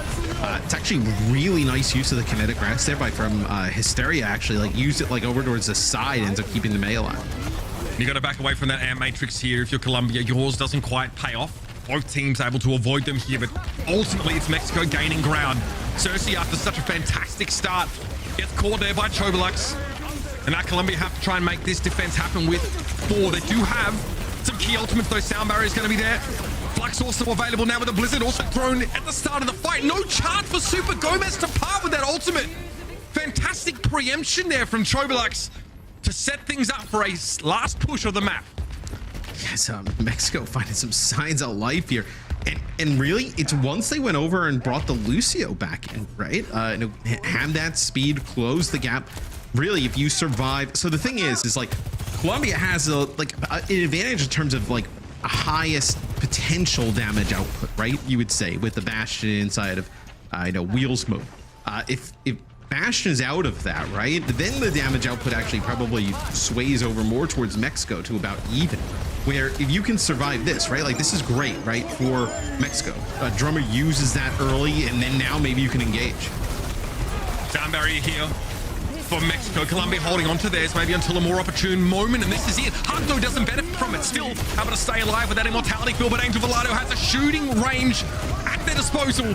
Only the 1 kill, though, for Mexico. And again, this aggressive wraparound by DPS is going to fizzle. Angel Volado might not want to hang around, and they choose not to. It's the Sojourn scream. There is pretty dramatic. Jumps off the side. Yeah, extremely dramatic. No fall damage, so you think you would live that, but you know, kind of crazy. Like, got to be lore reasons. I mean, trying to record those voice lines must be really tiring. That just occurred to me. You know? All right, we need you to scream like you're falling from a 100-foot building again. We've had enough of that from me over the last 6 years. I mean, that's every other fight. They got a lot of footage on you. And Matrix, the receipts have been kept. And Matrix here up and available for Momo. The substitution coming in for Mexico. Paulette, they have been moved on to Lucio. So there's a question maybe of Mexico thinking they didn't need Lucio, or we didn't huge worry impact too on much Lucio about as well. Yep. Drummer here from the high ground. That'll pressure that Sigma barrier away, further slowing up Mexico. We're again under 1 minute. Colombia have done a really good job in these last couple of fights, being able to stave off the attackers, but they don't have any ultimates to work with right now. I know Cersei's desperately trying to accrue another blizzard, but there may not be enough time here. Look at the damage on Super Gomez, and well, Drummer couldn't get inside the immortality field at all. Super Gomez, though, good kinetic grass that's going to be able to keep them up a little bit longer. It's enough time for Cersei to try and deploy the blizzard. They fall after the fact, though. Can you follow up with this? It's just a Sigma and Lucio. They're caught in the blizzard, and then the gravitic flux comes down. Hysteria takes an absolute battering at 2 versus 3. Will it be enough? Drummer's going to be burned down, and Hugner comes to the point on the Kiriko. 1 versus 2 won't get it done in Mexico. Looking to squeak in. Cersei's back on the point on the Reaper guy, but no chance to touch there as the Bastion ultimate came through. Very close conclusion to that push, but Mexico get home. Yeah, I actually thought, no, Mexico, I mean, they come up super clutch, right? As Colombia does a great job on that first point. And then they really just kind of, once they're able to get that, they do a nice job completing the rest of the map. So now ball in Colombia's court here to try and answer. Typically we do see teams get stalled out there at the end of this map. So can be a pretty dangerous situation here for Colombia. They're having time to spare after that push. Pretty impressive stuff there from Mexico. Again, like a 2 versus 3. Blizzard in a gravitic flux any other day would be absolutely devastating. We got to hand it to Angel Velado being there on the Bastion to seal the deal. Love that. Really been a competitive series so far. Oh yeah. But now Mexico have to convert on a really nice attack here to push us to a 3rd. I mean, this is what World Cup's about, right? You get all these awesome, like, close matchups. Take a look at this here at the end as Angel Velado. I mean, this is, when you say Bastion is strong, this is why, as, man, just, then here comes the Reaper guy towards the end. It already used the Wraith form to get out of the spawn. Nothing you can do there. Yeah, it's like impossible for Drummer to stall. I think they have to use all 3 blinks to get to the point. So Angel Velado just goes and blows them up instantly. All right. Well, could have gone either way, that one, I'll be honest with you. Colombia now must finish the map as well and take us to some extra innings. Composition rise. We actually have a mirror now. Bastions from both teams. Maywall thrown up here to try and cut Angel Velado's potential DPS output. And it does put Colombia in an advantage here. They get rid of that immortality field, and Trovalax has fallen. Angel Velado not in a position to put any pressure back. Angel Velado did a really nice job. We call it in that replay there towards the end with the Bastion grenade. Not to just kind of like get it eaten by that kinetic grasp of Super Gomez, just kind of throws it to the side and kills him with the splash damage. That time you saw it from Mexico's POV, the splash damage that comes in from Drummer's grenade. I mean, just send like a few of them underneath the bridge up into the sky and chunks their HP, and they all crumble after that. All right. Good stuff from Colombia there. The main wall pretty devastating for Angel Velado, but this time they just go straight on through it. Immortality field to keep the Bastion standing. Nicely done by Momo. There are a lot of healing to be done in those last couple of moments, and Cersei just gets caught. We might just see Colombia, completely reset here after losing the mate.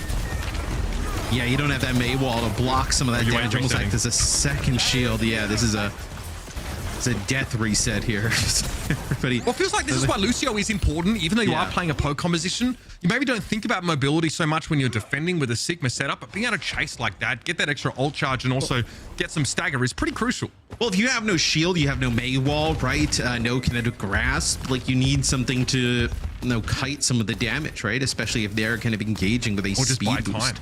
Yeah. Hysteria really reluctant to get this high ground up, and this is why. Gravitic Flux comes in. Oh, this is going to be a killer mix for you.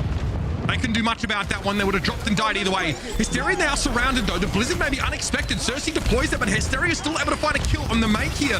This is going horribly wrong for Colombia. They spent so much in that fight and again get repelled. Yeah, I mean, that's a huge sound barrier there that comes in there. And Paulette has got a really nice map there on the Lucio. So landing that sound barrier, pushing on up is... Yeah, I mean, this is not going well for Colombia, right? And now you come back, what? You have a flux, but you have the immortality field to kind of like live through that. Listen here for Trovalax. Wall thrown up. I see the idea behind this. Nothing. I mean, again, when Colombia spend, good money after bad by throwing that Blizzard into what ended up being a lost fight, you just have the advantage. Deploy it as soon as you can in that small room and there's no escape. And I like, even if Mexico loses this, they're in a great spot, right? In terms of like this next fight. So, oh, you lose. Oh, that's pretty rough. Because you can, in theory, right, if you were evenly matched, you can play close up and force some of these ultimates out. Now, look at Colombia. I mean, they know they have a player advantage. They're going to try and push that pace where you can't play as close as spawn or force these ultimates out. That's a huge pick. Not just player advantage here. They have that sound barrier edge over Mexico coming into this next fight. And if Super Gomez can land a big flux, it's going to be all over. That's a devastating pick off there. Mixby just firing into the void and finding a key elimination. Here comes the flux. Super Gomez playing safe because they know there's an Amp Matrix in play. Kinetic Grass comes up and have a look at the overshield that they got. A lot of damage mitigated there. We still need to convert. The plane needs to be landed here. Troblux comes out of Ice Block and takes damage from both the Sigma and the Mei simultaneously. Super Gomez wants to try and limit the effectiveness of the Bastion on the high ground. Angel Volado's getting so much done. Eventually they have to try and drop. Get closer. They give up the point. Oh, and it looks like actually got stunned out of the flux there potentially as Hysteria went for that. So it looks like Super Gomez actually may have nailed him with the accretion, stunned him out. I think if you actually land that flux, you probably consider using sound barrier there and fighting that. That would have been a large chunk of damage. Maybe get a kill or two off of that. Really nice play there by Super Gomez. Colombia, they're finding opening. With that kill from Mixby, had that not happened, there's still a distinct ultimate advantage, but you know, things don't always follow that kind of rhyme or reason in this game. Ooh, like a big chunk of damage there on Cersei. I think that was the tactical grenade coming in. I like this. Okay, Super Gomez trying to get an accretion hit to lock people inside the effective radius of a Bastion ultimate. The Blizzard, though, is more than enough. Hysteria was well extended onto the cart here. Colombia paving the way to be really competitive here on Circuit Royal. Yeah, even with the sound barrier there, you're not able to keep Hysteria up as now Colombia pushing forward. They have Angel Volado here potentially able to finish off this kill. Smart though by Super Gomez, doesn't want to get like baited in, right? You know, go a little bit farther forward and then get taken out. It's going to be the second checkpoint. You have a few players trying to get there towards the contest, and now you're going to have some staggers. I mean, the only ultimate you had at the time was Amp Matrix. Hunt pops that as soon as they build it up. And instantly, Angel Volado gets blown to smithereens. There's no time for Mexico to respond to that because they're already throwing themselves bodily at the card. 2 minutes 44 to work with. Now, how good at Colombia, how good are they rather at taking that high ground position with the window right here? If they can maintain this control and also get Does Mexico push, know? they're in great shape. They have to know. I mean, look at where Angel Volado and Hysteria are. You think they know? I mean, it does not look like it. Do we get two? Does Troblux get caught in that? Unclear. Momo, though, gonna have to go for a immortality fill, but still gonna get taken down. They went for an Amp Matrix as well. Hysteria at the very least, though, trying to find 2 quick kills, and the Blizzard thrown to the point might not be worthwhile here. Hysteria really just stalling. Super Gomez has to wait for the grasp to expire. Eventually, so will Hysteria. You've bought some time, but you've spent huge ultimates. Momo, you're partying with that you bought 20 seconds. I mean, it's not like you bought like, you know, it's not like you bought like a minute there. I mean, 20 seconds. I mean, that's not a huge amount of time. Hysteria and Angel Blood, I don't think had any idea that they had wrapped all the way out to that window already. I think they had no clue because they turn the corner and they go to challenge the card and there's like nobody there. Troblux here, having switched to the Genji, hoping to put some more pressure on Drummer, who's starting to become a real issue. Sound Barrier coming out in response there. A lot of respect for the ultimate from Angel Volado, but meanwhile, Cersei trying to walk it in. Hysteria is so low, but caught Super Gomez inside the Gravitic Flux. Ice Block won't be enough for Cersei. Buys a little bit of time, but still Colombia will be repelled with 1:20 left to play. Yeah, you just jump off the side here if you're Colombia. You come back. You know, Blizzard here potentially. You know, Artillery Strike. You could kind of combo those. You can maybe even you know, use an Amp Matrix there to get some extra Bastion damage, like force players around the corner. You just need to get this fight over with fast. And you can't allow, you know, too much time here to let the payload creep backwards. You can actually get it in a position where if you take this fight fast and, you know, win it, you can actually probably, you know, score and win the game off of this. Can Cersei guarantee a powerful Blizzard to end the round here? Colombia will only really have a slim lead either way. Troblux here, not really bothered by the Bastion ultimate by the looks of things. There's that Blizzard from Cersei, but Hysteria fell in that fight. Able to break through the Sigma is huge, but here comes Troblux with the Dragon Blade. Momo, by the way, finding both opposing supports, and Mexico might have set themselves up to win the map outright. Yeah, and Paulette has Transcendence here coming up, and there's nothing on the other side. So you're going to be really healthy if you're Mexico with an opportunity. Send it to a final map. Trevelux, pretty key Dragon Blade there. Momo, though, now showing us why they were subbed in. Huge moment from them. Mixie's out of the picture. Your Lucio is gone. And your ability to swarm over the card has now been diminished significantly, as has your life force. As Paulette, they get to sit on a Transcendence coming into the last fight. And Mexico even up the series, making this interesting, just as we were hinted at after seeing the gameplay in Map 1. Yeah, and I thought map 1 was really close. Map 1 went down to the wire, specifically, on these Sigma-based compositions. It was the round that Mexico won, right? Playing some of that Sigma style, and they end up, battling back here in a really close map here against Colombia. Now with the ball in Colombia's court, right, of what they decide to do here with this final map. Given the balance of power in this Group A, this is likely the best opportunity for either of these teams to show what they're made of. And they've given us an incredibly competitive series so far. Circuit Royal could absolutely have gone either way. Gotta say, the Momo substitution, even though Paulette, they're sort of forced to move over towards the Lucio to facilitate for this, you can see why it makes sense. Mixed here, of course, this is that sound barrier for Colombia in that sort of first half. They really started to put pressure on Mexico, and we thought Colombia looking really good here until they get blown out further down the map. Yeah, I thought even the potential for a hold there is that's a nice raise. See, that's what I was talking about, not putting it into the kinetic grasp. Yeah, just dropping it right before. It's now obviously the Sigma is low, but still that is a lot of damage. And then as soon as you get hit with just an elbow drop there from the top row with the artillery. I like this play as well. Turbolax has to be super aware of that kinetic grasp, making sure the Blizzard doesn't get gobbled up. And that's what we thought it was all happening for the defenders. We thought the game would be over there. The next fight, though, that's where Colombia shows us a little bit of backbone here. Here's that sound barrier to really respect the ult from Angel Velado, but Hysteria able to rotate down after the Gravitic Flux kill on their opposite number, Sigma. It is real nice. What is the pick going to be here for Colombia? We saw what they had for us on Samoa. We saw the flexibility in terms of tank picks. Circuit Royal doesn't really allow for that. You're very much priced in to playing Sigma mirrors, at least at this level. So how do you emancipate yourself from restricting your tank player? That's what I want to see from Colombia. Yeah, I mean, the next map selection, I think, is definitely going to tell you how they feel in terms of where the strength is and how they feel like they can end up beating Mexico. I think it's been really close in those Sigma matchups where Mexico's gotten like the edge, right? You would say, where Colombia looked pretty good, using some of those Doomfist base comps. Right, that's something I look forward to seeing a little bit more of, because it really showed us their ability to actually fight on multiple fronts, right? We got to see like the Tracer Echo, the Doomfist look from them. That to me was quite exciting. Can you get a map pick, I guess, in map 3 that really allows you to go for that? Yes, you can. New Queen Street is the pick here. We've seen teams play the Rush styles, but also plenty of Doomfist play, even some Wrecking Ball over the time, obviously, at the top level of Overwatch. I'm really excited to see what these teams formulate. Composition on New Queen Street. We're going to have to wait, though, until after the break. Here it is, Mexico and Colombia going all the way to match point.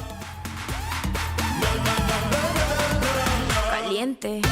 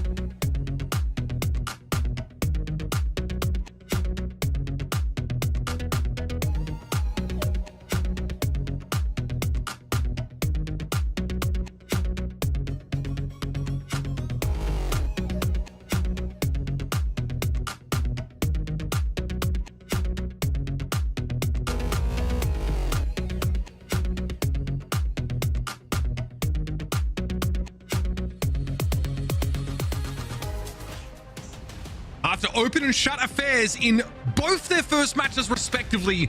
Colombia and Mexico now finally have a chance to show us what they're made of and to leave it all out there as we go all the way to our third map in this series. The pick for Colombia was New Queen Street. Yeah, and we've seen Doomfist be pretty strong on New Queen Street in the past. And I think Nomi has to be telling Mexico to be prepared for Colombia to come out with maybe something a little bit different, a little bit more aggressive, a dive-oriented comp. Again, in push maps in the past, we've seen teams try both approaches. We've seen plenty of rush compositions come out, obviously involving your longer range hit scan pieces. We had a lot of Sombra Winston play as well.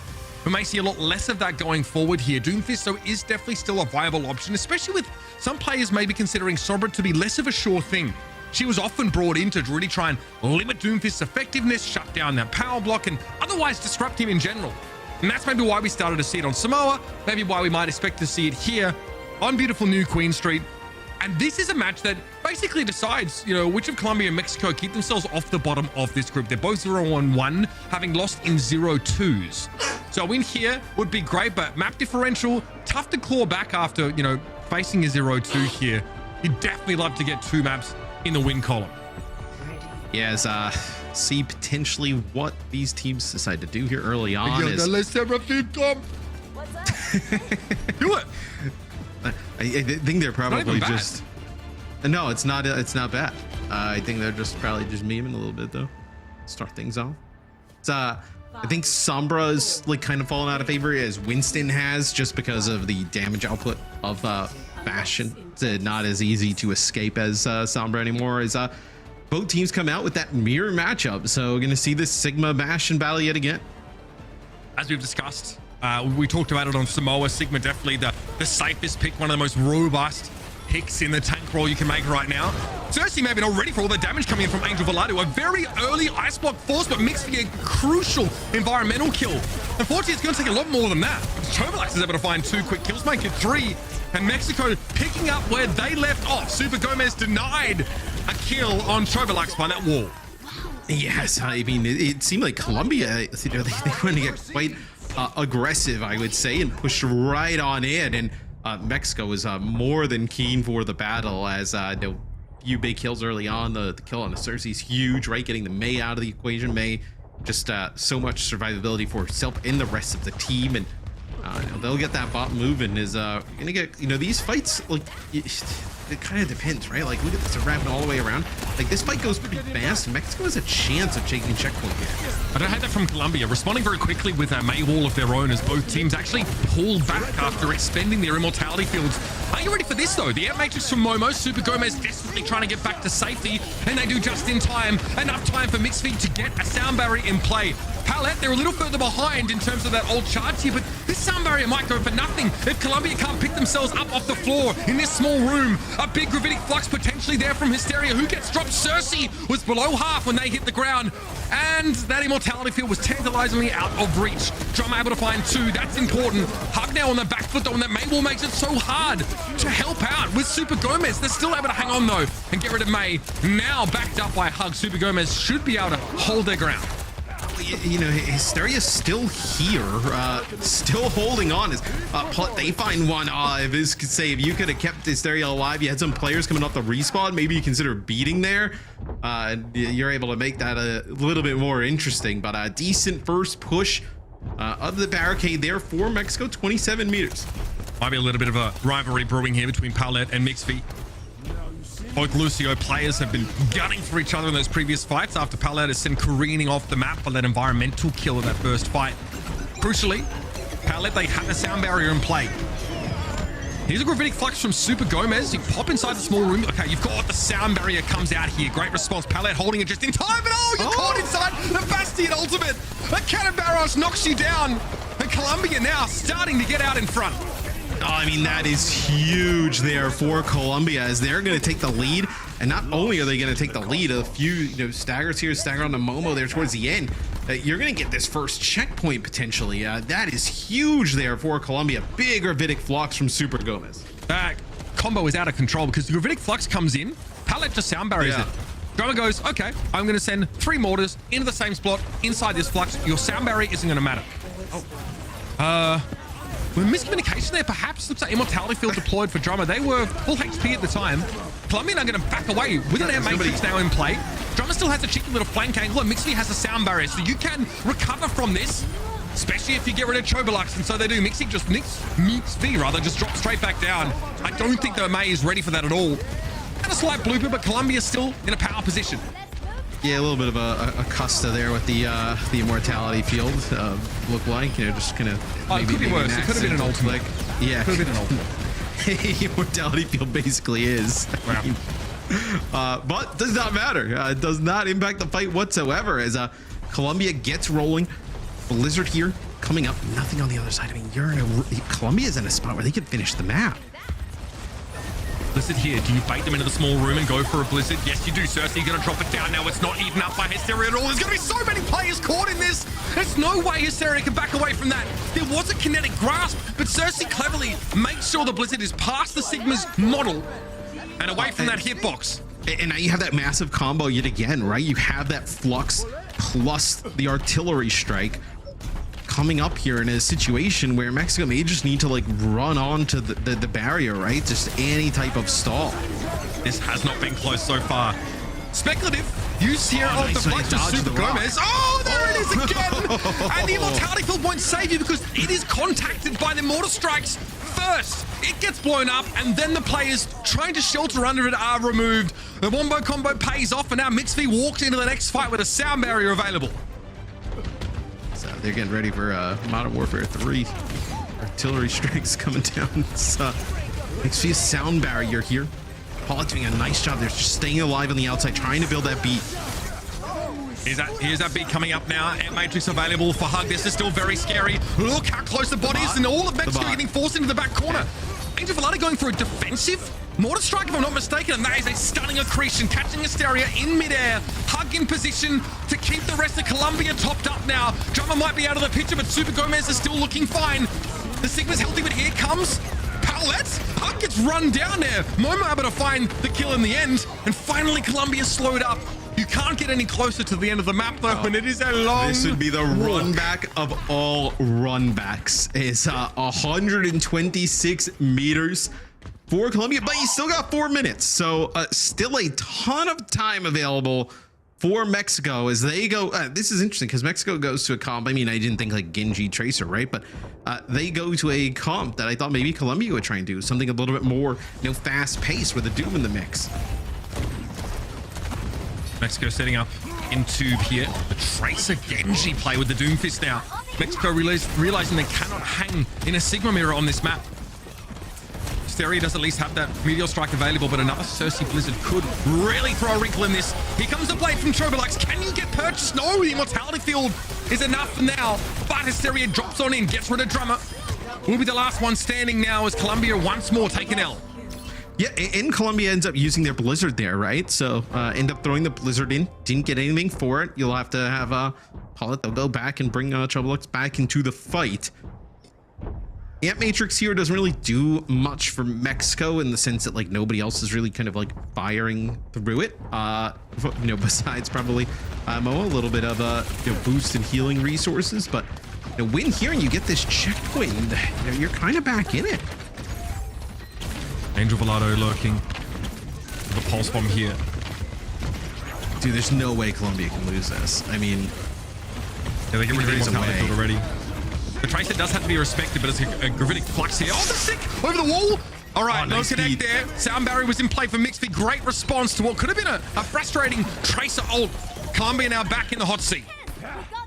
And here's the brutal part with push in that like, Colombia wins that one fight. It basically erases those like 2-3 fights in a row that Mexico had won. Like they're basically starting at scratch, right? It's just extremely punishing, especially now, right, 2 minutes off the clock from the last time Colombia had control of the bot. As Mexico, you're gonna need to win 3-4 fights in a row to get back to in a spot where you can seriously get that bot over the line. No flux to guarantee connection with their Bastion ultimate, so Drummer just throws it out. Super Gomez under extreme pressure now, and Hysteria looking extremely healthy. Sound barrier from Paulette, an attempt there, and here is the power of Genji up against the Bastion. Great deflect there. Chobolux just removing Drama from the equation, and they'll be switching over towards the Tracer now, going for something a little bit different. Maybe Colombia hybriding up their composition to try and deal with this dive.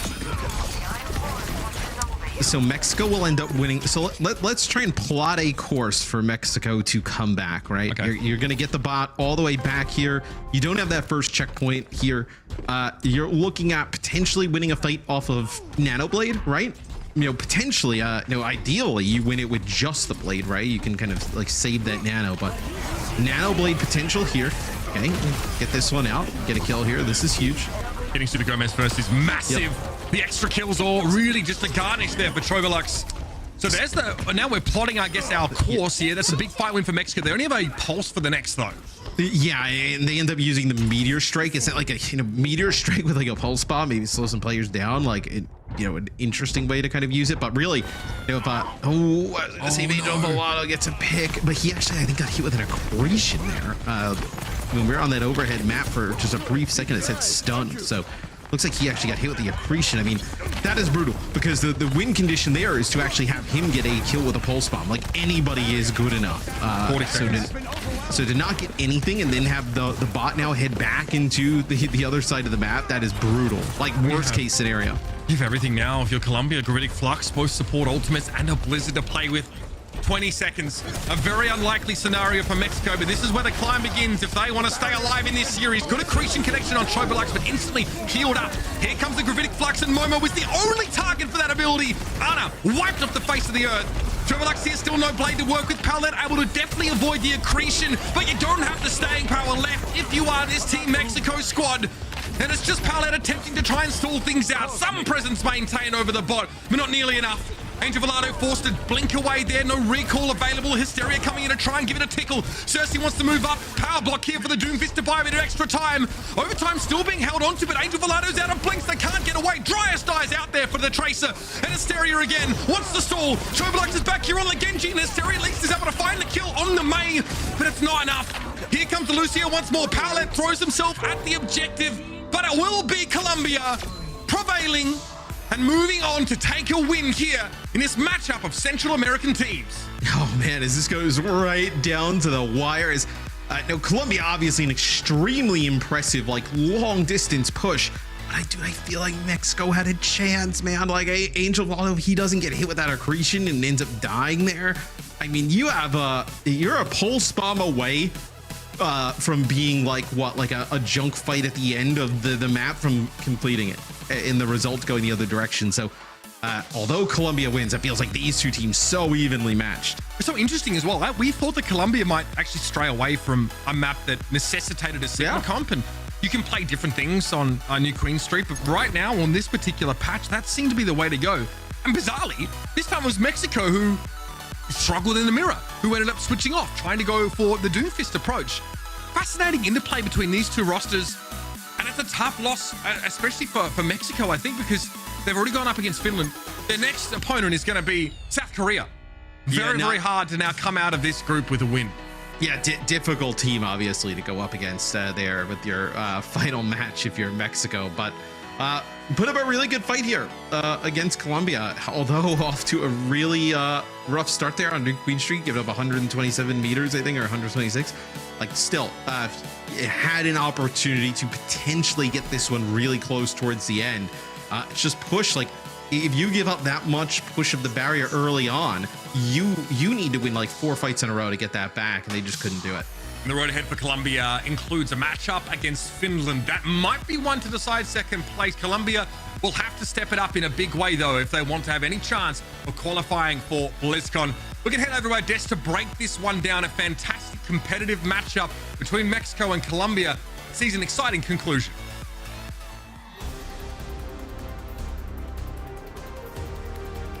All right, welcome back, everybody. Zoe is frozen again, so it's gonna be me and Johnny.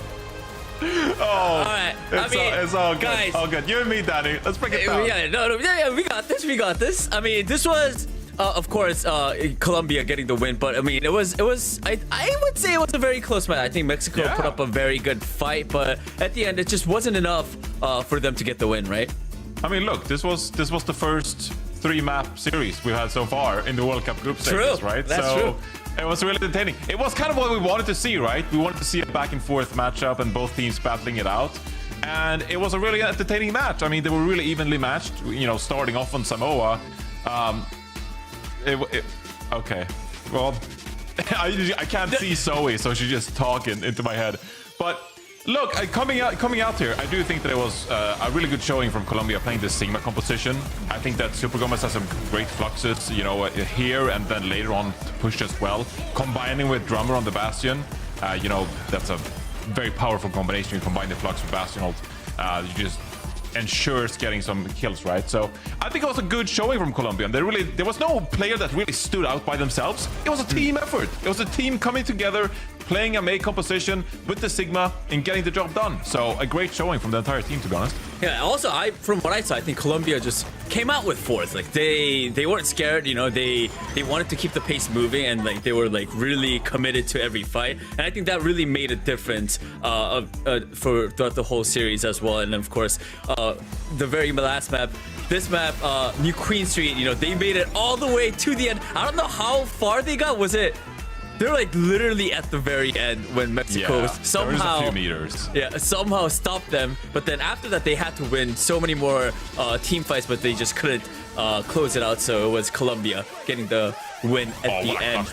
Yeah, that was a good beat as well. That's I think Colombia just the team in general. It was a team effort, Johnny, like you said. Yeah, definitely. Great showing overall.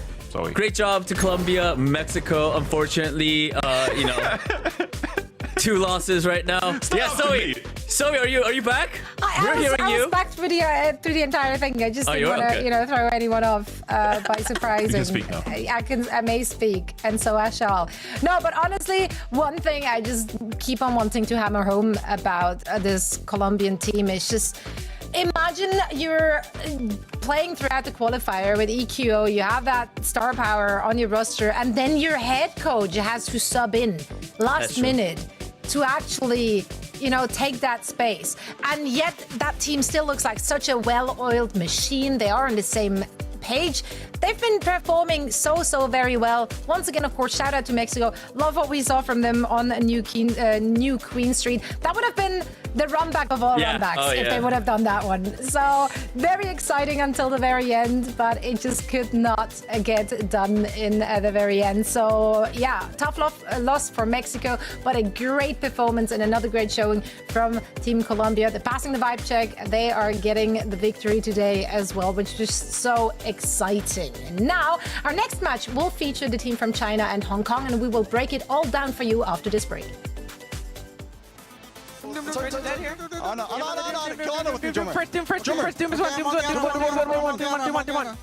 I need heals. Genji.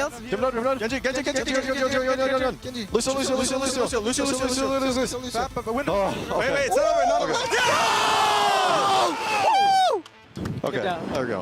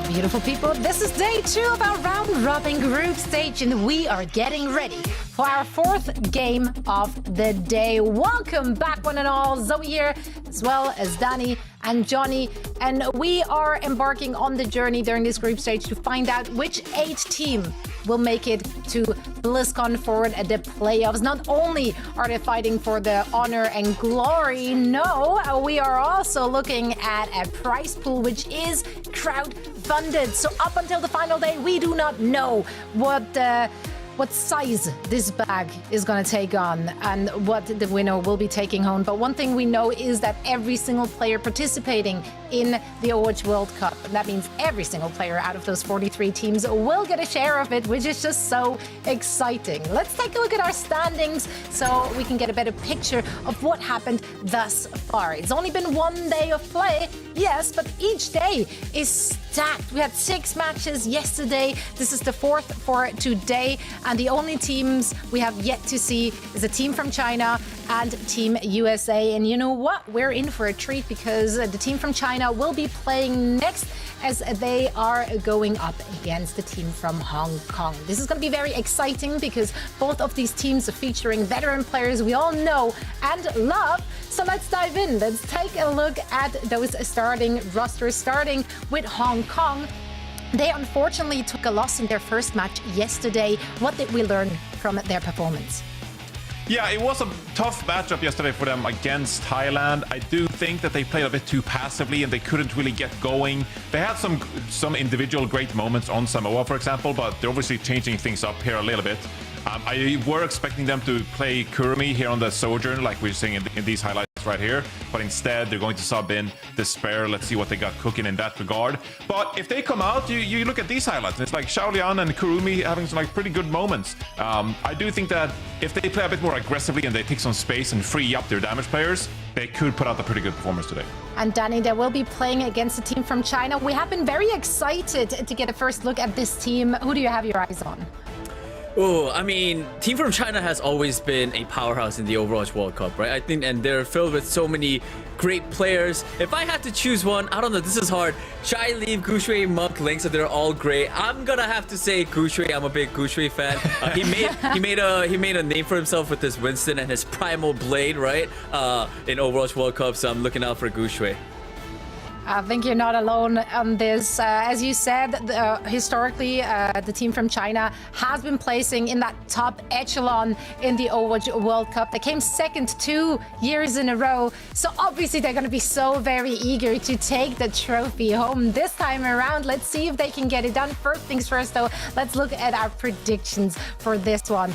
I had to go with the team from China. I do think I know exactly what I can expect from those players. They've all had an incredible year in their professional careers, and I think they're gonna round it out with that Overwatch World Cup placement, maybe #1 this year. I'm on the same page as Zoe with team from China. You know, they got big names. It's a lot of players that we've seen, and I think I think it's gonna be China, team from China. Yeah, I agree with you guys. I mean, they are one of the favorites to win the entire tournament we're playing this week. So I do think that in this matchup, they have to be favored. Absolutely. Let us know what you think, of course, on socials, #OWWC2023. We're now heading into a quick break as we are getting ready for this next game. Stick around.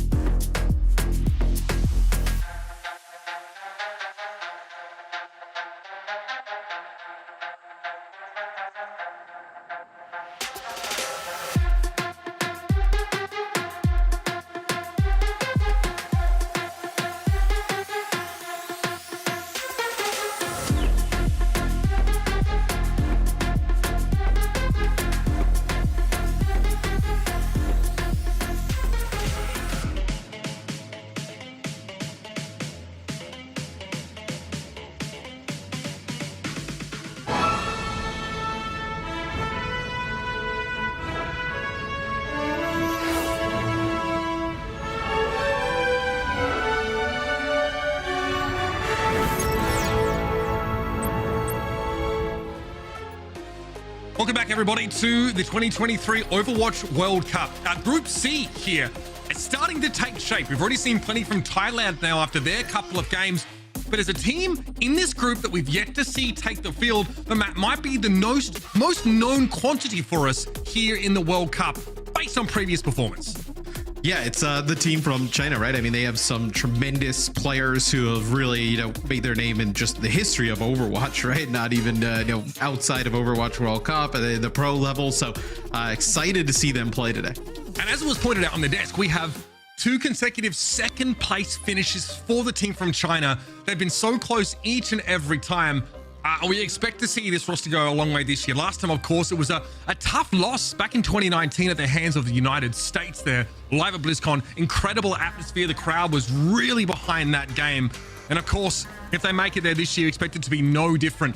Hong Kong on the other side of things didn't show us a whole lot from Thailand, right? A very one-sided game in which, as it was also noted on the desk, they were pretty passive, pretty reluctant to take the initiative. Up against a team like this team from China, you had better be ready to take some control over the game or it will be over before you can blink. Yeah, and Hong Kong with IRP in the starting lineup right now. They also have Mango J on the team, which a lot of people from previous World Cups remember. This is 4th Overwatch World Cup. It's got to be like one of the most represented players out of all of the Overwatch World Cups we've had. To be on the team for 4 times is a huge accomplishment. Yeah, I mean, on the side of the team from China, Shai, Leave, and Guxue are attending their 3rd Overwatch World Cup. Again, this team is very well proven at the top levels of Overwatch, so expect to see them come out strong here. Seeing Shai on hit scan makes me happy, and the Widowmaker, again, it's not the riskiest pick. We've seen quite a few teams go for this here, and Hong Kong had better have a way to put pressure on this position. Yeah, and Guxue is known really for like his Winston play, right? Pretty good Reinhardt as well. If they want to play aggressive, Winston's not really the meta right now with a lot of the high, damage heroes in the meta. So we'll see how he goes on Doom. Hong Kong looking to try and close the gap here with this Junker Queen based composition. One of the few teams looking to leverage that here. Shai now will be accosted briefly, but also Leave has already dealt with Despair, so it's just the Tracer up for Hong Kong. IRP, they're having to try and fade away, copying a lot of pressure as Guxue comes in with that Doomfist, and yeah, it is pretty one-sided to start off this map. First team to control Ruins will be the team from China. Yeah, and the pressure's really difficult to deal with, right? Because Shai, you have to deal with him on the Widowmaker, but you have Leave in your backline on Tracer, one of the best players in the world, where it splits your team, can't really focus on one of them. Makes it pretty difficult, and we're going to have a Genji swap. I like this to get a little bit more verticality and try and challenge that Widowmaker. Yeah, but how much backup is Shalian going to have here? What a biotic grenade there from Monk, with some of the most filthy plays we've seen this year on that particular hero. Nothing really that Hong Kong can do to answer that here. Pretty tough for the Junker Queen, who'll just get surrounded. And Shai has layers upon layers upon layers of abstraction and protection here. They can just take their time and find shots like that. That's a headshot on enemy Genji, by the way. Team from China are having a comfortable start. Yeah, in the comp, really nice shot there. He's got the insight. The comp here from Hong Kong, like they have to play group together, right? And it's very difficult, especially here on Ruins, when you're trying to make your way back towards the point. It's like just like really close corridors, and that allows Guxue to get big value out of Seismic Slam, get those big empowered punches. Makes it difficult for them to even come out. The last time they tried to make a push, and we actually saw like a real a fight, it looked like Guxue had gotten like 2 or 3 players with a stun. Finally, some aggression here from Hong Kong, and yeah, Shai gets caught out by a biotic orb, but Leave was waiting in the wings with a pulse bomb the whole time and never really had to make use of it. Hong Kong finally get themselves into a position, at least to dictate the pace of play, but end up losing out when it comes to overall coordination. Guxue finishes after a K off here, and Hong Kong again evicted. They're going to have one more chance to have a crack at this. They never could flip. Yeah, as Shai goes over to the 76 to get back in a little bit faster, but also he can feel a lot of that pressure that's coming on in, where now you have Tracer, Genji, and Doom all making a play. Okay, big solo coalescence play from IRP here. Looking at pressure back towards the point. Bit of extra healing for right 3k after the Doomfist switch here. Shai looks completely unbothered by the Doom right in front of them. Can be a meteor strike up to the high ground for Guxue, and Shalian's been taken down. IRP trying to keep some capture pressure on the point, but eventually has to get involved where the healing's needed most. Shai that was ready to receive. There's no fade available for IRP whatsoever. And the team from China with a very strong way to open this series, 100-0. Hong Kong tries to make some adjustments there comp-wise to, you know, make a play for Shy. And really, you know, gets they weren't able to really access him in the back line anyway, even when he switched from you know, the Widow, right? You know, maybe got him a little bit scared, got him you know, going over to the 76, and once he was on Soldier, there was nothing they could really do to really access him, right? Has that sprint, the ability to just get out of harm's way. I did like there was a moment there from Hong Kong where they were able to commanding shout, push in. I don't know how Shy falls foul of a Biotic Orb. Sometimes that happens. You know what I mean? That was pretty awesome. All skill there from IRP. But essentially, you know, the team from China are able to leave so entrenched as Hong Kong try and push out of spawn. It doesn't really have to part with the pulse bomb at all there. He's just able to focus the individual players down as they sort of trickle out. Hong Kong really have to play as a unit here. They're going to stay with the Junker Queen setup. Yeah, it'll be Echo for both sides, which, you know, Echo obviously a pretty strong hero in the meta. We see a lot here on Well. As Leap, nice focusing beam is the one hero that's usually obviously really had to be really strong against the Echo is Tracer. So you see both teams also, you know, bringing in that Tracer, try and pester these Echoes out of the sky, but the team from China taking the point first. I mean, it's important, right, for Leave to try and zero in on Xiaolian's position pretty early on. You know, offload those cooldowns, get the burst damage out. And this is getting rough here for Hong Kong, trying to make their way out of spawn. But the team from China take a really far forward position and are able to leverage like a powder grenade thrown into Hong Kong spawn. It's tough to play out from. Yeah, and I wonder if you maybe have to switch off the Queen here to try and you know, get out, right? Because Queen, you know, you have the shout, right, to be able to kind of like speed yourself up, give yourself a little bit of help, but can't really peel or, you know, do anything for the rest of the team. So might have to make a change here in terms of tank. Shy constantly harrying here.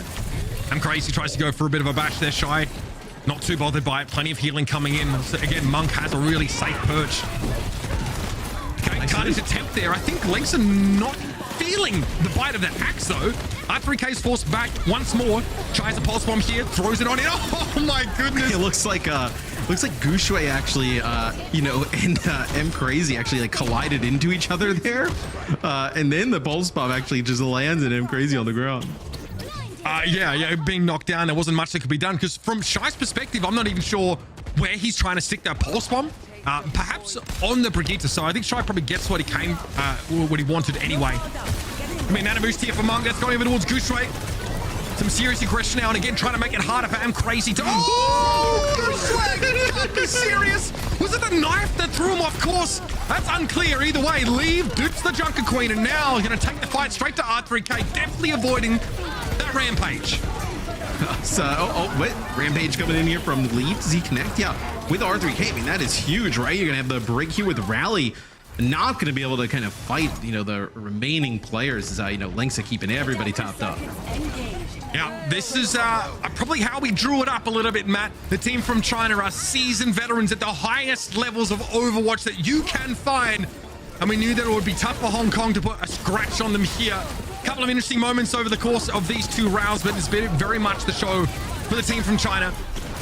Xiaolian again feeling the rough end of that focusing beam, and will be in overtime here. There won't be much more to be said about Ilios as the team from China starts with a 1-0 lead.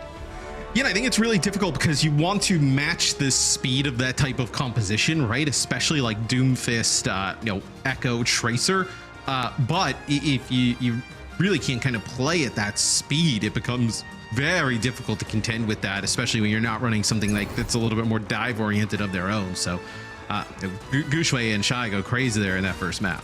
Yeah, let's look back over it briefly. Not a whole lot to see, but I kind of want to ask you the question: Gushui, Leave, Shy, Monk, Linksa, how do you sort of beat this? You know what I mean? Where do you even start? Because it's not just like, you know, great coordination, great individual, you know, prowess, great cooling, great awareness, great, you know, I mean, so you either need to match the pace of play, which would be like a Doomfist based composition, or really slow it down and play like some like Sigma, you know, maybe you do like Sigma Baptiste with the Lucio in the mix, right? You know, give yourself a little bit of mobility there, but I feel like kind of like ending somewhere in the middle where like I feel like Queen sits, where Queen wants to like brawl out a little bit more, right? Can't really poke, can't really dive. I feel like that's where you'll see pretty poor results. Yeah, fair enough. Maybe that sort of rush composition finds itself in the mid-range between the Sigma setups and the dive compositions with Doomfist, and you're not doing either of those things nearly as well as what the team from China can do. I like that. Maybe focus on one sort of end of the spectrum or the other if you're Hong Kong. I mean, they have a chance to pick a map that might lend and might give us a bit of insight into what their strategy will be. Again, it's their last map pick, so they're gonna have to make it work and find a way to stand even on an individual fundamental level against these incredible players from the team from China. Yeah, but I think this is a great map pick, right? Being able to potentially slow the game down here, with some Sigma-based compositions, I think really challenge that dive that's going to come at them. Yeah, I like that Circuit Royal being chosen here by Hong Kong after a slow start in this series. Perhaps they'll find a way to start to put some pressure on their opponents as the team from China look to be pretty strong out of the gates.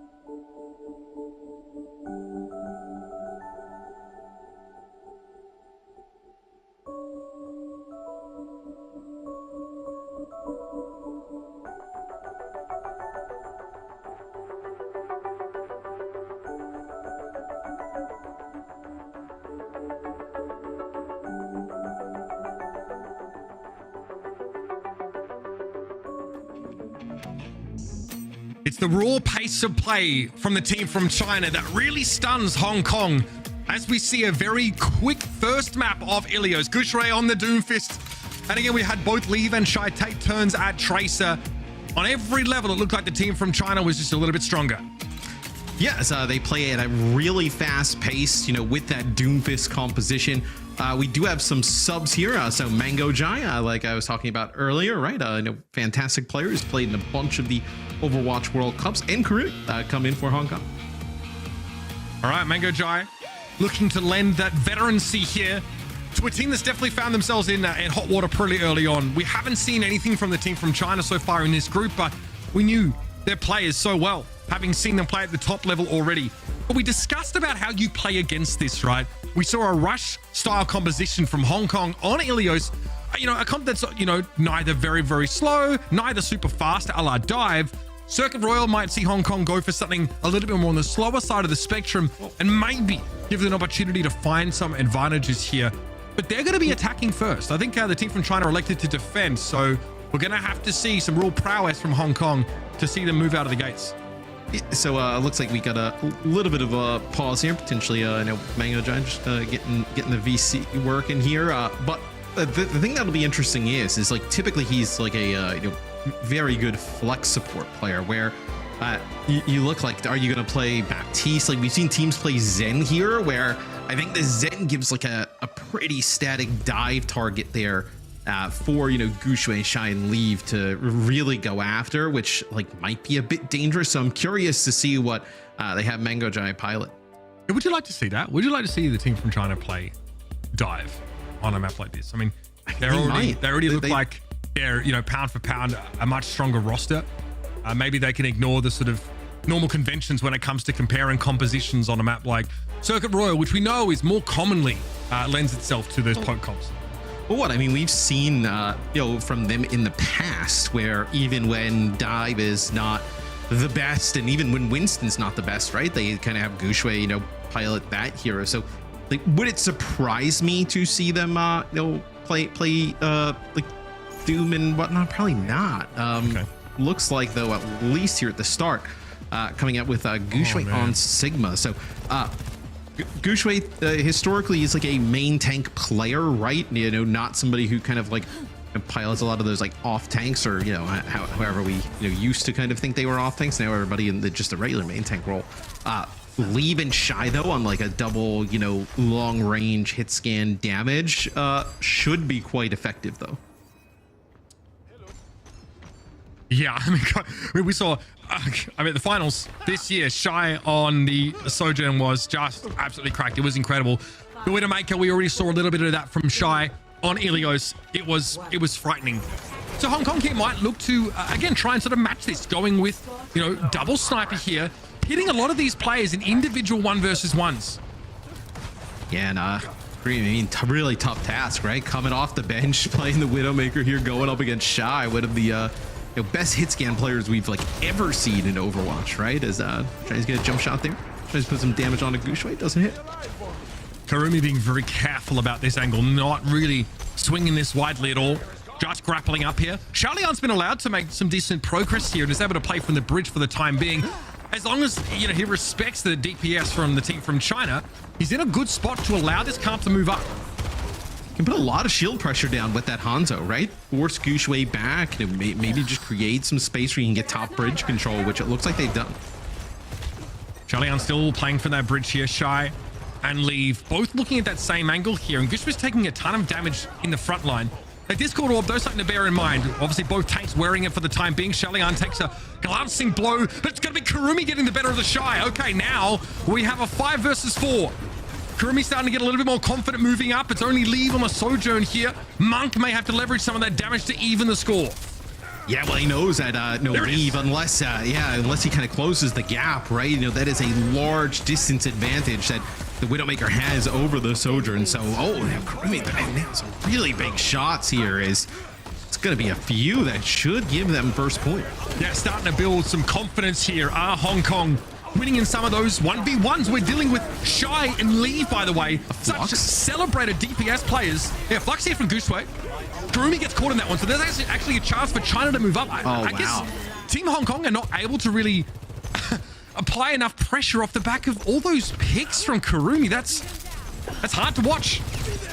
Yeah, I mean, really nice stuff from Kurumi, able to find a lot of those picks, but just not enough to get that first checkpoint. It's going to be Crazy using the Amp Matrix here, just trying to back them up a little bit. Maybe they thought they could catch a few players, getting quite aggressive around the corner, but they don't end up getting anybody there. So that's huge for the team from China. They're going to have double support ult now.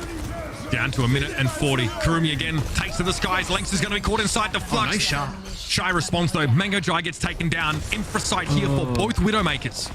Yeah, no, Mango Jai ended up having the Transcendence there, which would have been huge, right? As they end up getting Lynx, and with that, Rabbinic Flux, they take him out. Oh, Shy so aggressive. Karumi in deep trouble. Leave ends up catching him with a headshot.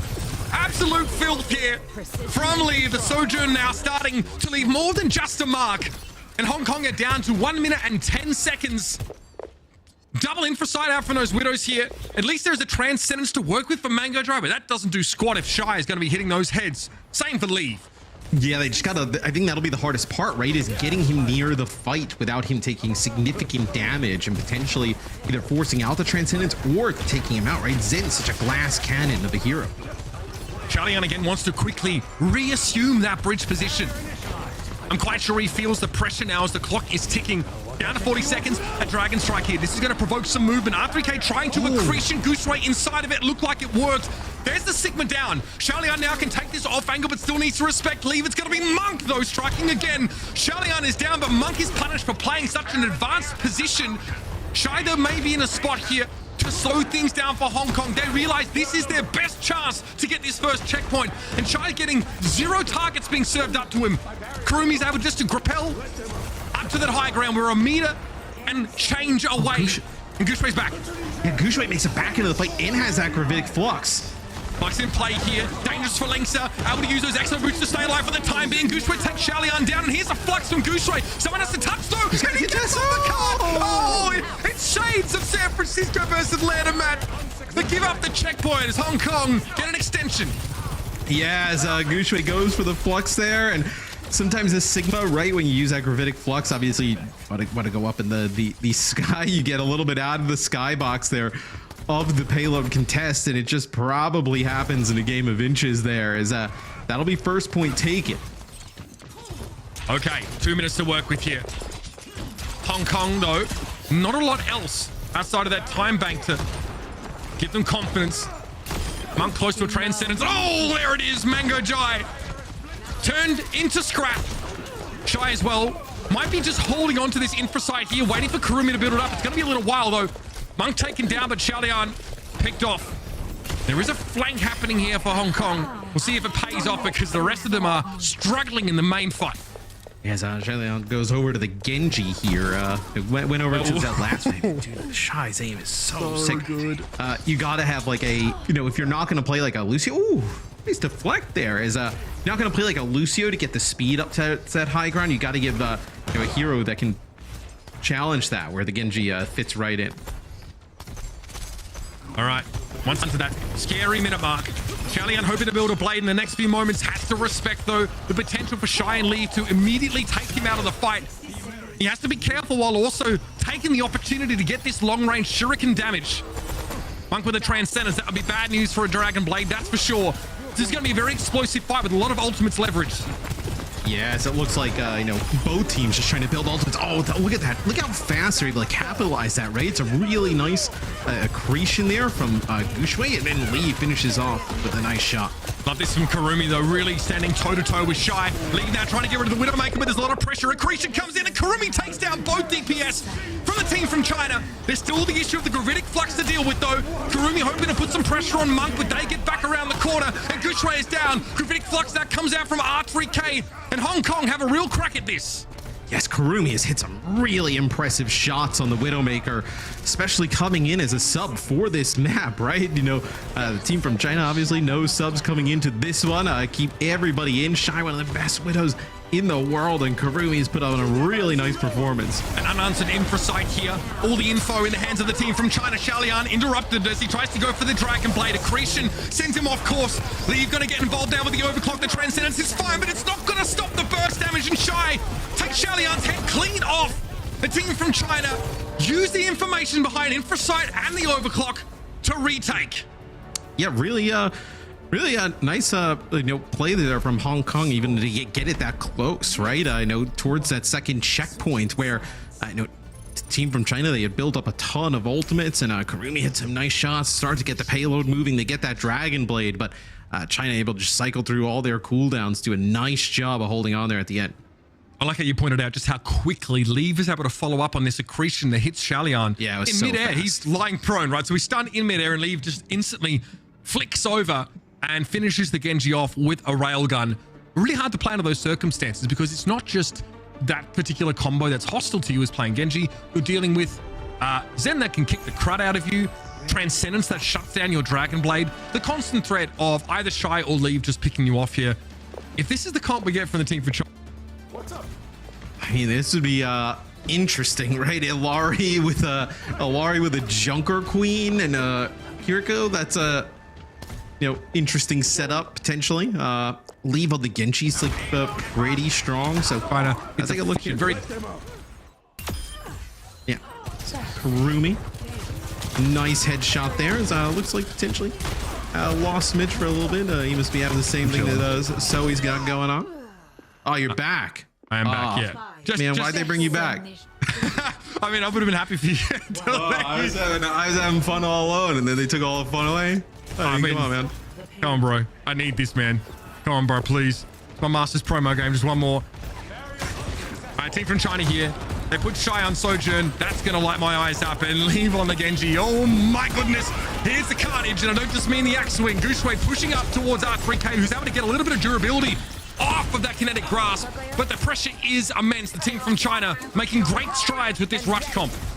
Yeah, they want to play aggressive. They want to play fast, right? Having the Kiriko in the mix with a Lucio as well as the Junker Queen. If you can get past that Sigma shield, right? Start, hitting those big axe swings with the Carnage. Really start to just ramp up those heals. As I know Legs are doing a nice job there getting the payload moving. Yeah, this is a real wins moment here for Lengsa. Riding it straight on in. And it's going to be very, very hard for Hong Kong to unseat this position for Gooshway. Are you kidding me? The kunai across the map. Xiaolian out and injured by the Kiriko. And that immortality field, yeah, might prolong things for R3K. But he can't really afford to back out of it. So he's stuck playing further forward than the rest of his team. Gooshway shows Mangojo what a real knife is. And Karumi can't do much from here. Monk playing super aggressive. Definitely brimming with confidence. Yeah, and once you get this Kitsune Rush, right? Kitsune Rush plus a lot of the other heroes that they have, just in the lineup, right? Like the Queen, where you start to get a lot of those axes and whatnot. Everything just becomes even stronger, just amplified as R3K now will go over and play a Queen of their own and try and match here. Okay. The issue is with the switches, though, Mitch, is that you've already given, the team from China a huge lead in terms of like ultimate economy, right? So like you may now have a good comp to kind of match them. It's just you're so far behind. Monk wants to push them ahead here with that Kitsune rushing Gooshway. Oh my goodness, here's a rampage. 3 players hit with that one. No way of keeping R3K alive. Apparently, the Suzu just not an option here. And Hong Kong, again crumble under this immense pressure. And remember, the team from China just really have to get to the end of this phase of the map. That means Hong Kong have one more fight. Yes, it's going to be an overclock here from Shy as they push up. They don't even want to let them get out and try and contest the card here. So, Karumi tries to make it out with a nice dash. Karumi's had a pretty good map just coming on in, but still, I mean, the amount of pressure, right? The aggression that the team from China plays with this dive comp gets right in your face, gets really aggressive, a rush style of play, and they all end up taking the series. Now, we said we hadn't yet seen what the team from China have been working on coming into this World Cup match, but we knew they'd be confident. We knew the rest of the group would have a reason to fear them. And just, again, the explosiveness that we saw the team from China come out with there on that attacking side, playing the Junker Queen comp, but also what they're able to get done with the double hit scan in that Sigma mirror. You've got to hand it to Hong Kong. Really tough battle from the outset. Karumi got to show us some incredible individual moments there. That's definitely something they can take away from this game. Yeah, and it was great to see Mangojo come in there for that second map, play some Zenyatta, play some of the flex reports. So really interesting stuff on both sides. But man, the team from China just looked really good in terms of like their coordination, the dive, like how fast they play. They're going to be difficult for just about any team. I mean, let's think about it. Moving forward, right? Spain and Thailand both stand in the way of the team from China. It's very hard for me to see the game's going any differently than what we just saw. This is a team that's achieved second place silver medal finishes in 2018 and 2019 respectively. And this year, they're going for gold. Yeah, I mean, look, they have the roster to do it. They have the roster to go all the way. And a few more performances like that, they very well might do it. All right, much to talk about after that game. Even though it was quite short, a lot of individuals putting themselves either back on the map or putting him on there for the first time. Let's head to our desk to break down the action between Hong Kong and the team from China. Thank you, Mitch and Matt. Yeah, this is exactly the kind of convincing performance that we expected to see from the team from China. So let's break it down. What are your main thoughts after this match concluded? For me, I think this was a great showing from Team from China. They are definitely one of the favorites to win it all in the Overwatch World Cup 2023, along with South Korea and USA. And this was sort of a proof for them, right? I mean, it was not only the coordination, but every single player on the Team from China team, you know, they really showed an outstanding performance. I quickly want to shout out Monk as well, the support player. He had a fantastic performance today. So I think, you know, I'm even more excited to see more from the Team from China. Yeah, I agree with that. I mean, they remain one of the favorites to win the entire tournament, right? And they look really strong in this game, as we watched it right here. They did lose that first point here on Circuit Royale, but I think that was more of a mistake of stepping off the objective, right? More so than, you know, and misplaying by any means. So I wouldn't be too worried about that. The team from China is still one of the favorites in this entire tournament. When it comes to Hong Kong for the remainder of the tournament, they are playing Spain in our fourth day here in the group stages. So if you can potentially win that match in a 2-0 fashion, maybe you can hope for some kind of three-way tie to make it out of groups. Obviously, they haven't really been that strong so far in this group stage, but I don't necessarily want to count them out because it's been two pretty tough matches for them so far against both the team from China that, of course, had a lot of synergy and time playing with each other. And that goes for the same from Thailand, right? Who also have a lot of experience playing with each other in Asia Pacific region, right? So Hong Kong, one more opportunity here against Spain in day 4. That's going to be Wednesday. Yeah, and we're looking forward to that very much so. Let's once more take a look at our updated group standings. Oh, actually, we just did that. Never mind. I just can't get enough of groups. We love You groups. love groups. I love You love standings. I love love graphics. groups. I love standings. I love promos. And you know what? That's how we get them again. Here they are. So with this match concluded, that means there's only one singular team that we have not seen thus far, and that is Team USA. And this will come up right after this break, so don't go anywhere.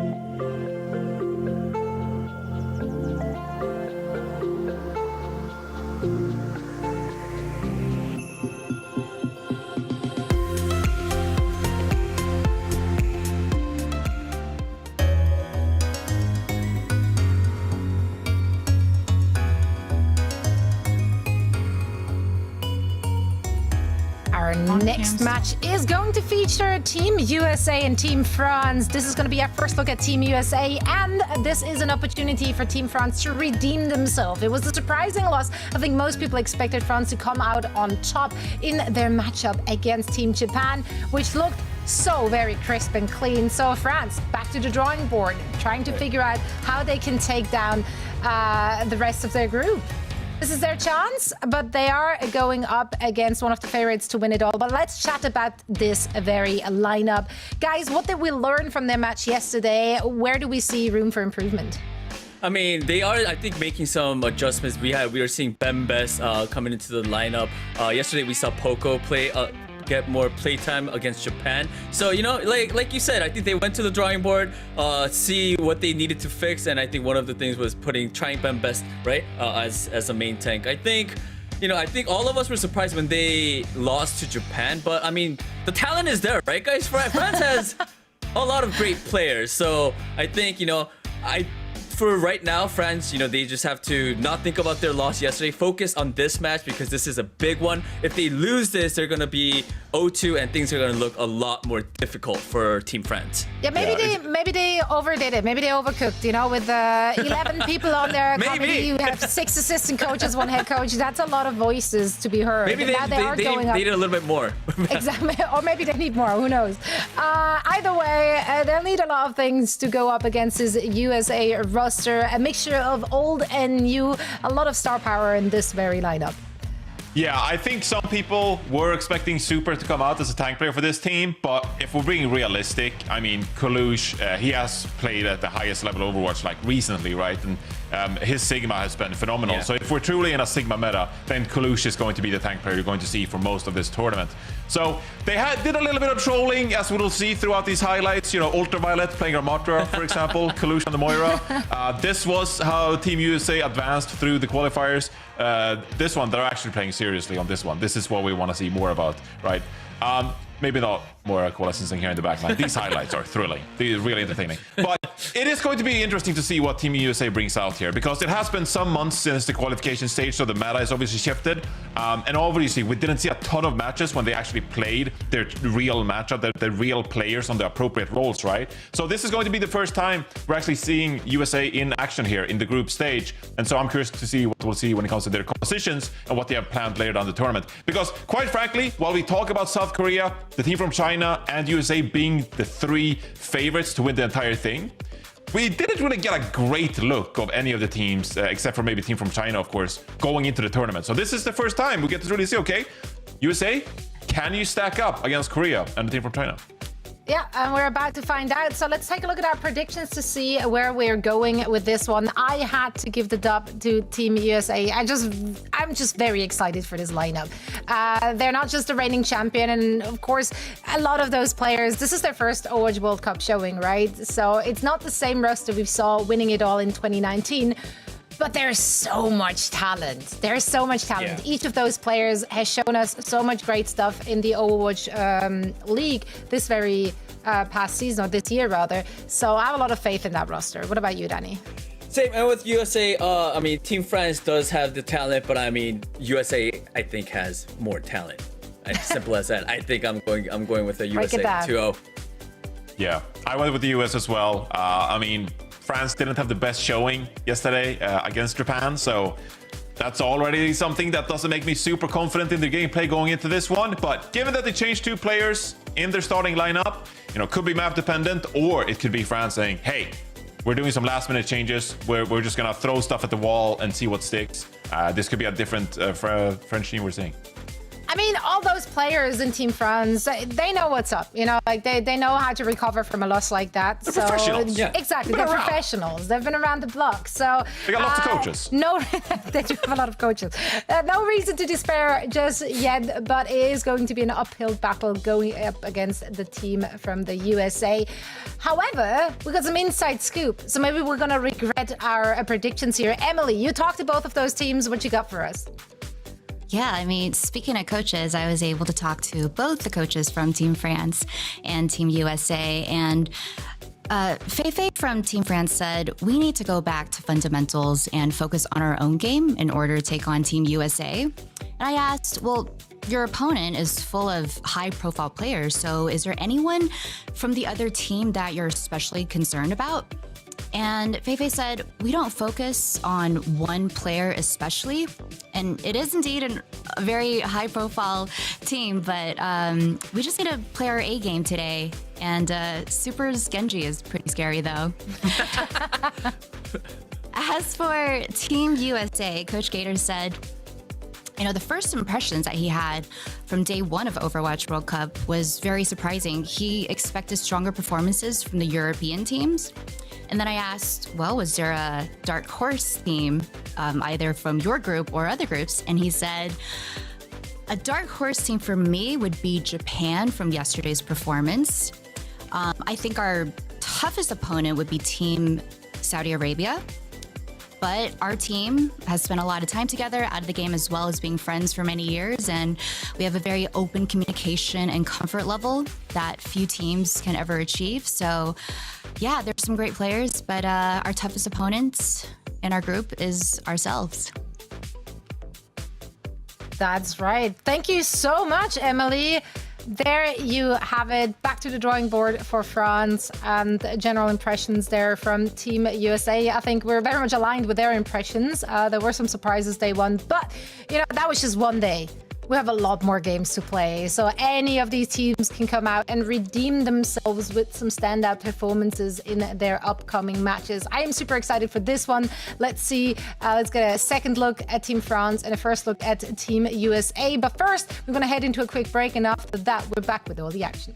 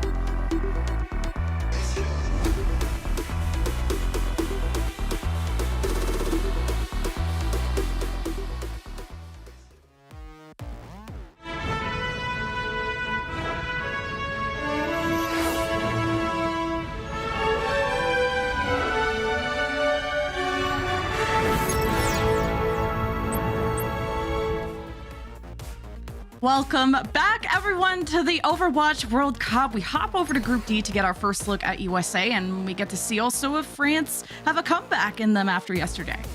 Yeah, obviously, taking that initial loss to Japan was not how they wanted this group stage to start. It was a very close game, back and forth.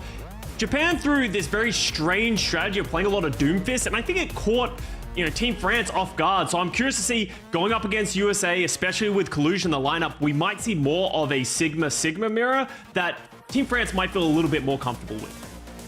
Yeah, it's interesting that France may be feeling like they have to change their composition up and at least their players around. Nico won't be starting. It's Pac, who very, very new player to the scene, has experience in Contenders Europe, wondering what his hero pool is going to be. I was very much expecting Nico today, but a lot of World Cup experience across the board, besides, a few new players like Avo and Pac and Natlox. And they're going to need as much experience as they can get because they're going up against Team USA, which has a very experienced roster. As much as in 2019, it was a completely different set of players other than Super, who came out of retirement for this one. Everyone in the lineup that you see right here is a first-time in the Overwatch World Cup, but they are no slouches. They are great players within the Overwatch League, and that's why everyone is saying Team France, they have their work cut out for them against this squad, because USA, they have a lot of depth and they have a lot of skill. Now USA are one of the big favorites along with South Korea, but USA just, they had public tryouts which were so incredibly competitive. Like they have what, three tank players, quote unquote, if you count that Dante could come in as Doomfist maybe. But we start on Busan downtown with some Junker Queen out of Ben Best. We don't get to see that too often. Usually back on his Washington Justice days, it was a lot of Reinhardt. Yeah, so Ben Best is in that lineup. I must have missed that one. So that means they're playing completely differently to what we saw from them yesterday. They're going to want to play fast with this Junker Queen. Speed boost in with the shout. There they go. There they go, but Avo, probably why you sub him in. That hit scan, although maybe he wasn't in the Overwatch League, is such an important hero to play on downtown. If you can dominate the top of that building, you got sightlines on around the map. It's difficult to maneuver. Seems like USA haven't been affected too much. The first cap goes to France, and using that speed, they dash on right to Hydron, forcing out his jump. USA don't have a lot of, well, space until Kalush decides to go to the point by himself. Now has reinforcements, but is below 50% health. Doesn't have a lot of armor. But with that immortality, RuPaul wasn't sure how Kalush was going to do either, and France now rotating behind. And they're jostling for position, both teams neither wanting to make a move, but Pac once again with a first pick on the RuPaul. That's a lot of healing out for USA. Yeah, France, oh, they just collapsed after that initial take. USA, I mean, they just kind of played this cat and mouse running around the staircase, and I don't think Pac is going to get out, but good retake by USA. Yeah, they didn't have the healing, but they didn't need it. They got the picks. They had the positioning in that moment, and you're going to see a switch out from Ben Best as well. Doesn't want to play the Junker Queen into the Orisa. It's an unfavorable matchup, so they go back to their Sigma style that they were known for, you know, just recently, yesterday, and then Avo also over to the Sojourn. USA now have the Ant Matrix, so France gotta hope that they can cross quickly to that Mega Pack side, and half of them managed to do so, but France are all split up and USA converge on the ones that made it through. Now the Sound Bear from FD God does rally the troops in France, hoping to maybe use this Dragon Blade, but Pac is hesitating, and France are losing bodies. USA haven't really had to use their DPS ultimates, but let's see what Kalush can do. Good Terra Surge really splits up France even more. Fantastic spear. And USA haven't lost anyone at this point, and they'll take the lead. And USA just used all of their ultimates slower. The sound barrier went out from FD God. Ultraviolet, not known for his Lucio, uses that bit a little bit later, and that gives USA the advantage. They have control of the room. There's nothing France can really do, but now there's a window here for Team France. Pac, he has that Genji blade, no sound barriers on either side, but Sugar Free can match with his blade of his own, and we know how good Sugar Free is on the Genji. France unsure if they wanted to take that coast side, but decided to speed on through. Pac with the Dragon Blade dashes in, didn't get the reset. Maybe worried about Hydron, who has got the overclock, plenty of space to work with. Even has the speed of Ultraviolet. Jumps back on top, tries to dodge the accretion of the Sigma. Here's Sugar Free shining bright. And that's more than enough work for USA. Now within one fight territory of winning the first round. Yeah, and at 85% encounter, USA, they're going to try and punish Ben Best. They're trying to get him early. If they can get this pick, Team France might not even get another opportunity. Oh no, how are they going to get to the point now? Avo switches over to the Tracer to touch, but it's going to be a difficult route to get. FD God is not thinking about touching at least. Okay, last minute there from Avo. FD God next, Pac on top. And France behind after what you thought was an early good take, and they had the rotations. They had USA fleeing the fight at all times, but as soon as USA retook, it was just a wall that France couldn't break through. Yeah, and USA just using their ultimates better and better and better than Team France. It just felt like they had a little bit more synergy and coordination. And, you know, we just heard from Emily talking about Team USA. They have a lot of experience playing together. A lot of them are friends. So there is that synergy that they have from just playing in the Overwatch League, but also just understanding and being able to be honest with each other to be able to play as a whole unit. Now we're going to see switches coming out from France, and we're going to see Ben Best go over to what I would consider his signature hero, over to the Reinhardt. Yeah, that's what I remember him being subbed in for, but there's so many good options. I mean, Orisa, I think, is more flexible when you can have the range damage. He's gonna think better of it. More sustain. Yeah, if that's what Kalush has been known to play too, it's a good matchup. But with the Mei, I wonder how well this can enable Ben Best. And Pack on the Mei should give France an advantage because Genji is nowhere near as good. Yes, you can play to a high level if you can get those dash resets, but Mei, with the wall, you can isolate your players just like Kalush here. Oh, Hydron letting loose. Immortality is keeping France up, and Hydron will not be stopped, and not a lot of attention is being given over to him. Really, just France is overwhelmed by Team USA. And with Mecha Base being such a defendable map, or I should say round, this is going to be troublesome for France to attack it again. Yeah, because it gets difficult here for the team trying to reclaim the point because there's two very small chokes that you're coming out of and they can see you coming. You can see USA waiting at the top of the stairs, waiting for Team France. They're going to have to use so many resources to just get out the door. They use the wall to cut off the sightlines. That's a great play from France. Amp Matrix, I wonder how much space is going to be created, but this neutral fight is also decided by the Bastions. You can punish these rotations as someone out in the open. It was Sugar Free. FD got able to chase it down. Ant Matrix here from the high ground of France. Spraying and praying as USA caught in the open here, hoping to keep defending this point, but they decide to retreat and France cap again. That's a great play. Drops that wall that just sort of scatters USA. Kalush went forward, but the rest of the team wasn't there. From there, France just finding their advantages, find the initial pick, gets Sugar Free down. But now ultimates are starting to come online. RuPaul has the amplification matrix. USA are going to rotate to the right side, drop that one early to give them some space. Hey, Amp Matrix, this scares the heck out of France. There they go back to the high ground, and USA chasing them down, and Hydra maybe even getting them low here with the artillery strike, and low! And he's popped up too! USA taking fight after fight and committing more ults. Here's the Dragon Blade, but caught the Terra Surge, not ideal, but Ben Best at least wanted to go for the trade, but didn't channel it long enough to get Sugar Free. It will be USA capping the point yet again and taking the lead. Just perfect position of the artillery strike by Hydron. FD God does pop the sound barrier, but it's just a second too late. Then Ben Best, also using the Terror Surge incredibly late. So now they don't have big ultimates to get back into this fight. It's going to have to be on Pack with this Blizzard to try and isolate some of the players from Team USA. Yeah, USA came in with a plan. Ant Matrix, artillery, and France. What do they have cooked up? At least getting out of the doors is good, but the Terror Surge has everyone low! France still live, and they place the Blizzard at their feet. This does solidify USA a little bit, but with the Sound Bear of Ultraviolet, USA march on. Here's the artillery strike from France. Maybe finish off some of those targets. USA are down by 2. And France with the 5 versus 3 just have to finish off what they started. And Ben Best gets to just gallop towards USA to look for those staggers to buy time that they desperately need. Just a great play once again by France. You can see they understand how they want to get into these retakes, and USA, because they aren't running the Mei of their own, they don't have ways to limit France's ability to step into them. So once again, USA, they're actually going to fake it to the right. They've actually caught France. France give them the opening. They jump through with the amplification matrix again. Yeah, you also got to keep Sugar Free in check. He's looking for flanks. Here's the artillery strike from Hydron. There's a lot of targets in these close quarters, and at least you're making them dance around. Maybe expose themselves out in the open. USA have them trapped in this small room, and USA are also trying to flip the point, but somehow as Kalush was doing that, he's removed, and France don't have a tank standing in their way. So they'll use the speed of FD God to at least leave the room, see if they can match USA on the high ground. And France have all the advantages right now. They have 3 ultimates online, Pack coming up to the Blizzard. They should be able to deal with the Sugar Free Blade and take this round.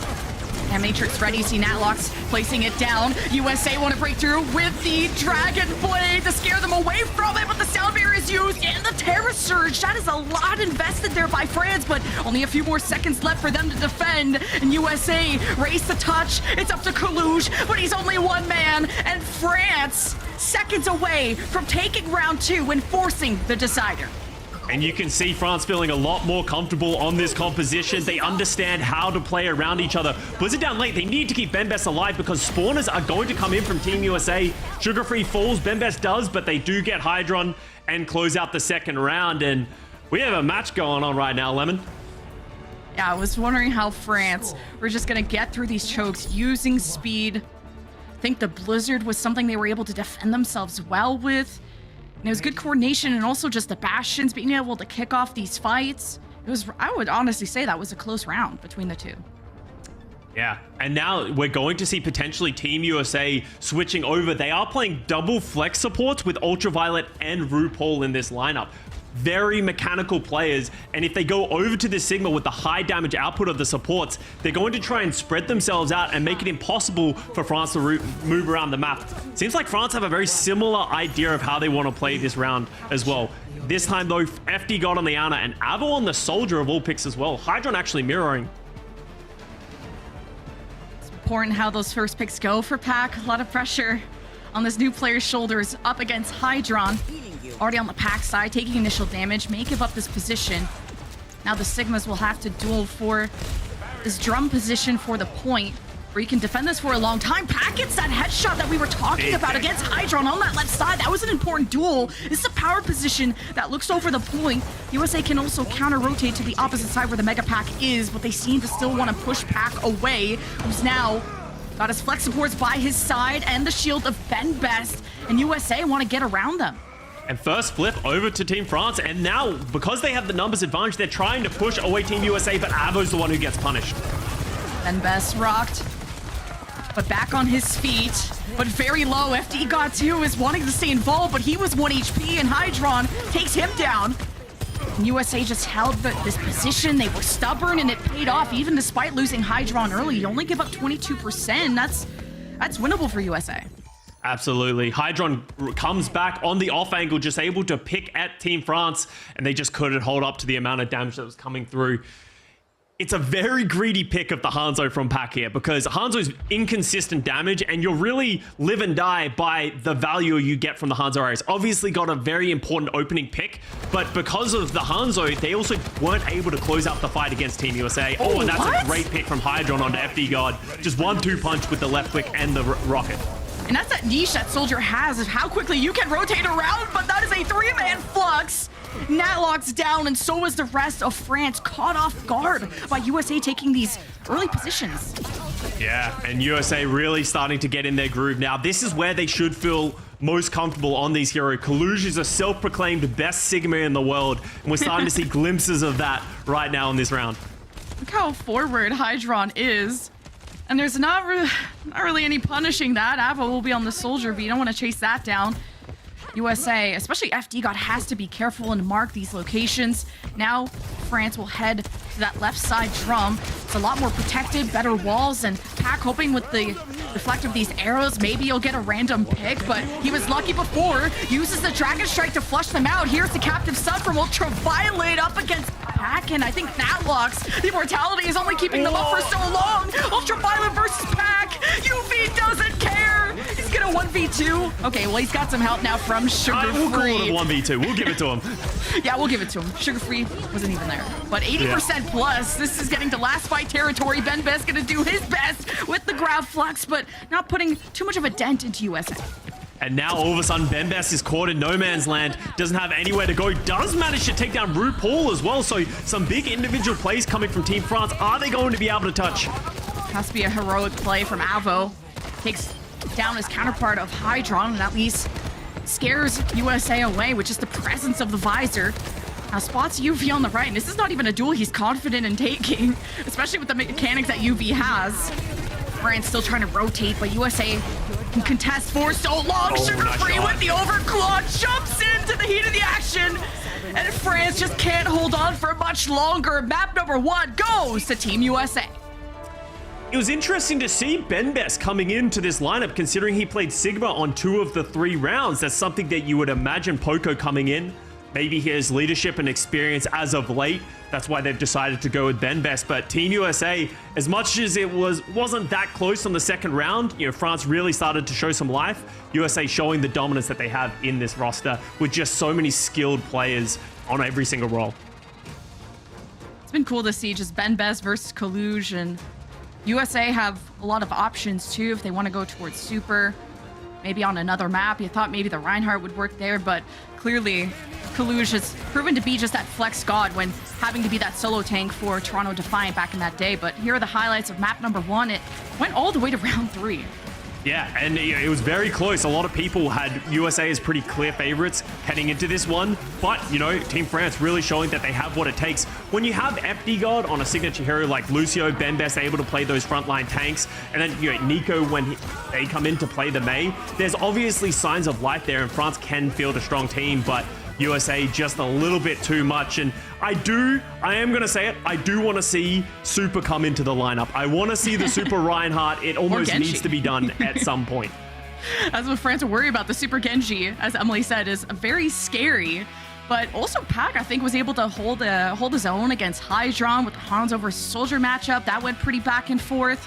We're waiting for the map pick, by the way, from Team France, as USA are on match point.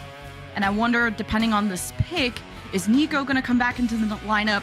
Are you confident in the Avo Pac DPS line against Hydron and Sugarfree? We'll see. I think France did a good job at keeping also Sugarfree more in his place when he was on the Genji flanking. Yeah, exactly, right? When Sugarfree wants to play on that off angles, the problem that you have if you're France is that there aren't really any clear weaknesses of the way USA wants to play because they have such a deep roster. They can go to the Super Genji if they need to. They have Dante waiting in the wings to play Doomfist or Sombra or any of those heroes. USA really does have a wealth of opportunities to play anything at this point.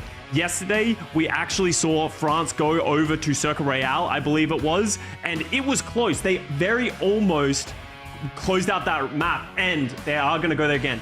Actually, I'm going to correct myself. They went to Blizzard World yesterday that they were very close. So actually going away from the map that they chose yesterday, maybe thinking they'll have a better chance on Circuit Royale. And I wonder if that means Poco will come back into the lineup as their signature Sigma player, but we'll find out what those substitutes will be on the other side of this break.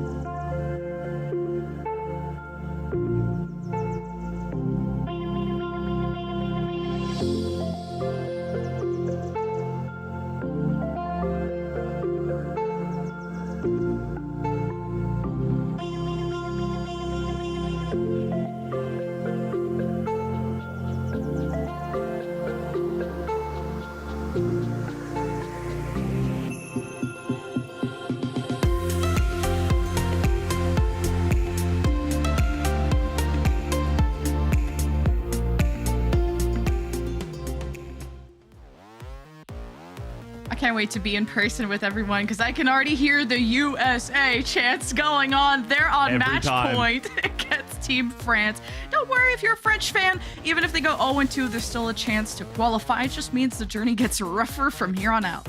There's always a chance, and you can see the handsome man taking his spot in the middle of the team. Poco has come in to play the Sigma on Circle Royale. This is what we expected to see, but that's the only sub we're going to see coming out from Team France, and they must be confident in taking this Sigma mirror. They're going to take them to Circle Royale. Yeah, because we only saw Nico play Mei, and I know that's his best hero, but maybe they feel like they have more flexibility and would rather take the risk on Pac and Avo. And yesterday we got to see Avo play a pretty good Sojourn, pretty good Bastion, even today too. So I wonder how Pac is going to fit in this when you have probably going to play 2 hit scans here on Circuit Royale. Who's going to take that Widow? Was it Avo, I believe, on downtown? Either way, but going up against Hydron, who when I started casting him in Contenders, he was the Widow back in the day.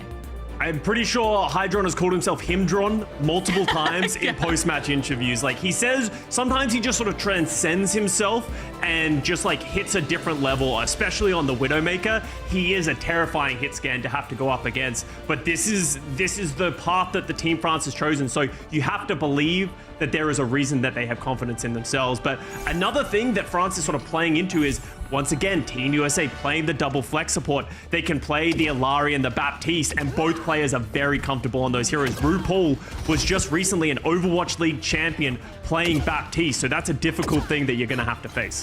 And it's been cool to see RuPaul just grow as a player in terms of skill-wise, and also as his whole career just so fast. Like, he is blown up along with Ultraviolet, who has been always just the most respected player. Like, if you've watched Contenders, if you support tier 2, like, Ultraviolet has been the GOAT for so long. Then you got, you know, Sugar Free, Rookie of the Year, no big deal. Like, this roster is so stacked. It's insane. France, you gotta hope that they can put a good dent. Now they got that leader of Poco in the lineup. We'll see on this map choice how it'll go.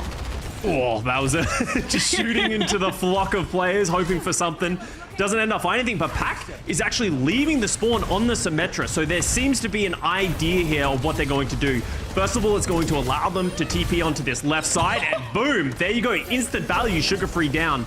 They're going to try and push to see if they can find anything else, but it doesn't look so. So USA, because they're playing the Sojourn and the Widow, they're looking for picks. They're not looking to go in, they're just looking for the DPS players to hit shots. While France, because they're playing the Bash and the Symmetra, they have to go in. They have to utilize their speed, their movement to get on top of Team USA, and there they go. It's a little trickier for Sigma to take the space. You constantly have to readjust that shield. This France composition has become a brawl composition with the Lucio, the Symmetra that can move them around. That's how they caught USA off guard, knowing that maybe these double hit scan, especially that Widow's going to come out, not as mobile as the rest, and that's a free point A cap from France. USA didn't even want to contest. Phenomenal game plan from Team France. They obviously came in, knew what they wanted to do, and they caught Team USA off guard. I don't even think many shots have even been taken from Team USA. Maybe one of the fastest first point captures I've seen on Circle Royale in a very long time. See how far this momentum can take them. Hydron on the flank, spots out the supports, and maybe even Pac, and now he's exposed himself, and USA have to head back. Hope to defend the end of point B, and not much contest coming out of Kalush to maybe stall out, maybe around this corner, but they'll be down to this Amp Matrix from Natlox. He has it early. This is a long lane that USA have to hide in. They'll take shelter on the left side, but they've lost Ultraviolet. They'll respond with their own Amp Matrix here from RuPaul, but that's an easy disengage from France. Yeah, France are more than happy to take that. They've pushed the cart so far on this second point as well. Now they can set themselves up for a teleport play with Pac on the Symmetra. Pac's going to go in alone, put some pressure onto the Widowmaker. We need to see some shots get hit from Hydron. He hasn't found any purchase so far in this map. There's the Graph Relux from Poco, and USA barely able to contest here at the end of the day. They are having to force their way through this photon barrier placed there by Pac, and USA haven't stood a chance so far, haven't had a stop. It's France that have been controlling this entire game. Photon barrier perfectly placed. I said Hydron needs to hit a shot. He can't hit a shot if there's a wall of shield sitting in front of his face. And right now, Team USA are getting absolutely run over with just this faster composition, and that's why you're going to see the switch from Hydron. Goes over to the Bash and realizes, I can't get anything done with how fast France is playing on the Widowmaker. I need to match the damage. And even the random Bastion nades that stick to you have been just forcing Hydron to be a lot more careful. This is a good swap. USA have the grab flux of their own, and France are all grouped up together. I mean, maybe you could try and teleport out if USA get too aggressive. France. Look at how much space the USA are giving up. They've given up the first corner and the second corner, and now France, they're just going to teleport onto the high ground. All the flare was eaten by Poco, so there's nothing that Ultraviolet is going to get from that ultimate. Yeah, France are just taking all the positions that they want. Now the Ant Matrix is pulled, and while they're all grouped up, Kalush slams them down with the grab flux. And finally, USA get their first fight win all map. And like you said, they just gave so much space that it was one fight for point B, one quote, well, not even a fight for point A. Like, this is going by very fast. Yeah, and Team USA, they have to use a lot of ultimates to sort of slow that push just there as well. The Flux, the Overclock, and the Alari ultimate. Now they have absolutely nothing, only RuPaul with this amplification matrix. So France, how are they going to maneuver? They've been so smart with their TP so far. They're going to teleport underneath Team USA, take the positioning, and get control of the cart once again. Good turret placement from the Symmetra there of Pack in case USA do decide to drop down. Now the sound barrier and the artillery. USA getting overwhelmed again. Now using the healing of the pylon to hold to their position and use the Ant Matrix to fire back. It's just chaos. And USA just have better focus fire at the end. France were hiding and maybe weren't able to deliver as much damage. And either way, France will have to reset. A much better response there from Team USA, realizing that France are trying to maneuver around them, so they actually push into them, don't give them the freedom of just sitting in that room, and Pac actually got himself split off next to the stairs. They just couldn't keep him alive. So now all of a sudden, the clock starts to dwindle. That's 2 minutes off the clock, but France still has 3 minutes remaining because of how quick their first 2 points were. Now France can teleport, but they also have the photon barrier. It's a fake. Oh, and they just decide to speed right into USA while Hydron is in tank form, and he's the first to drop. He's so immobile in that state, and France knew, and they pounced. With the 5v4 too, USA escaped without having to lose any more bodies, but France are teleporting into them. Grab Flux only focusing down Kalush, and he's just getting pummeled to death. But somehow Kalush still lives on. RuPaul and Ultraviolet, great support! Oh, nice! And Ultraviolet holds on to that window position, and he can free fire on that backline. Great disengage out of USA. Yeah, Ultraviolet showing a little bit of a flick there onto the aggressive FD god Lucio. And now all of a sudden you're going to see a switch over. Pac goes over to the Genji. Poco over to the Diva, a very different look. It's more of a dive style now. They're going to play as a unit and try and get on top of Team USA, which is going to be difficult with how much damage is coming out. You see FD God almost falls just trying to cross that distance. Oh yeah, there's a lot of poke coming out of Team USA, and look how forward Kalush is playing to stuff them all in a corner. That the artillery strike from Hydron get knocked down. And the poke is just so strong too, you can't even discount what the flex supports of USA are doing. And USA, they're just sitting on this high ground waiting for France to get in. And without the teleporters, how do they close that distance? They need to go together as a unit. Use the Genji deflex. Poco can sort of mitigate some of the damage on the Diva. But right now, it feels like they're just an uphill battle, literally, that they're never going to be able to close the distance unless they start getting some ultimates online.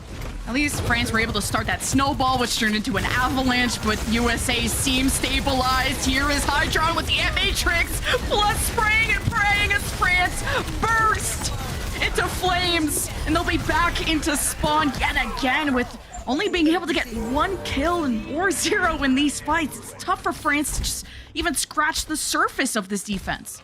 And USA have cycling their ultimates very well. Ultraviolet now has the Alari ultimate, so if France group up, all of a sudden they could end up getting hit by that big AoE damage. So Poco's going to need to be focused on eating that one. But even if they get through that, Kalush is coming up to the Gravitic Flux. So many threats they have to deal with for Team France. And it's tough to forward face. Wait, FD God, did he just Ajax? Oh, no. It's so tough to have that front-facing tank, as I said, with Poco only having just limited amounts of Matrix. So France is just way more exposed to damage than they previously were. Yeah, that hurts right there for FD God. They needed that extra health, that overhealth. Silver lining, they do have 3 ultimates on. They're going to need some individual brilliance from both of the DPS players. Pac with the Genji Blade, Avo with the Overclock. They need to find some picks. All right, the last fight for France after several minutes. They're gonna just go on the underside and force, just try to get as much meterage as possible while Poco takes the attention and Pac pressures them back. USA are on the coast side and France now have the card contested. It's up to Pac to really pull through for France once and for all, and France have so many ultimates that they can maybe even make the full push with. They have to use 2 of their DPS ultimates, but they are getting an advantage. Natlox cannot fall here. Needs to be very careful.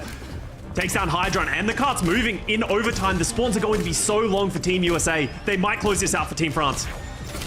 Yeah, the Nano and Poco self-destruct just for that second life. The Nano's given over to Pac, and with FD God, they hope to close the doors for the spawn once and for all. But USA, with the Ant Matrix, couldn't support Kaluge through the LOS. The artillery strike only weakens France, but USA seem to have enough damage to maybe get a few kills. But only Sugar Free is there to contest the card one last time, and RuPaul will be there to assist. But with the sound barrier that FD God was able to generate at the last second, France should have enough sustain. They just need to focus on these last 2 members here of USA, and France will be able to cap. But it's taking too long for France to finish the fight, and now USA are almost back at full force. Oh, the spawn doors are just too close for Team USA. France can't get the members down. If the Diva Bomb gets Ultraviolet, maybe they can do it still. Itron, oh my god, that shot, but France pulled through also with the swap of the Tracer of Avo and Poco. That has been that French anchor that they have needed. They will full cap after several minutes, several attempts just to get through the initial part of Point C. Turned into a great momentum push for them. The most drawn-out overtime fight I've ever seen.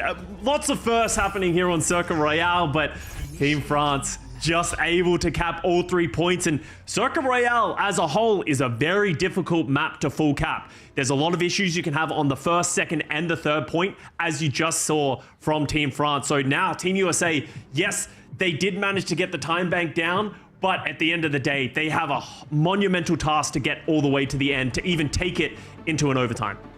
And it's difficult to cap this map. Now we get to talk about that more. What was it? Only once in Overwatch League history that we've had like a second round of attack, or sorry, a third round of attacks, but it is difficult to cap this map just with how that last point is just so good for the defense. And you even saw the initial part of Point C can be very defendable too. It's how really Team USA can create the same snowball that France did, but that's still a winnable push for France. Absolutely. And if you're Team USA now, you have to be thinking, what are Team France going to play? The Symmetra isn't going to work anywhere near as well on defense because it's hard to sort of push your objective. They could do it, but it would be a lot more difficult than it was on offense. And right now, I'm just going to say it, Hydron hasn't been hitting the shots he needs to hit on the Widowmaker. So do they make a change of their own and sort of move towards just playing the more traditional Bastion and Sigma and just playing the fundamentals better than Team France? I think France had an edge just based on the surprise factor, right, of teleporting into them. You had the immediate Bastion nade, which sticks to you. They couldn't get away. USA couldn't get away in time. And then they were able to make that snowball push where Team USA were maybe still in a planning phase, hesitating. The fact that they didn't contest that Point B highway at that halfway point to create more fight opportunities. It came down to just France having more ultimates at Point B, which created just this long push with, 4 minutes for Point C. But once Team USA stabilized, when there was more of a neutral fight, Team USA were the better team. Absolutely. And I think you've seen bright spots for both teams so far in this series. I think a lot of people were worried for Team France after their loss yesterday against Japan. Even though it was a close series, people, I guess, have high expectations for Team France because of the history that they've had in Overwatch. But they're taking it to one of the teams that we consider to be the favorites right now in the Overwatch World Cup and Team USA. So some bright spots here for Team France. And maybe if you're a USA fan, maybe a little bit of like, ooh, this is a little bit closer for comfort than I would like. It's just cool that France clearly came in with different strategies. I've seen like some teams that basically run the same composition where they don't have time to scrim, or this is what works. If it ain't broke, don't fix it. France has shown different signs of creativity. Even when the Nico sub didn't work out in the first match, they brought in Pac and Avo, who... This is what World Cup is all about, to feature new players, to have that chance to travel to BlizzCon, to face Overwatch League caliber talent on the other side. Like, that is a once-in-a-lifetime opportunity. And And, well, that opportunity is going to have to wait a little bit longer. We have a technical pause coming out of one of our players, so we're going to take a break. We'll see you on the other side.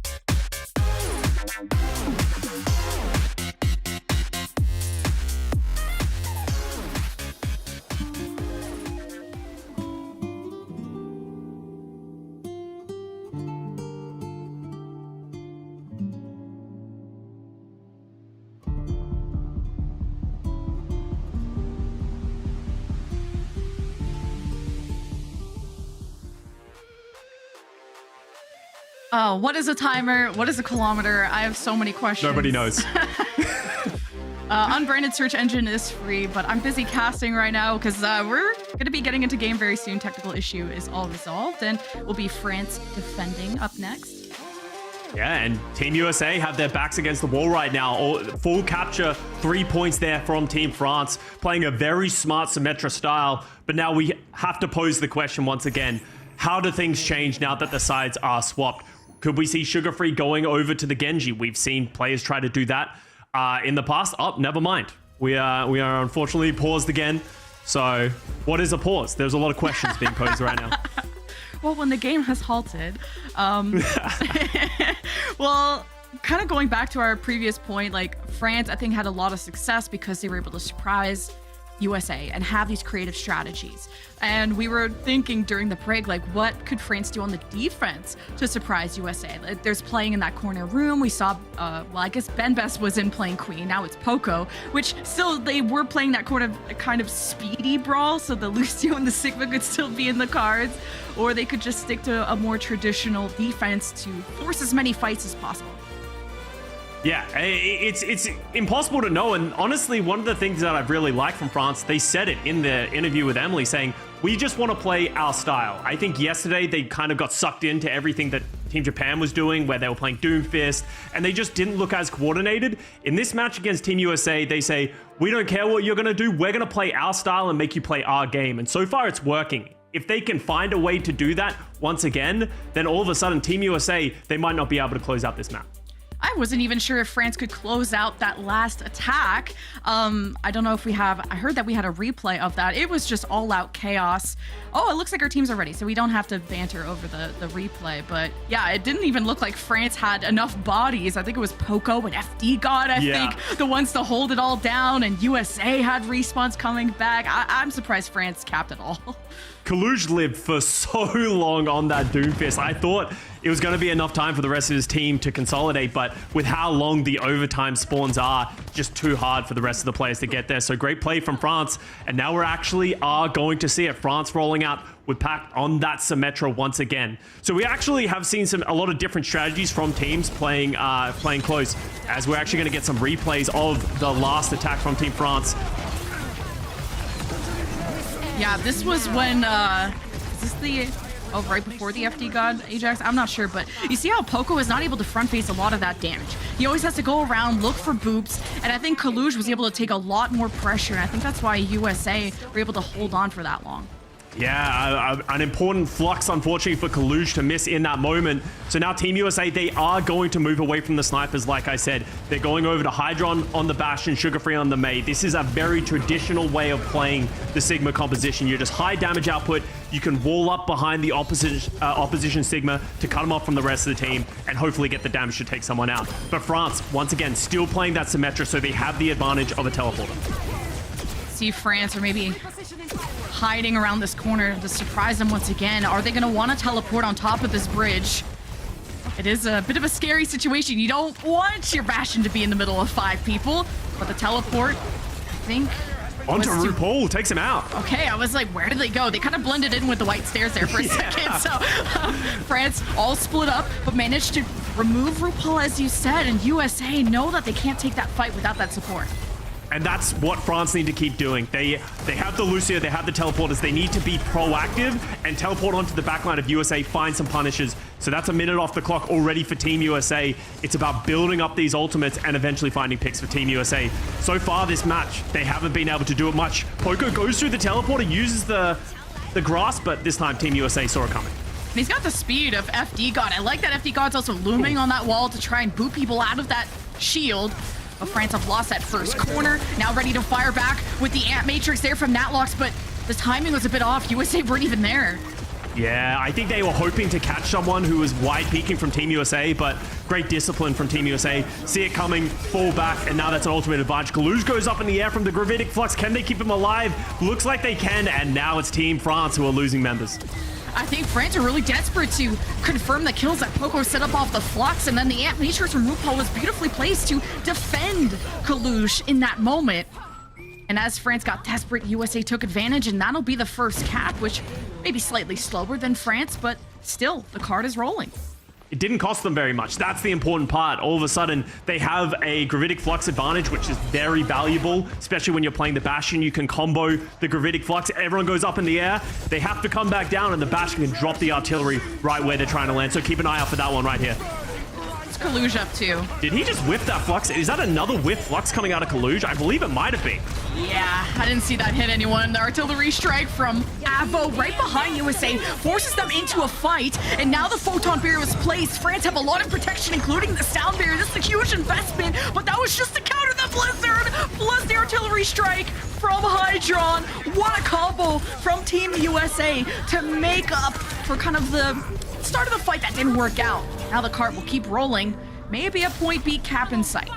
Yeah, I believe France should get another opportunity to capture to defend this second point, sorry. They do have the amplification matrix once again, if they use this a little bit better, but RuPaul will also, on the other side, have the ability to match it. It can be very difficult to fight back into this if you are Team France, because your entire team is stuck in this choke. You're actually going to see Pac teleport over to the left side, and USA are actually going to concede the positioning a little bit and just sort of step back, but they're coming back in with the Ant Matrix. I like this Ant Matrix from RuPaul. You were hoping to catch France crossing in front of the cart to help Poco out, who's kind of on his own island there on the left side. Natlox placing the Ant Matrix to help France fire back against USA. The shield still alive and well from Kaluj, but he needs to defend Sugar Free while he's in that ice block form. He can't reposition in that moment, and USA are still alive. Now, they've separated France and Poco away from the rest of his team. That's a Maywell from Sugar Free. Yeah, to block off the healing from that tank. And France will just have to dump bodies to contest and reset as a team, but USA continue on. And you can see why Team USA, they're wanting to play the slower composition. You can see if France aren't able to get into the fight and sort of apply pressure with the Lucio and the Symmetra, they will lose the long drawn out fight. They don't have as much healing. The Lucio doesn't do anywhere near as much healing as the Alari, and the Symmetra doesn't do any range damage. So it feels like right now, France need to go back to what was working for them. They need to get back to playing their own game. That's why they're trying to route around the left side right here. And USA already have the high ground. France are on the coast side, and that's not really where they want to be, especially everyone is grouped up. And Fluxes are coming online for Poco and Kalush. Oh, God, be careful. Just using the Bastion to try and break through. Ultraviolet is insane with this captive sun. Procs on most of France, and they just burst. USA take the fight. They still have 3 minutes and half a point C to complete. They still have one more fight they need to win. France are going to have the closest spawns. They will get another fight, and they have a lot of ultimates to combo. They have the Gravitic Flux and the Bastion Artillery Strike once again. And you're going to see Team USA, they're trying to play it slow, play around their own advantages. Oh, that's a huge flux. Most of Kalush's team is hit. The ice block comes out, and the artillery strike from Avo just to send USA back a little bit. For now, USA just relying on this Amp Matrix, but France not inside of that. Artillery strike from Hydron to maybe force some different positions out of France. Now they're on the left side, the Blizzard of Sugar Free, to try and stop anyone from contesting from the France side. The Sound Bear from FD God should be enough sustain to push back USA in this fight. Such a smart play from Pac, realizing that they need to touch the point. Uses the Symmetra teleporter to touch it, slow down the cart, and then teleports out right before they get frozen. So that's just great heads-up play, understanding how to play around the Symmetra and deal with that sugar-free C9 Blizzard that we just saw. And now it gets difficult for Team USA. We saw how difficult it was for France to close out this third point. USA is going to have the exact same issue. They don't have any ultimates up Lemon either. It's only Kalush with the Flux, who's been questionable at best so far with this ultimate. USA wanted to take positions around poolside, and Poco has spotted it out. France are going to give it up. And USA, are they going to want to drop the card? They're going to be forced to with this Photon Barrier up Pack. And even with the teleport, I don't even know where that went, but France are on the chase thanks to this Lucio of FD God. France can force the fight even if USA aren't ready. But it's currently USA who are up now 1, 2, and 3 kills as France couldn't finish off the targets. When it felt like France had USA up against the wall, it's USA that will be capping shortly with time to spare. That's great play from the USA supports. Ultraviolet and RuPaul somehow keep Kalush alive. He was getting chased by the entire team of Team France. Keep him alive long enough, drops the Gravitic Flux, and then all of a sudden, it was a trap for Team France. It will go into overtime, and France will get another opportunity to attack because we are on escort. But Team USA, they're going to have a 1 and 16-second advantage. That's a difference of what, a fight or two, and with how difficult it's been for both of these teams to get through point C, you're going to need all the time you can get. But with 1 minute, France, I think my expectations is, can you at least get point A with that 1 minute? Yes, on their last attack, they made that very swift, but it was off of a teleporter play that maybe USA weren't expecting. So now that, are you going to want to rinse and repeat that strategy? France are going for yes, but how are USA going to adapt to that? Yeah, the jig is probably up for Team France. I believe Team USA are going to expect the Symmetra come out. They're going to be more prepared for these teleporters, so their backliners can play a little bit smarter, and we can see Kalush trying to sort of handle this one. And this is how they kept Kalush alive. Look at how far that lamp was from. The supports were nowhere near Kalush where they needed to be, but then Kalush just able to live long enough, just able to stay up with both supports, and then boom, Kalush lives long enough, drops the Flux, and USA close it out. And that's tough. I can't count the amount of times I've missed, just jumped out of immortality. Just there's so many colors, so many people in front of me. You don't notice that barrier. But either way, France broken out of their spawn room doors. USA keeping eyes on them to see. Well, I guess there's not going to be a teleporter play. Yeah, they're just going to go for the May. They want to just play the May. I think realizing that the Symmetra is probably not going to work a second time around, just go to the May, give themselves a little bit more of an advantage. So the only difference right now is the Alari for Ultraviolet versus the Lucio of FD God. So how are France going to use this speed boost from FD God to give themselves an advantage? A good Maywall too behind Kalush would be huge, and that kind of misses. Kalush manages to escape in that left fashion show room. France gotta hope that they can build up this Amp Matrix, and for Natlox, it's been significantly quicker than RuPaul, and this could be what decides this last fight. Yeah, this is going to be a make it or break it for Team France. Sugar Free's getting very close to a Blizzard. They need to keep an eye on that one.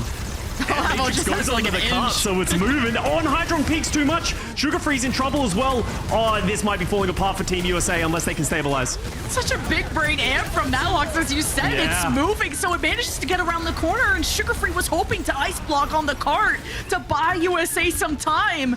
And France, it was all up to Natlox in that Amp Matrix to win them the fight. And with that 1 minute, we were hoping that they got the point A cap, so they did. But now how far do you go from here in overtime? And importantly, RuPaul trying to turn that fight around, use his own amplification matrix so they don't have an advantage in that respects. And we're in overtime. In overtimes on escorts, if Team USA loses one fight, they'll lose the second point. And they'll likely only get one, maybe two fights on the third point. So every ultimate matters. They need to stop this push right now. Otherwise, their time advantage isn't going to matter. Lavo is going to force USA back. This ultimate. Seems like USA want to be ready to engage off of this Blizzard. Sugar Free can even go through this right side if he wants to catch France off guard, but just decides to go through. France are in front. Sugar Free dies! He's not able to use the Blizzard! The sound barrier from FD got 2 is more than enough sustain. France have to send the house, and USA are around the corner hoping to play as conservatively as possible so that they can contest again from the Maywall and the Blizzard at the door! Pack! Does he win this fight for France? Point B, it's Captain. USA can't do anything about it. That was so smart from Team France. They realize they have the player advantage. Just drop the Blizzard. Keep everything moving. They're trying to find another pick. Can Hydron get out? No, he falls as well. It's getting from bad to worse. Just cascading effect of just finding more and more advantage for Team France. And USA, they don't really have that many ultimates to handle this as well. They gave up their flux and they're moving in and they're going to have to deal with a Poco flux of their own. As long as they can stay on the cart versus this sugar-free Blizzard, they should be in a good spot. Yeah, France's fight planning has been so good at removing Sugar Free earlier on. Artillery strike from Hydron right on top of Avo. He's in the immortality field. He jumps down into the Blizzard, or at least was going to be frozen either way. A lot of damage went into USA. It's 3 versus 3, and it's up to Poco. But with this May all up in his face, it's so difficult for France to live on through. But still, with the 1 minute that they had, this is a winnable push for France. Can't be unhappy with that push. That was great play. About halfway through that third point just there. Regardless of the 2 minutes and a quarter, the Team USA, they're going to have to find some similar type of push where they find advantages and they're able to snowball it. Circa Royale, positioning is king. So if they're able to just continue to hold that position and find their advantages, they can do the same thing, but it is difficult. If France stay composed, they should be able to close out this map and take us to map 3.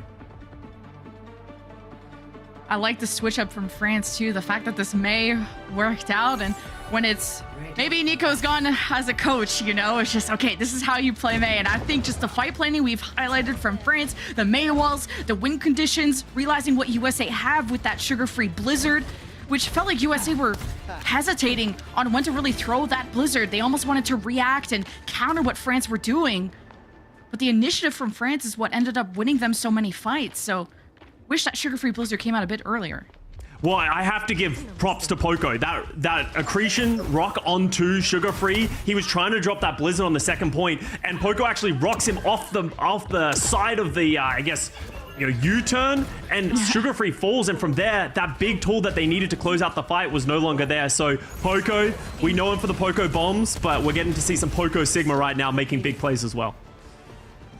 All right, just a 1 minute or so advantage from Team USA, but here's that corner play I was talking about with France, with the teleporter, so they can jump to both sides of Team USA.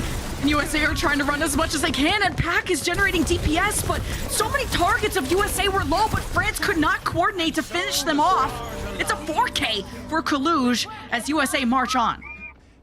I like the idea there from France. They just weren't able to execute. That was a great rock from Kaluge. Instantly hits Pac on the way out of the door. But that's what France wanted. They wanted to take an early fight because they know they can take a better fight at the back end of this first point. The one thing that they are going to have to be worried about, because Kaluge got that 4K, he's already 60% to a Gravitic Flux. If he gets that one way earlier than France expect, it could close out this first point very quickly. And because that fight wasn't extended, Amp Matrix of Matlock was a big win condition for France. And they're both around the same percentage. It'll be that grab flux coming up soon. Hydron is getting rocked from behind because Pac teleported France behind USA. But USA decided to just focus on the frontline battle and then turned to deal with the low HP targets behind.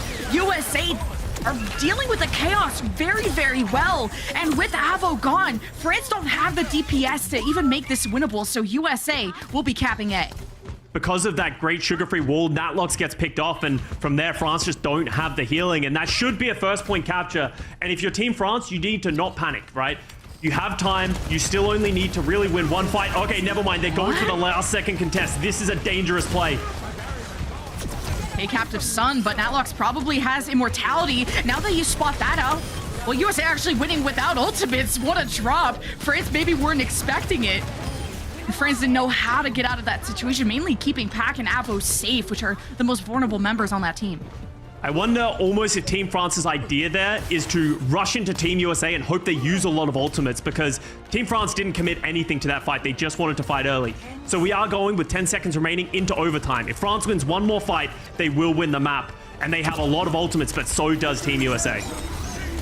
All right, the grab flux from Kaluj, FD God, holding onto the sound barrier, and you got Natlox just by himself using the Amp Matrix. Maybe Ava wanted a piece of it. Repositions, the Baywall still in his face, and France are still getting organized.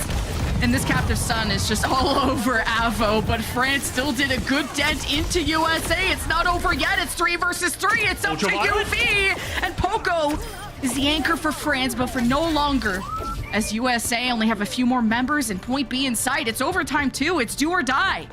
That was absolute chaos, and USA used absolutely everything as well. FD Gold with the sound barrier, Pac with the photon barrier.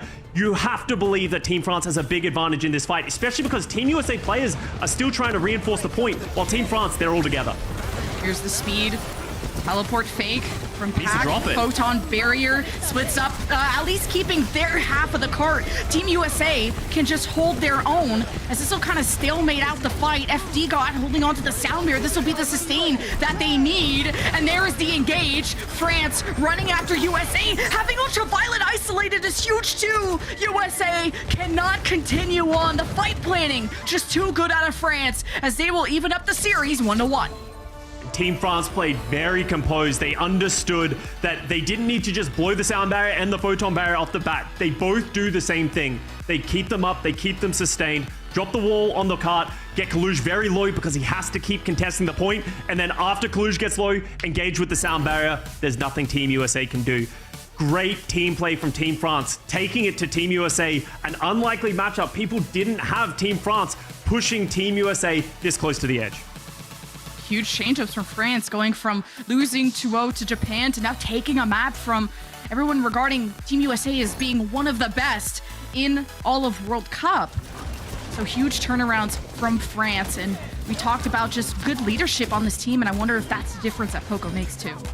Yeah, Poco, he's always been a cool, calm, and collected player. You know, all the way back from his days with the Philadelphia Fusion, he was just known to always be a very, I don't want to say monotone, but just a very calm person in those comms. And you can see that coming through on this team. He has a lot of rookies to play with. Avo, Pac, Natlox, they're not as experienced players on the international stage, yet they were able to keep their cool against some of the best players in the world.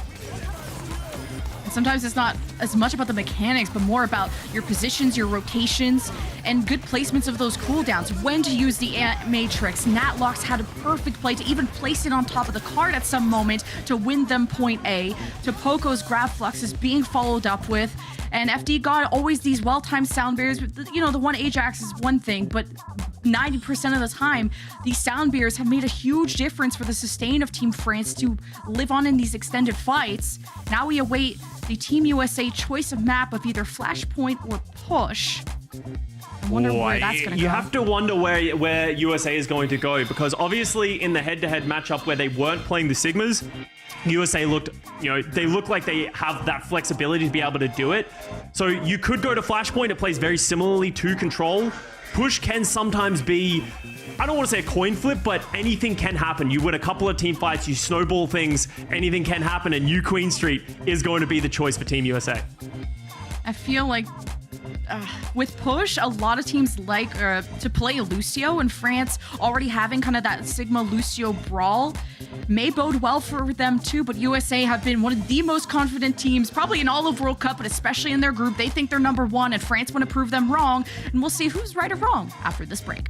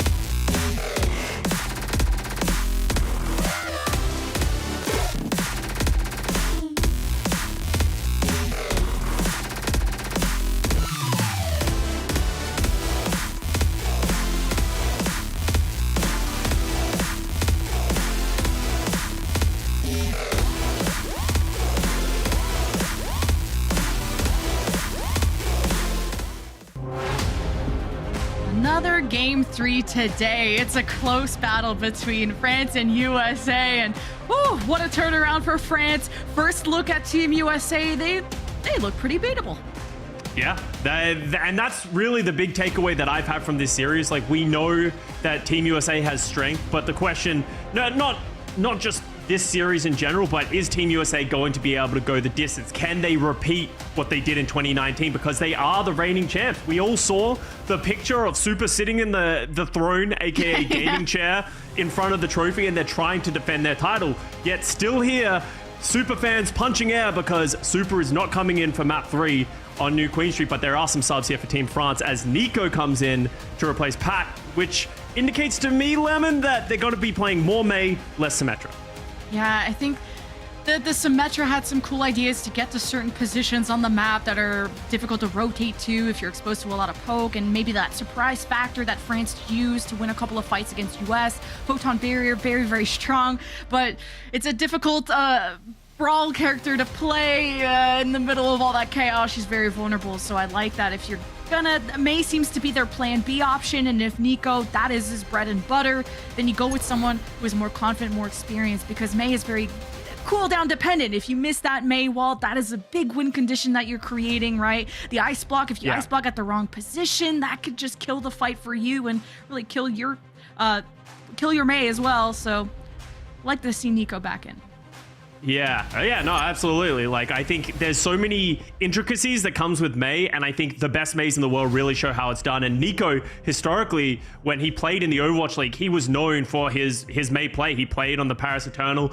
He came in to be sort of that Mei pinch hitter from time to time. Let's see if he can do that once again here for Team France. But on the other side, for Team USA, I think you are starting to see some of the weaknesses of having the Ultraviolet RuPaul support setup, because they are trying their best to move away from playing the Lucio. They didn't come with 3 supports. They decided to not pick up a primarily Lucio player, and at some points it felt like they weren't able to keep up with the pace of Team France. I wonder if that will be a common thing as we go further in the tournament. Yeah, OG did end up trying out, and I thought he did very well, but yeah, the lack of Lucio means the double flex that you thought was going to be meta with maybe Sigma coming in, and you have a lot of poke, and that's where RuPaul and Ultraviolet were best at. But with the speed that FD God brings and his experience on that character, France can dictate a lot of these fights and sometimes just overwhelm United States just in all the chaos that is being surrounded by a bunch of people. So Poco, I think, was a really good leader for France. I'm glad that he's staying in the lineup, and he frontlines very well. And he made some big plays, not only on this, D.Va and this final push to get Team France across the edge, but, playing the Sigma, he took toe-to-toe with Kaluja, who's a great Sigma player, and he hit some important rocks, right? That big rock onto Sugar Free in the overtime push. And, Kaluja, we also saw great plays from him on the Sigma, but also the Doomfist. Like, this very narrowly was enough to close it out, but he just had nowhere to go from here. Goes down to 11 health. Yeah, that Circuit Royale was so close.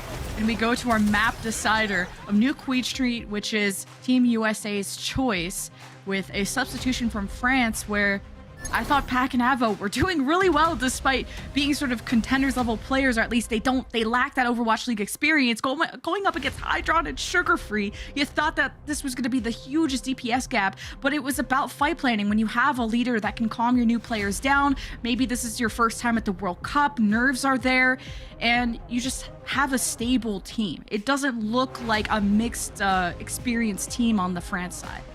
And that's something that makes Overwatch World Cup in general special. You have some of the teams of the best players in the world, and some players that would potentially never get the opportunity to play against these guys are able to do it and show what they have and what they can do, right?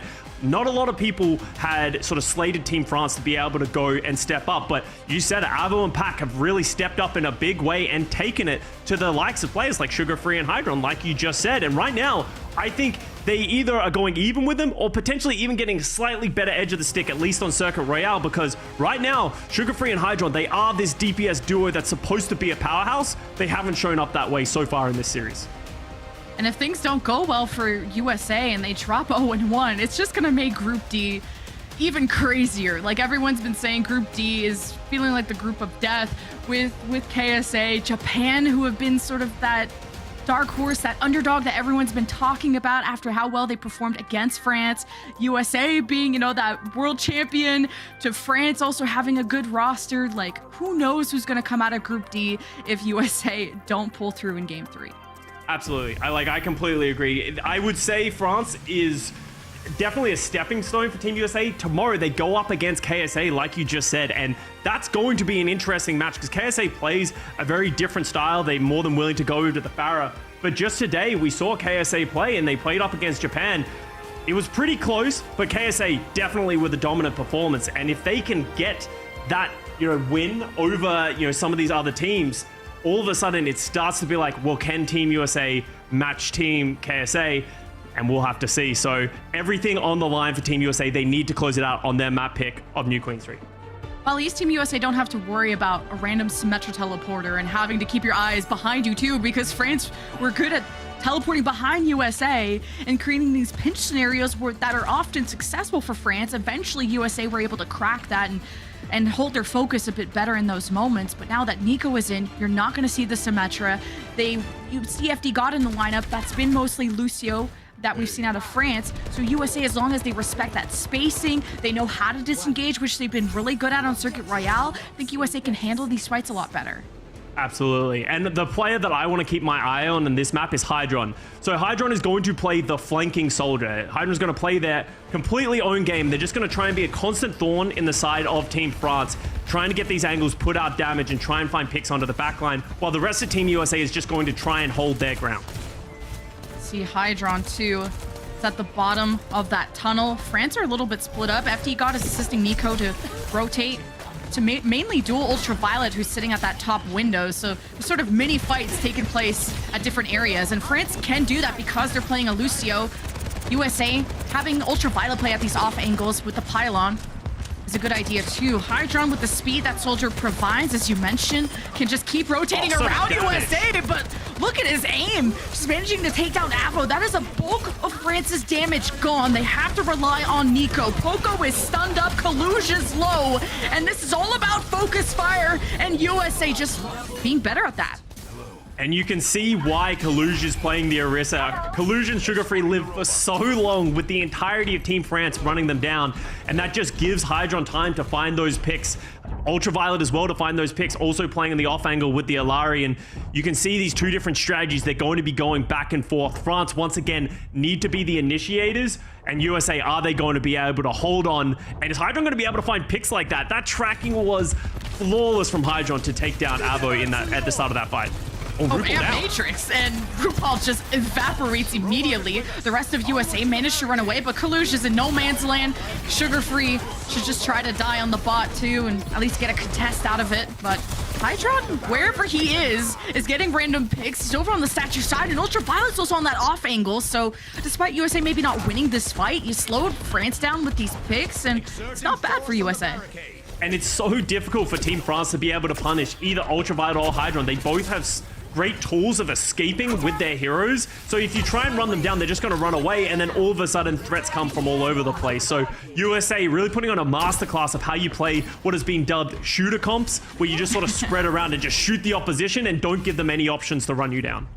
Yeah, USA are forcing these isolated duels where maybe they believe in the more individual prowess of their players versus maybe the more team chemistry that I'm seeing out of France. For now, though, USA playing around the corner, but Hydron, he's going unseen. He has a tactical visor, but France are quite far away, and the ground flex from Poco is used to zone out this soldier, and the captive stun 3K explodes France, and USA continue on to get the forward spawns. And that was just so many ultimates Team USA threw at France. Yeah, they tried to engage with that gravitic flux, but it just was not enough to hold up. Even FD God using the sound barrier. So now Team France, because they don't have the same Symmetra, they can't do the TP plays like we saw them do on Circle Royale. So right now, it just feels like they're being constantly surrounded and peppered with damage. And so far, they're just getting picked before the fight even begins. Yeah, pretty forward Blizzard to at least get a kill onto Poco, but this is a momentum push for USA to say the least. 75 meters and more. This is going to be tough for France to retake. Of course, there's plenty of time, but USA haven't been stopped yet. I'm worried. Yeah, it's getting a little worried. The only time things halted for a little bit was when Nico hit that great right click through the amplification matrix. But other than that, it feels like they've just been chasing ghosts, unable to find a single pick. You can see FD God and Avo running down the flank, trying to get a pick here onto, I believe that's Ultraviolet? Yeah, Ultraviolet and the others, but they weren't able to find anything. And Ultraviolet's the one who gets the pick. How does that happen? Ultraviolet and Hydron are menaces on this backline. France are trying to do a better job of marking that because that's how France have been losing. They lost a grab flux just to scare Hydron. They didn't even hit him with it. And France are continuing to struggle because they're getting surrounded by USA and they're panicking. And Ultraviolet has so much confidence right now. You can see playing aggressive, not afraid of anyone from Team France. Nico was still holding on to this Blizzard, hasn't found a good opportunity. Who do you Blizzard on the side of Team USA? You can't just throw it at the backline. It doesn't work on an Orisa, it doesn't work on a Mei, and FD God's dead before the fight's even begun once again. Mechanics on display by Team USA. We had criticisms about the double flex support, but they're showing us why it works. Ultraviolet is just simply the third DPS as Team USA look to full cap in one of the fastest times I have ever seen. Team USA take the series. Some of those concerns that myself and maybe others were having about Team USA, they seemed to get squashed a little bit as we went onto New Queen Street. That was just great play from Team USA. Individual mechanics and brilliance being shown right there from every single player popping off in each moment. And Team France, with them not playing the Symmetra anymore, it just didn't feel like they had an answer. And that's that confidence showing through from Team USA to have Ultraviolet and Hydron constantly on the flank.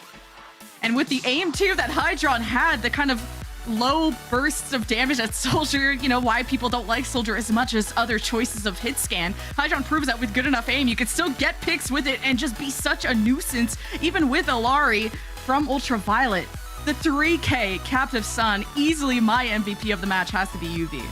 Yeah, absolutely. I think there were individual pop-off plays from lots of them, but UV really stepped up when it mattered most in certain situations, especially in that third map. But also, we see USA go 1-0 in the group of death, Group D, but Team France goes 0-2. They're not completely out, but it's going to be a hard path forward if they're going to make it to BlizzCon. Yeah, and France's next opponent is going to be KSA. So that's a tough one.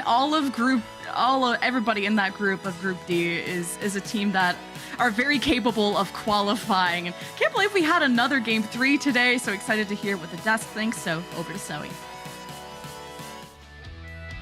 Thank you guys so much. Yeah, what a game. France got all of our hopes up just to be crushed on that third map. Yeah. By a convincing That was showing sad. from Team USA. Let's discuss how they got it done, because quite frankly, initially, France looked a lot better.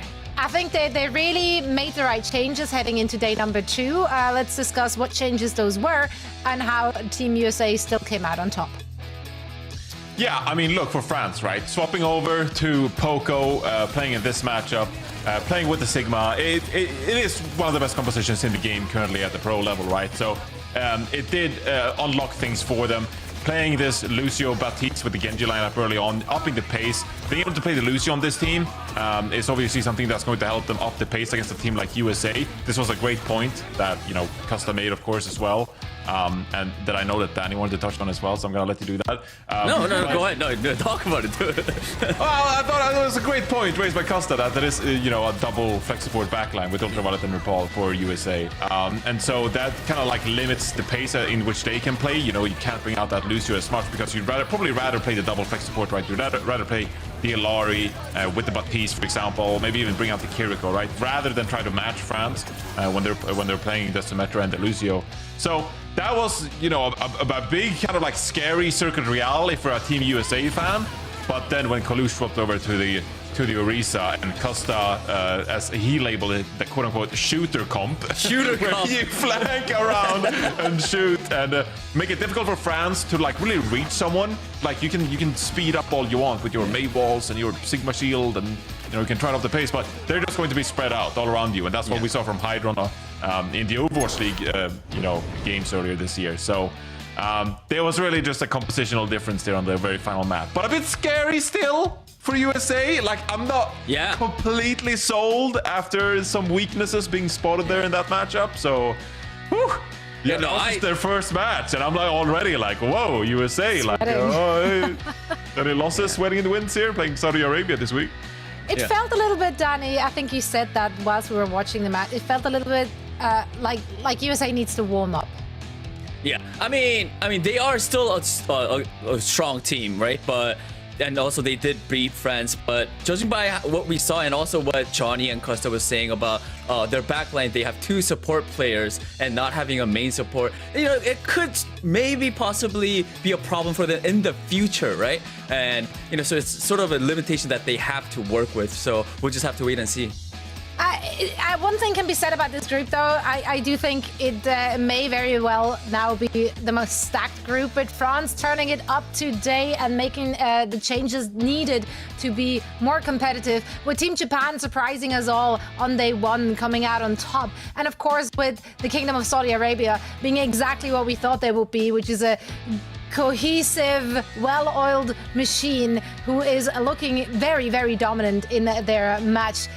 Team USA got their work cut out for them. It's going to be so exciting to see which two teams will advance out of that group. Now heading up into a break, and after that we will be talking about the last match of the day to fill our daily quota of Commonwealth Battle. We're going to have Canada facing off against Australia. All this and more after this.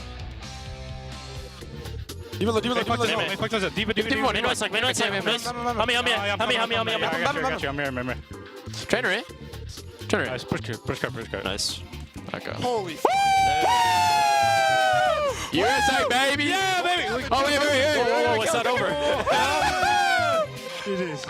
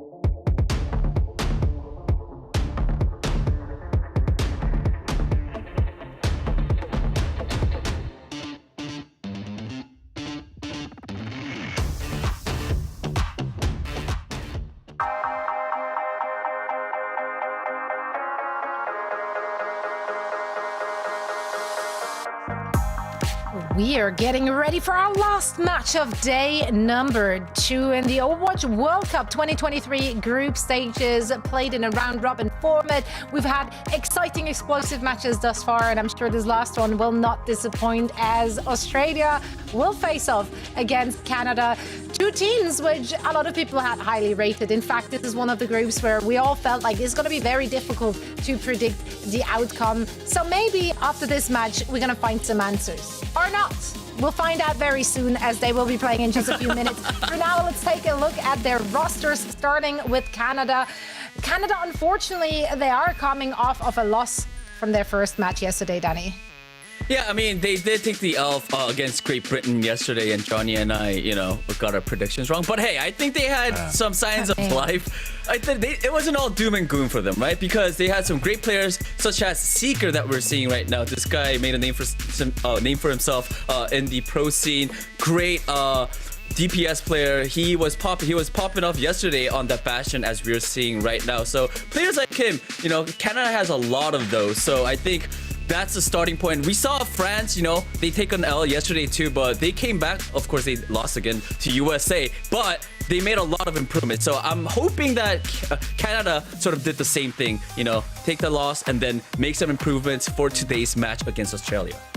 Yeah, the opposing team, however, is riding the high of their first victory against Brazil. What did we learn about Team Australia from their match yesterday, Johnny?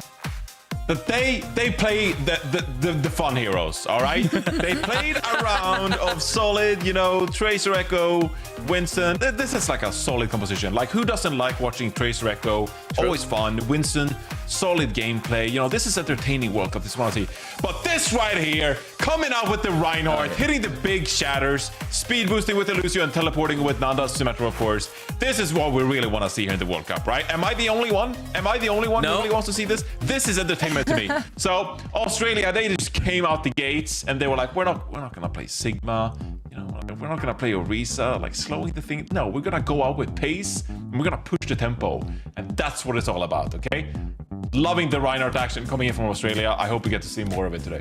Yeah, I mean, they made it hard for Brazil, really. Although there were some moments where Brazil looked competitive, in the end it was Australia taking it handedly. Let's see if they can continue their winning ways, or if Canada is going to redeem themselves in their second match. Let's take a look at our predictions. I went with Australia. I think they looked spot on yesterday. I don't think there is much that I felt like was egregious or anything they needed to improve. They had fun. They played with tempo. It was exciting. I want to see more of that. What about you, Danny?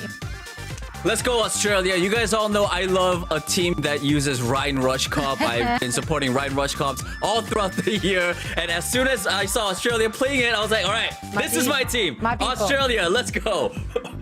I'm in with Australia as well. 2-1 here. Of course, it's really entertaining to watch them play. But I also feel like for Canada, Canada was hyped up going into the World Cup here. We know they have great players on their team, and Canada historically always does perform pretty well in the World Cup. They always feature at BlizzCon in these later stages and try to fill their best roster. I'm excited to see what they can do today. I don't think they're too proud of yesterday's matchup against Great Britain. So I want to see the best foot put forth from Canada and just see what we know these players can do. They're a really good team. Let's see the best gameplay we can from them. Absolutely. Yeah, as you said, historically, of course, Canada has been featuring up in the top. 2017, they placed second. 2018, they came third. 2019, we don't talk about that one. But other than that, a lot on the line for both teams. I'm excited for a good showing. We, of course, always want to know everything there is to know about the teams, so we need to get the inside scoop. And once more, Detective Emily has been on the case to find the truth. Let's hear it from her. Thank you so much, Zoe. Yes.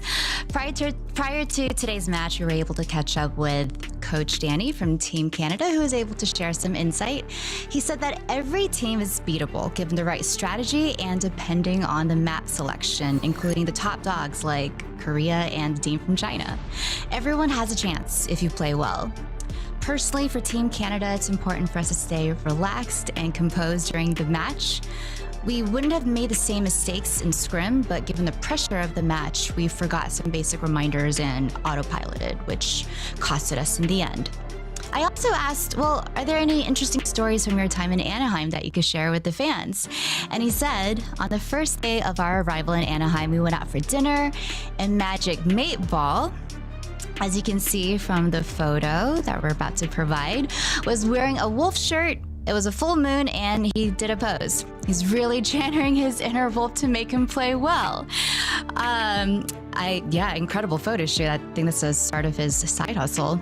So just seeing all the players from the other team was fun. Eating together at breakfast and having the teams in the practice area was also really fun. It's different and much more personal than just talking online. And Lastly, he wanted to say that magic is also their secret weapon today versus Australia. Now sending it over to your Canadian and Australian casting duo, Levin and Custa. Thanks so much, Emily. Oh, yeah, we're here. It's Lemon Canuck and Australia here to cast the match of the day easily.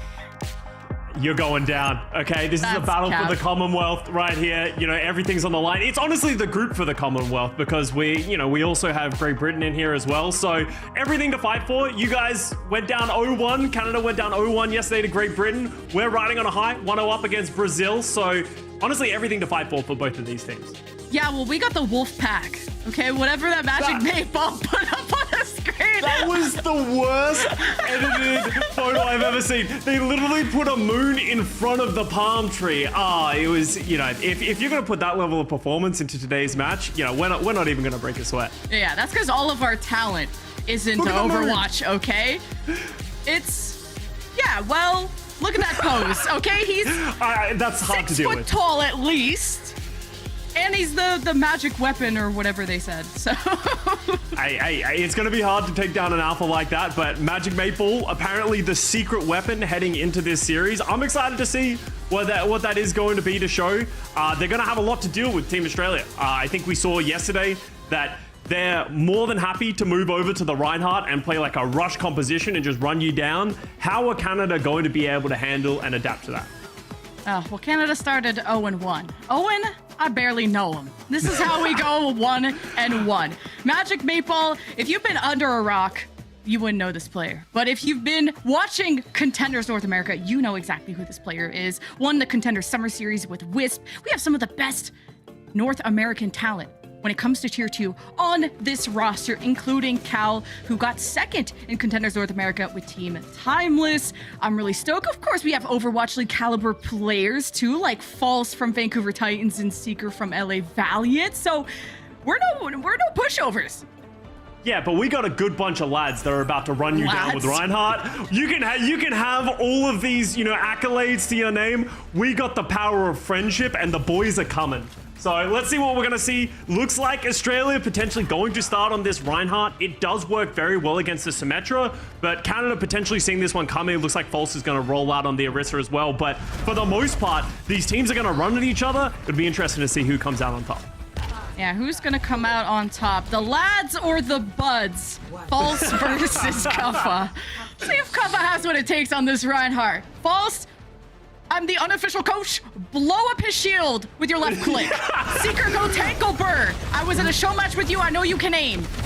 Here's the thing, we're just going to yell coaching advice. That's going to be the entire cast. So if you're expecting something different, you're out of luck. Aki goes down first, which is a terrible start for Team Australia. Gets caught off by Noxious, and that's a quick double kill for Team Canada.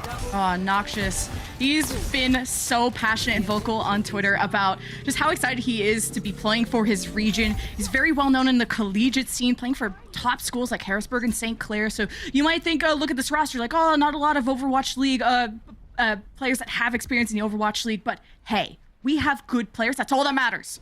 Yeah, Overwatch League is overrated. We have no Overwatch League players either, but we do have lots of Contenders players. We're actually going to see Kuffa switch over to the Sigma.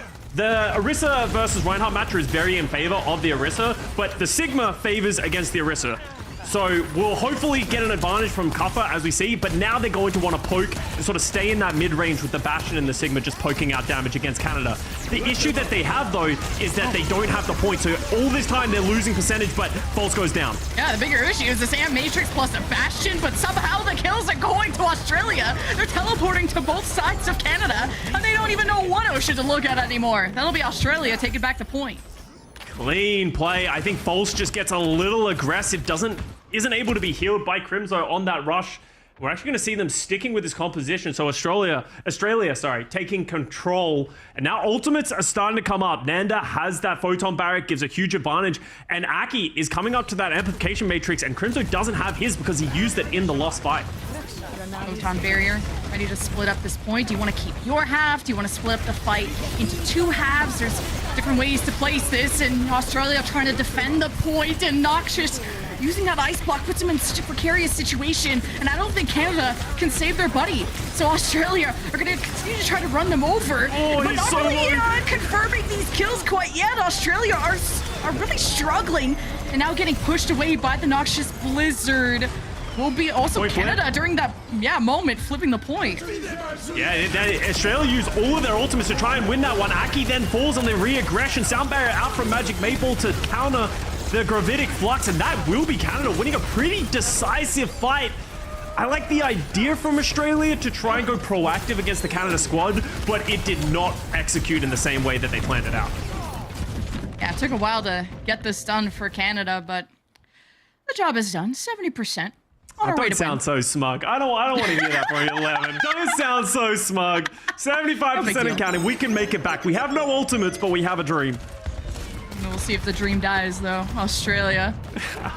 Good disengage from the artillery strike against the Bastion. For now. He's looking for the Terror Surge. You can see he's just waiting for them to step up. Australia's going to go all the way to the beach, it looks like. We know it. Canada hoping to meet them halfway there. Where is Australia? Now they teleported on the other side of the board. Even Canada is unsure. Terror Surge at the ready. 99% for in overtime. Yeah, losing Crimson was huge. Not a lot of healing. Now none at all for Canada. When they felt like they were going to be taking the initiative in this fight, it's Australia that just out-rotated them. Yeah, you know, Australia, we're known for our beaches. We apparently found a teleporter on the outside of this map and made it to behind Canada. False was just confused. You could see him setting up to go for the flank Terror Surge, but by the time they found Australia, they were already on the point and Crimzo had already fallen. So big plays from Team Australia, considering they had no ultimates to go with, and now they're starting to charge them up as well. So Australia potentially back in the driver's seat of this round. Yeah, Matrix from Aki could be starts off the fight for Australia, and Canada choosing to go down this long lane could hurt them in the end, but the teleporter as Nanda tries to meet Australia halfway with Canada. Terror Surge though, Australia just walk into pain.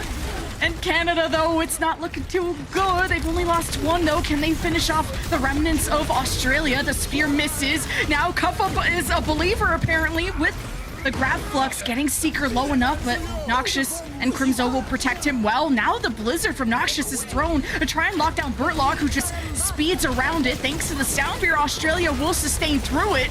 It is just such a crazy last fight. Yeah, it's just desperation mode for Australia. Everyone switched over. We got a Moira, we got a Tracer, and they are managing to hold on for just long enough. Artillery strike coming out of Seeker. Is it going to find any value? Nami falls. It's going to be hard for Australia. Australia are only down by 2, but the lack of damage hurts a lot. Magic Maple 2 with the Sound Barrier. We're just gonna run down Australia once and for all in this round 1. Although Australia have been known to turn fights before. It's taking a while. Going. I can't believe it's still going. Burtlock gets one, but with Aki falling, Nami's gonna need to go nuclear to be able to win this. Gets the Pulse Bomb. He could turn this whole thing around with a big Pulse Bomb. Chasing down these speedy heroes of Australia. Finally, they're gone, and Canada will take round 1 100-81, but that was hard to follow. That was an all-out brawl. There was no rhyme or reason. Honestly, both teams doing a great job of entering back into these fights, finding avenues, and both of the Baptistes were struggling to stay alive. They were usually the first ones going down. So now we head over to Beach. Kuffa's going to, looks like, start on the Sigma. I think if you know that the Canadian team is going to play the Orisa into you if you try and play the Reinhardt, I think this is the right decision. Just put Kuffa on the Sigma. He was doing work with the Sigma. They just weren't able to close out the round. See if Kuffa will still live with a Bastion of Seeker. I played in a show match with that guy. He's pretty good. And now he's pretty good. We got the stage nerves out of the way. So Seeker, honestly, this is unfair because Seeker has advantage because he played Samoa earlier in a show match. So I feel like that's an unfair advantage that Team Canada has, but you know, I'll take it up with the refs.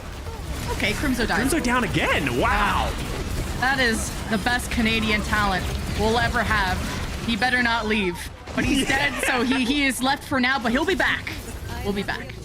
And Australia utilizing the Symmetra very well. It feels like they, that's how we keep finding picks on the Crimzo. Australia, they're teleporting into an off angle or behind in a Crimzo, and Crimzo's just struggling to deal with it and stay alive. So first capture goes over to Australia, so we're already in a much better spot than they were last round. Yeah, no one really taking a lot of damage because that fight was so quick. You don't have Amp Matrix as that ultimate that could usually start that second fight. Look at this teleporter that goes behind Canada.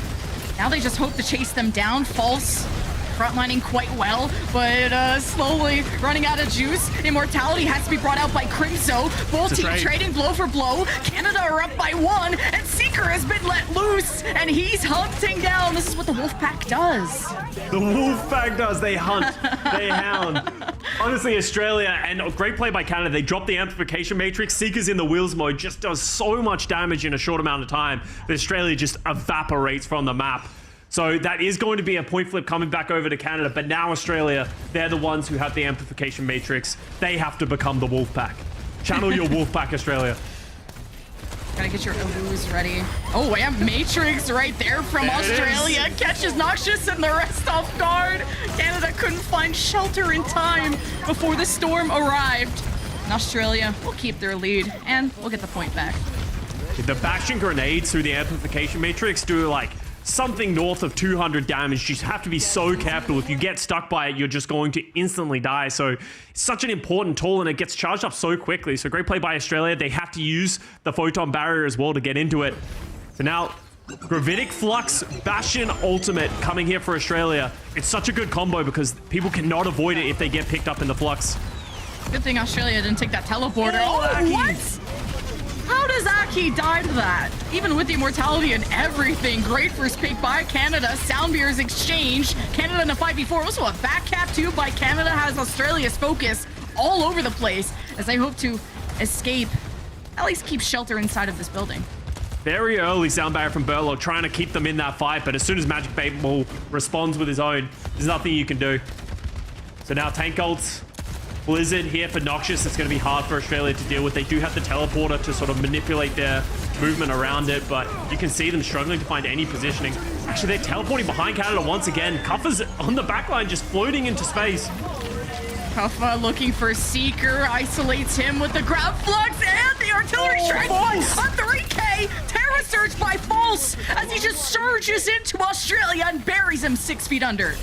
Oh, that's not good. That's not good. Great play by False. Just, you could see Kuffa just got caught, wasn't able to get through the teleporter from there. False had a free run into the backline of Australia, and now 80% final fight territory here for Canada. Australia needs to find something to get into this fight. Noxious is hiding, hoping that Canada gives up a bit of space and maybe baits Australia into a blizzard or just sees who is going to touch out of Australia. But either way, Australia are just distancing themselves because of the Amp Matrix there of Crimzo, but Canada a few seconds away from taking map number 1. There's a response there from Aki with the Amp Matrix. Good zoning by Canada, but maybe not able to escape in time. The Bastion damage is simply too much. Nami, 3K, 4K, almost the ace. And Crimzo won't let it happen. Good boy. Nanda is bloodthirsty, still going for it. Almost kills Crimzo with the right clicks, but now all of a sudden it's Australia. They have control. They have the photon barrier. Noxious is still holding onto this blizzard. He was anticipating a teleport play by Australia that just never came, so didn't get the opportunity to drop it. So fortunately still holding on to that one. But last fight, Australia needs to win this one to keep the map going. Seeker's already so low by the Symmetric turrets that Nanda placed. Manages to heal back up. Aki stunned. Nami brought back to almost full health. The protection of the photon barrier helps Australia out a lot as Canada are still hoping to flip, but without Magic Bait Ball, they won't have the speed. But they'll have an Amp Matrix. Noxious holding on to the blizzard, hoping Australia get a bit closer, hiding from the rain of damage. Here comes more. It's Nami with the artillery strike, hoping to flush out the rats of Canada. 99 to 99, almost a flip though, but not quite yet. Australia still have the point. The flex from Kuffa kind of zones himself off from the point. Canada will cap, but they really don't have bodies to keep protecting it. It's just Seeker, and Australia will be forcing round 3. And Nami just going nuclear on this Bastion right now, putting out so much damage in pair with the amplification matrix, just finding kill after kill. And right now, we talked about how strong Seeker has been as a player in the Overwatch League. Right now, Nami's taking it to him. Everyone's been saying this was, our bias said that this was going to be the match of the day, but really this was going to be the closest in terms of skill. This is the Terror Surge we saw off screen. Wait, Navi's he's just going to let it happen. Yeah, it's just like, well, I'm going down, may as well shoot some bullets on the way out. Doesn't find anything, and wow, that was great play by False, but now we're tied up. We head over to Volcano as both teams stick with the same compositions. This is a pretty close-knit point, too. Now it's Orisa versus Sigma. False has been good at just running them down. That's exactly what Orisa needs to do. As long as you protect Seeker, it's the biggest source of damage, but Australia just trying to counter-rotate away. Cover gets knocked into the pit, bounces back up. Nothing to see here, nothing to worry about. Australia does have first point control, so it's going to be Canada who are going to have to run into Australia. Seeker and Willsmore Nami cannot get caught. Great teleport out by the team. I love the creativity out of Australia and how they can get away from Canada. Canada gotta be careful with how desperate they become to finish off these targets. They get them so low. It's been some great kind of cheeky positioning from Canada to go around these corners. Australia did cap earlier on. Canada's going for the flip and Matrix. Australia are not even gonna contest. And somehow only just now has there been a death. Nanda removed. And Canada in that 5v4. What a Maywall from Noxious. And Kuffa just gonna reset with the team. And that's the issue you run into when you're playing the Sigma versus the Orisa. The Orisa can walk forward with no fear because she has so many defensive tools, while the Sigma, you're trying to poke from mid-range. So even though Australia got capture point first, they eventually got pushed off by Canada, and then all of a sudden Australia gets a little sporadic, and they're the ones who get picked first. We are seeing Aki come up to this amplification matrix. They could do the same thing that Canada did, step onto the point, drop the amp matrix, force their opposition team away. They don't have good shelter, though, on this high ground, and they're really not letting Australia get set up a law at all. The Maywall from Nox just kind of broke things up. The air matrix came through, but as Australia were just squeezing in this tight area, Canada just blew them up. Canada will hold on to this lead, but it feels like Australia are fighting back, all thanks to Kuffa. But False will end that.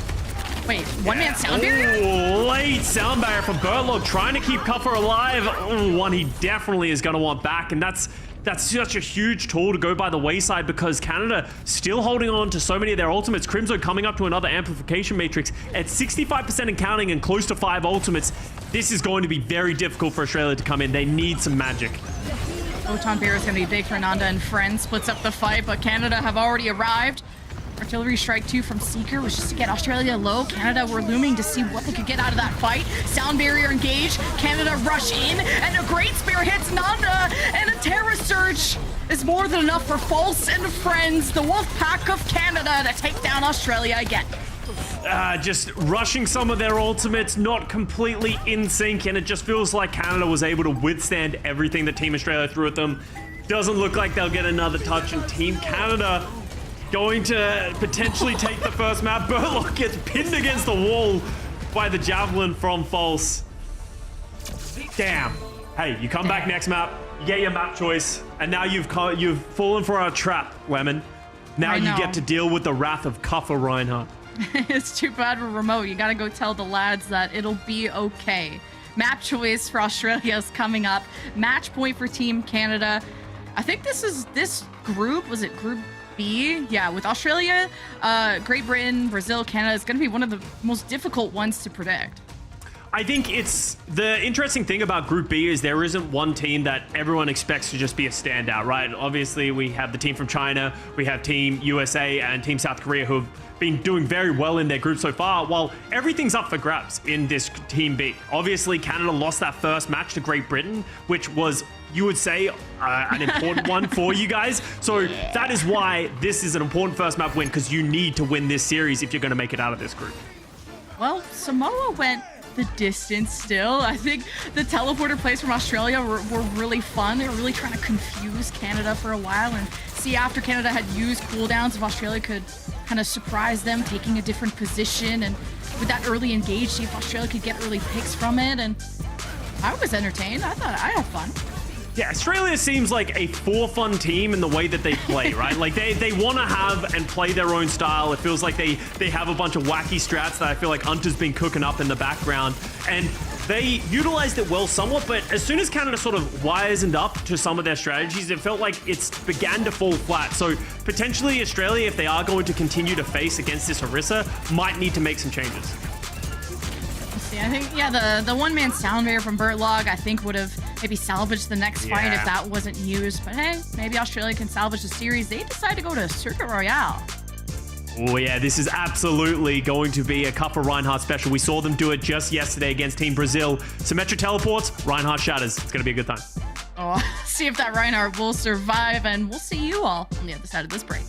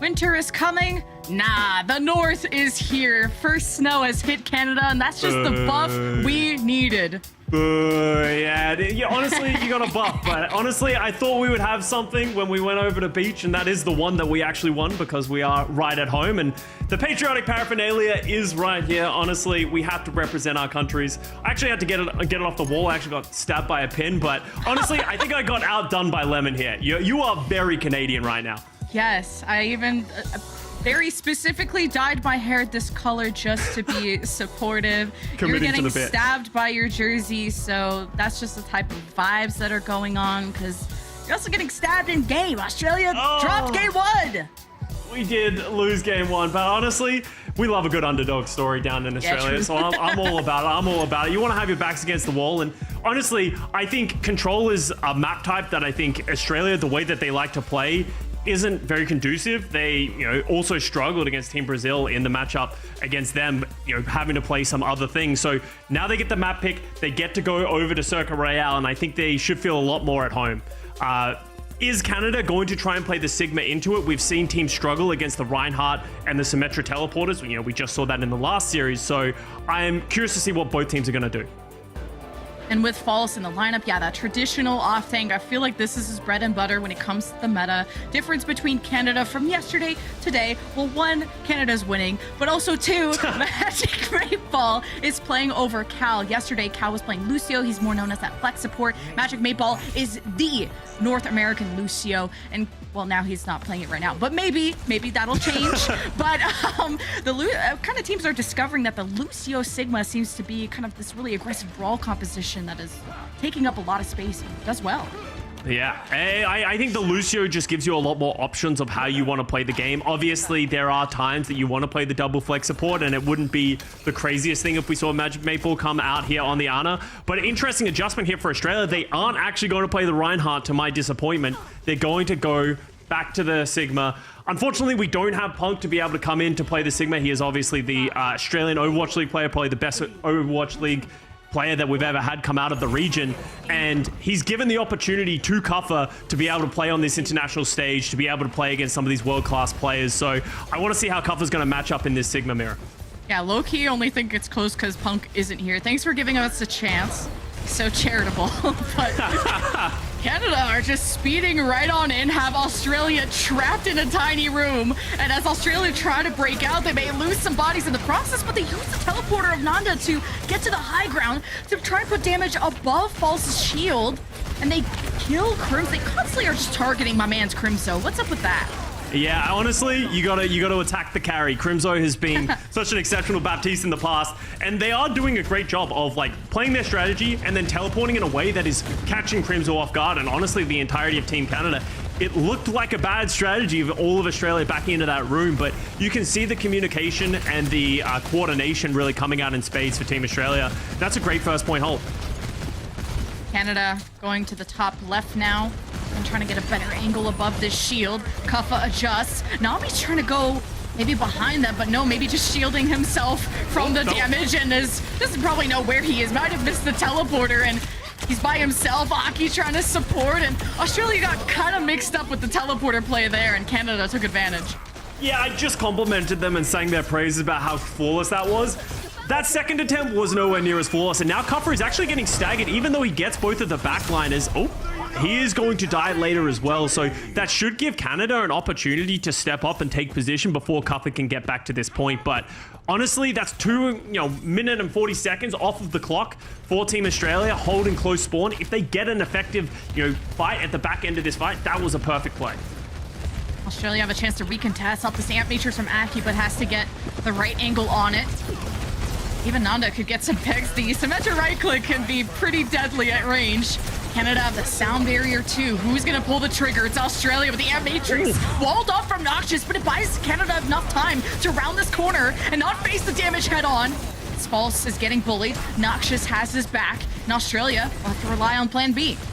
Yeah, even though Magic Maple is down, if you try and push into that small room, there's so many things that could go wrong. Just take that time advantage that you got from a great amplification matrix and grenade from Nami. Early flux comes out from False, followed up by the Blizzard. Ooh, Kuffa's very low too, and Burlog frozen up, killed, not able to drop the sound barrier, which could have maybe salvaged that fight for Australia. The photon barrier is a good defense, but I think Australia want to get this over with, so Canada will cap point A. Yeah, I think Burlock just not able to get the sound barrier off to deal with the Flux Blizzard combo. So not a bad hold, definitely took a lot of time off the clock, but Canada has managed to roll through, and that only cost them the Flux and the Blizzard. Smartly held onto some of their other ultimates, so now they're able to snowball. Are they going to be able to hold aggressively like you've already seen them? False stepping up, doesn't want to give Australia the positioning. Artillery strike from Seeker forces out the immortality, which is still very valuable. Australia are quite low, and Burtlog is late with the sound barrier to save Nanda, and Kuffa just falls over to the Amp Matrix plus Bastion. When you're caught out in the open like that, is just death. And that feels bad. Bertlog just not able to get it off in time, and Canada just able to clean up almost freely. It did cost them everything they have, and Australia will get another fight, and they do have the big combo once again. The Sigma Gravitic Flux with the Bastion ultimate. If you time that together, but you can see Canada, they're going for a flank. They don't want to let them use these ultimates freely. Noxious just getting away with putting so much damage on so many heroes at once. Already has the Blizzard. Canada hit by the grab flux, and the artillery strike was a nice attempt at the combo there from Australia. And Noxious feels like he has to commit the Blizzard just to end this quickly. And Canada cap point B. Oh, was that a love heart? That was nice. Thank you, Noxious. I wasn't sure. But that's just great heads-up play from Canada. They recognize the disadvantage that they have in ultimates and then take an early fight that caught Australia off guard. And now we're going to see the switch out of Kuffa, realizing, Sigma isn't really working. Let's go back to the tried and true and heads over to the Reinhardt. The issue with Reinhardt, which I know like Hadi and others have proven on the contrary, is that the Reinhardt shield can get busted up quite quickly, and then you're a sitting duck. Not the best tank to play at range, but Australia are trying to gap close as much as they can, but they can't seem to get to that high ground.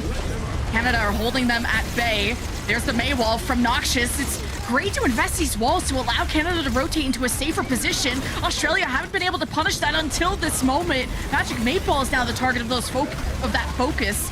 Australia also stay stable on the cart. They got Noxious right where they want him. Somehow he gets away. That's a huge flux too with the artillery strike. Australia fall to the floor. They scattered the Canadian squad, but they just weren't able to find any other picks. They just struggled to take down Noxious.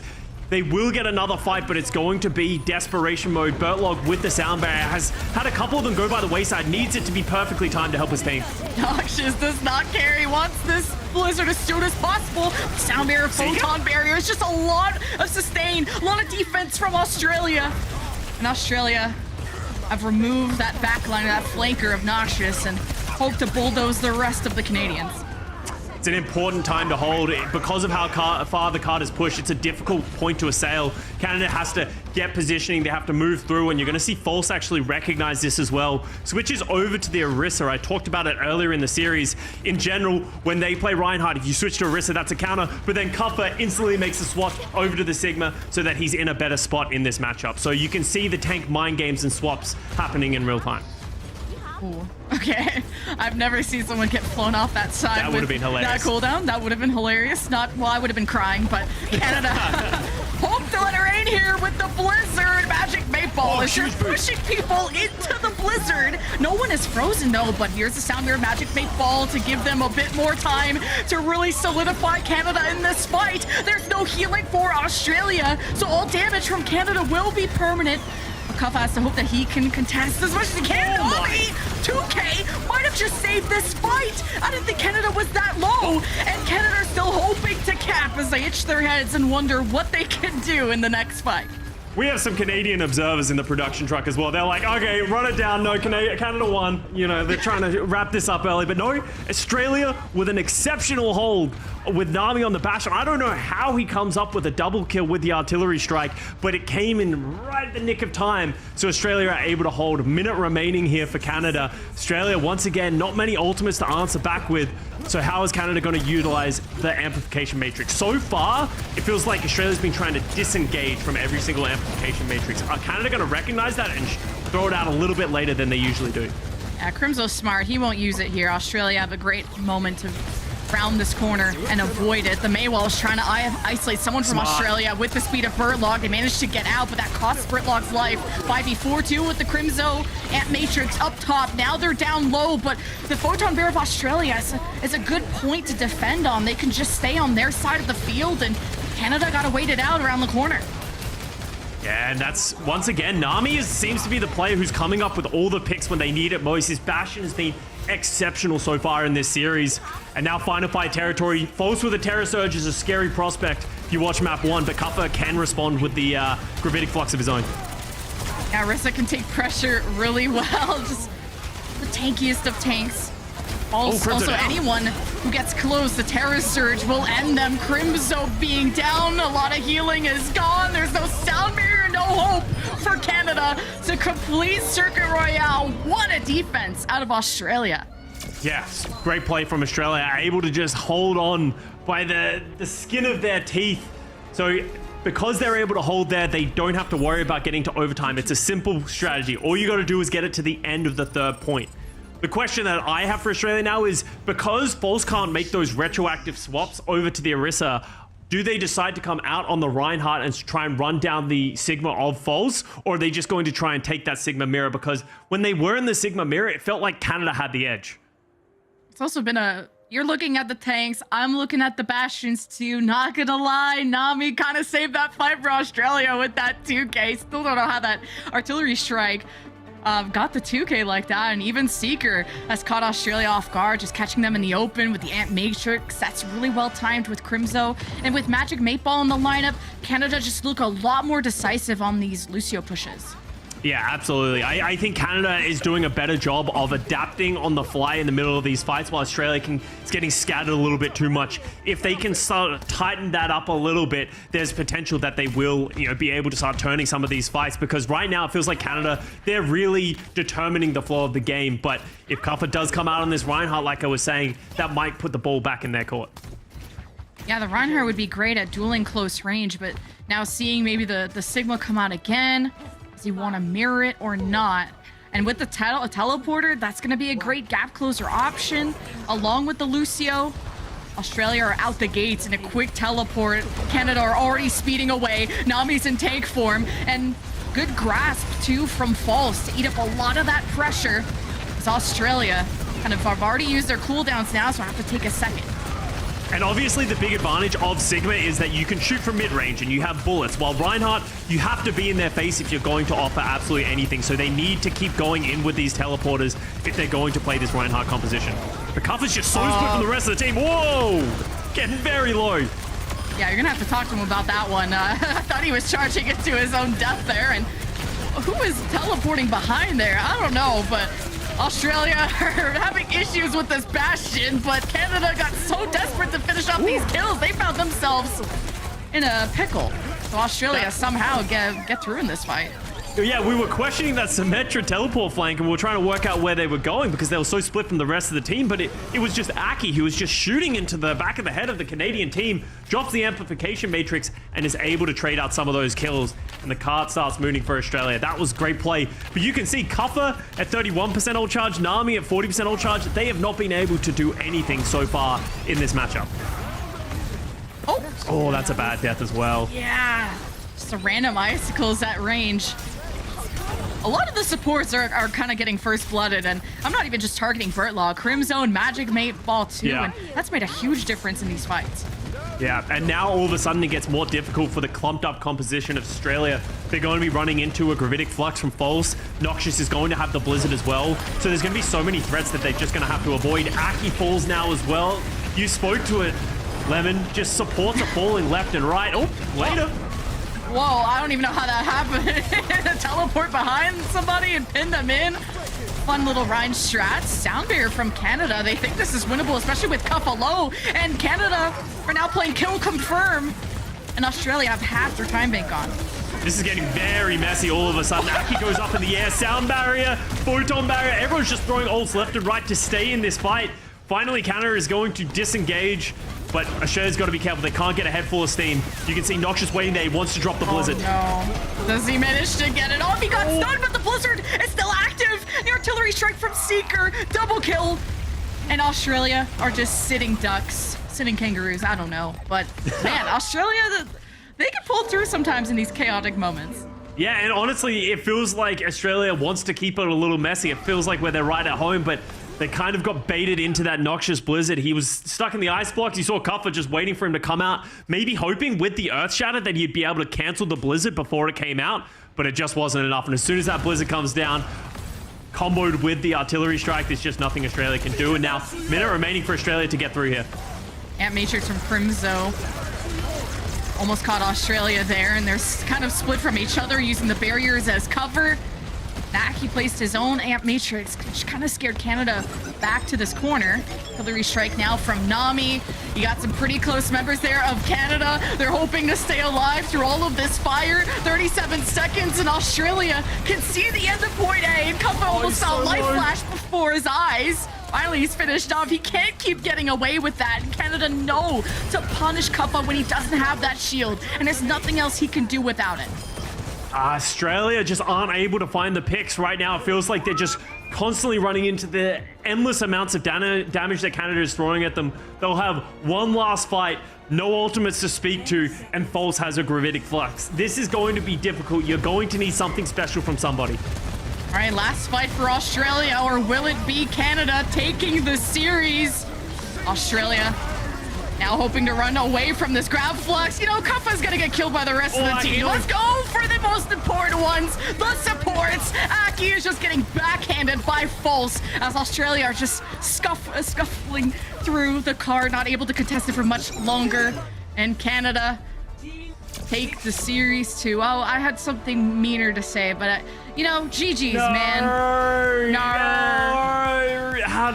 Honestly, you know, as much as there were some good moments from Australia, Team Canada definitely showing to be the better team in this series. I think the way that they played coordinated, they played to their strengths, you could really see. And I think the adaptation of putting Magic Maple onto the Lucio definitely helped you guys. Like, you looked where you were disjointed yesterday, I feel like the Lucio filled in some of those holes. And I feel like we got a better explanation of the meta as the days go on in the group stage. A lot of teams are looking better almost with a Lucio Sigma or a Lucio Orisa. Of course, as it is depending on preferences. Like that Seeker and Noxus and everybody are throwing up the number 1 or L. I don't know what they're throwing up, but... Yeah, well, you're not number 1 because you also lost to Great Britain. So we're both equally losers, unfortunately, right now. So we can both just agree. Maybe can make it through.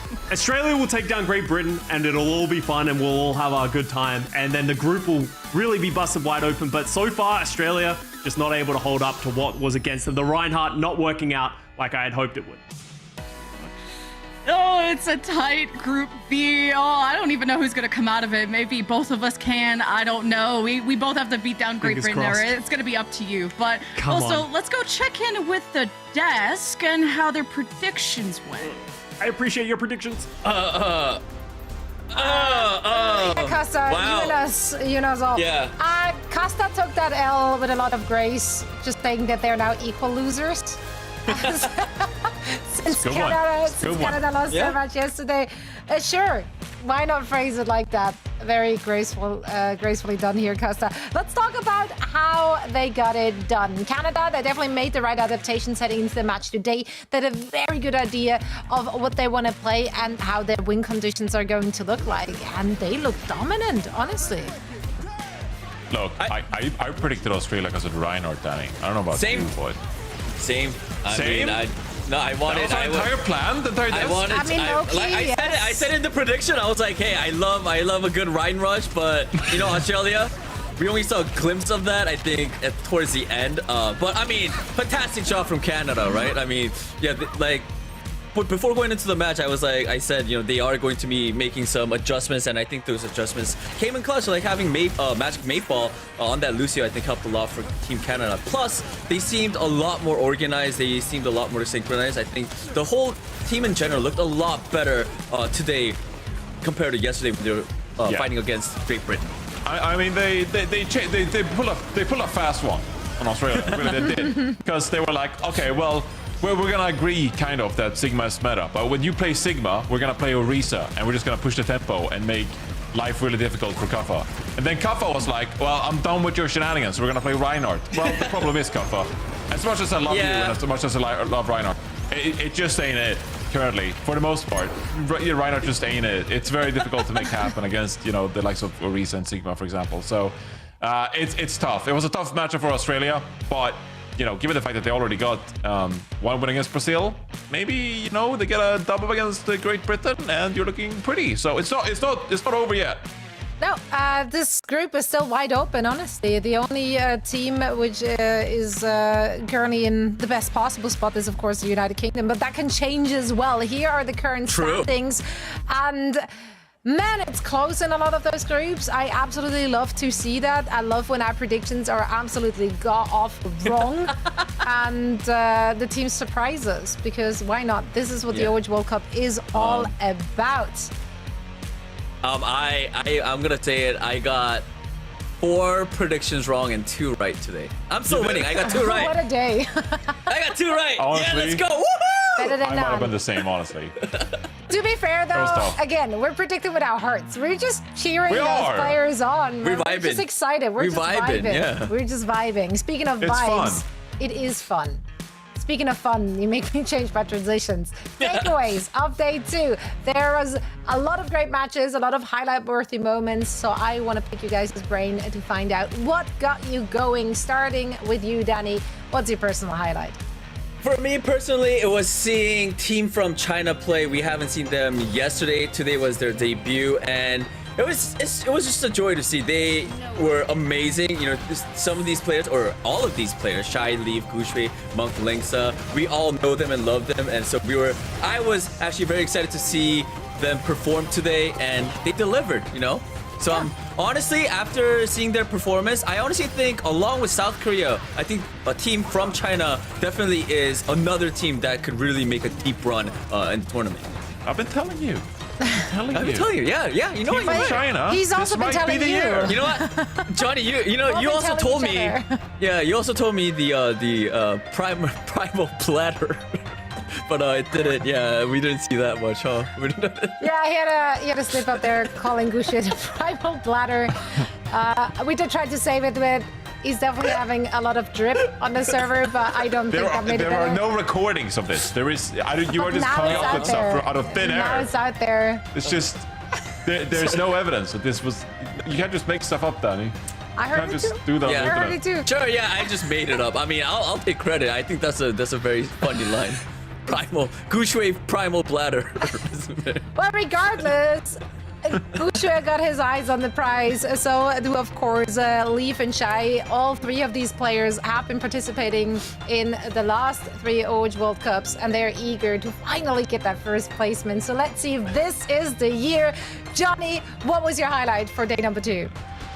Magic Mate Ball. Yeah. I'm a fan. That's all. I'm a fan, all right? This picture is everything to me. The fact they photoshopped in a Photoshop? massive moon. What do you mean? That's a beautiful moon. That's Look at that moon. that's the That moon is massive. And look at that It's wolf. also in front of like the palm tree, which means that would be the largest close. palm tree possible if it wraps around the moon. But yeah, this picture is everything. So Magic Mate Ball, you got a new fan in me today. And surely a lot of others, especially the way you dominate Australia. Honestly, though, like, yes, it may or may not be Photoshop, but that night it was a full moon. It was the hunter's moon. Wolves are Was it? hunters. Coincidence? When I was the don't think last so. full moon? At the 28th.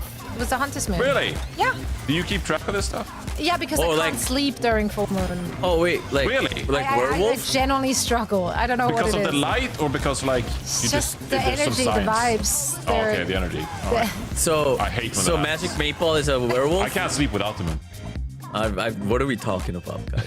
Get it together, guys. Come on, we gotta be professional. I need the moonlight. Sure. I run on moonlight.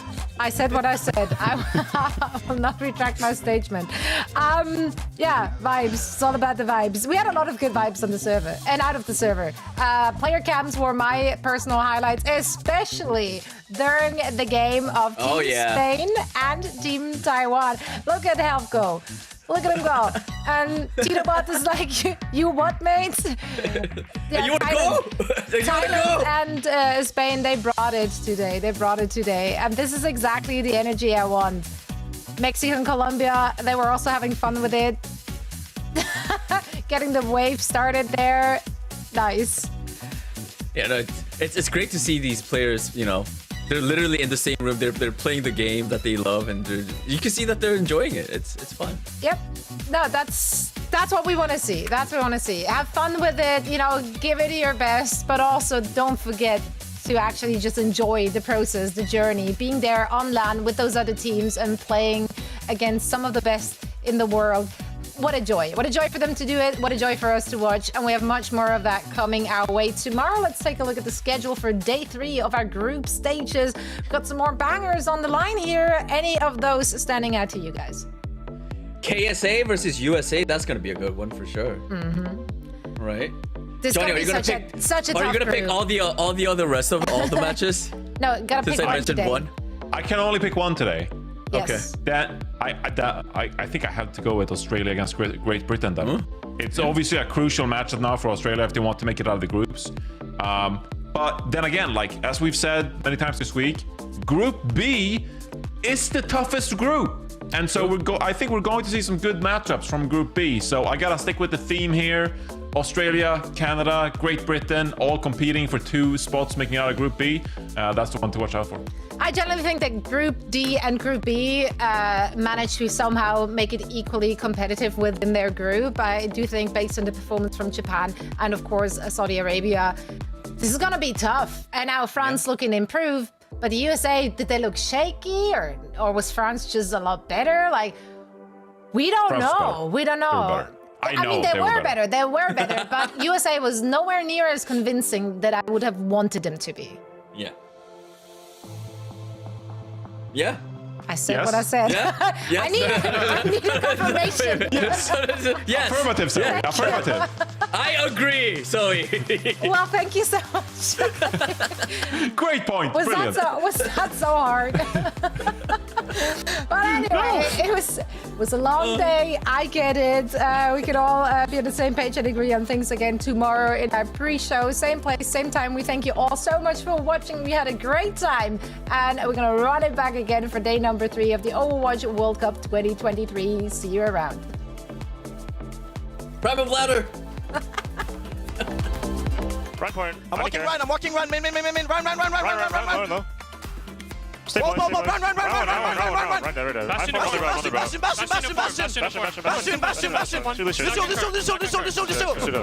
Nice. Good job, guys. Let's go. Nice. On the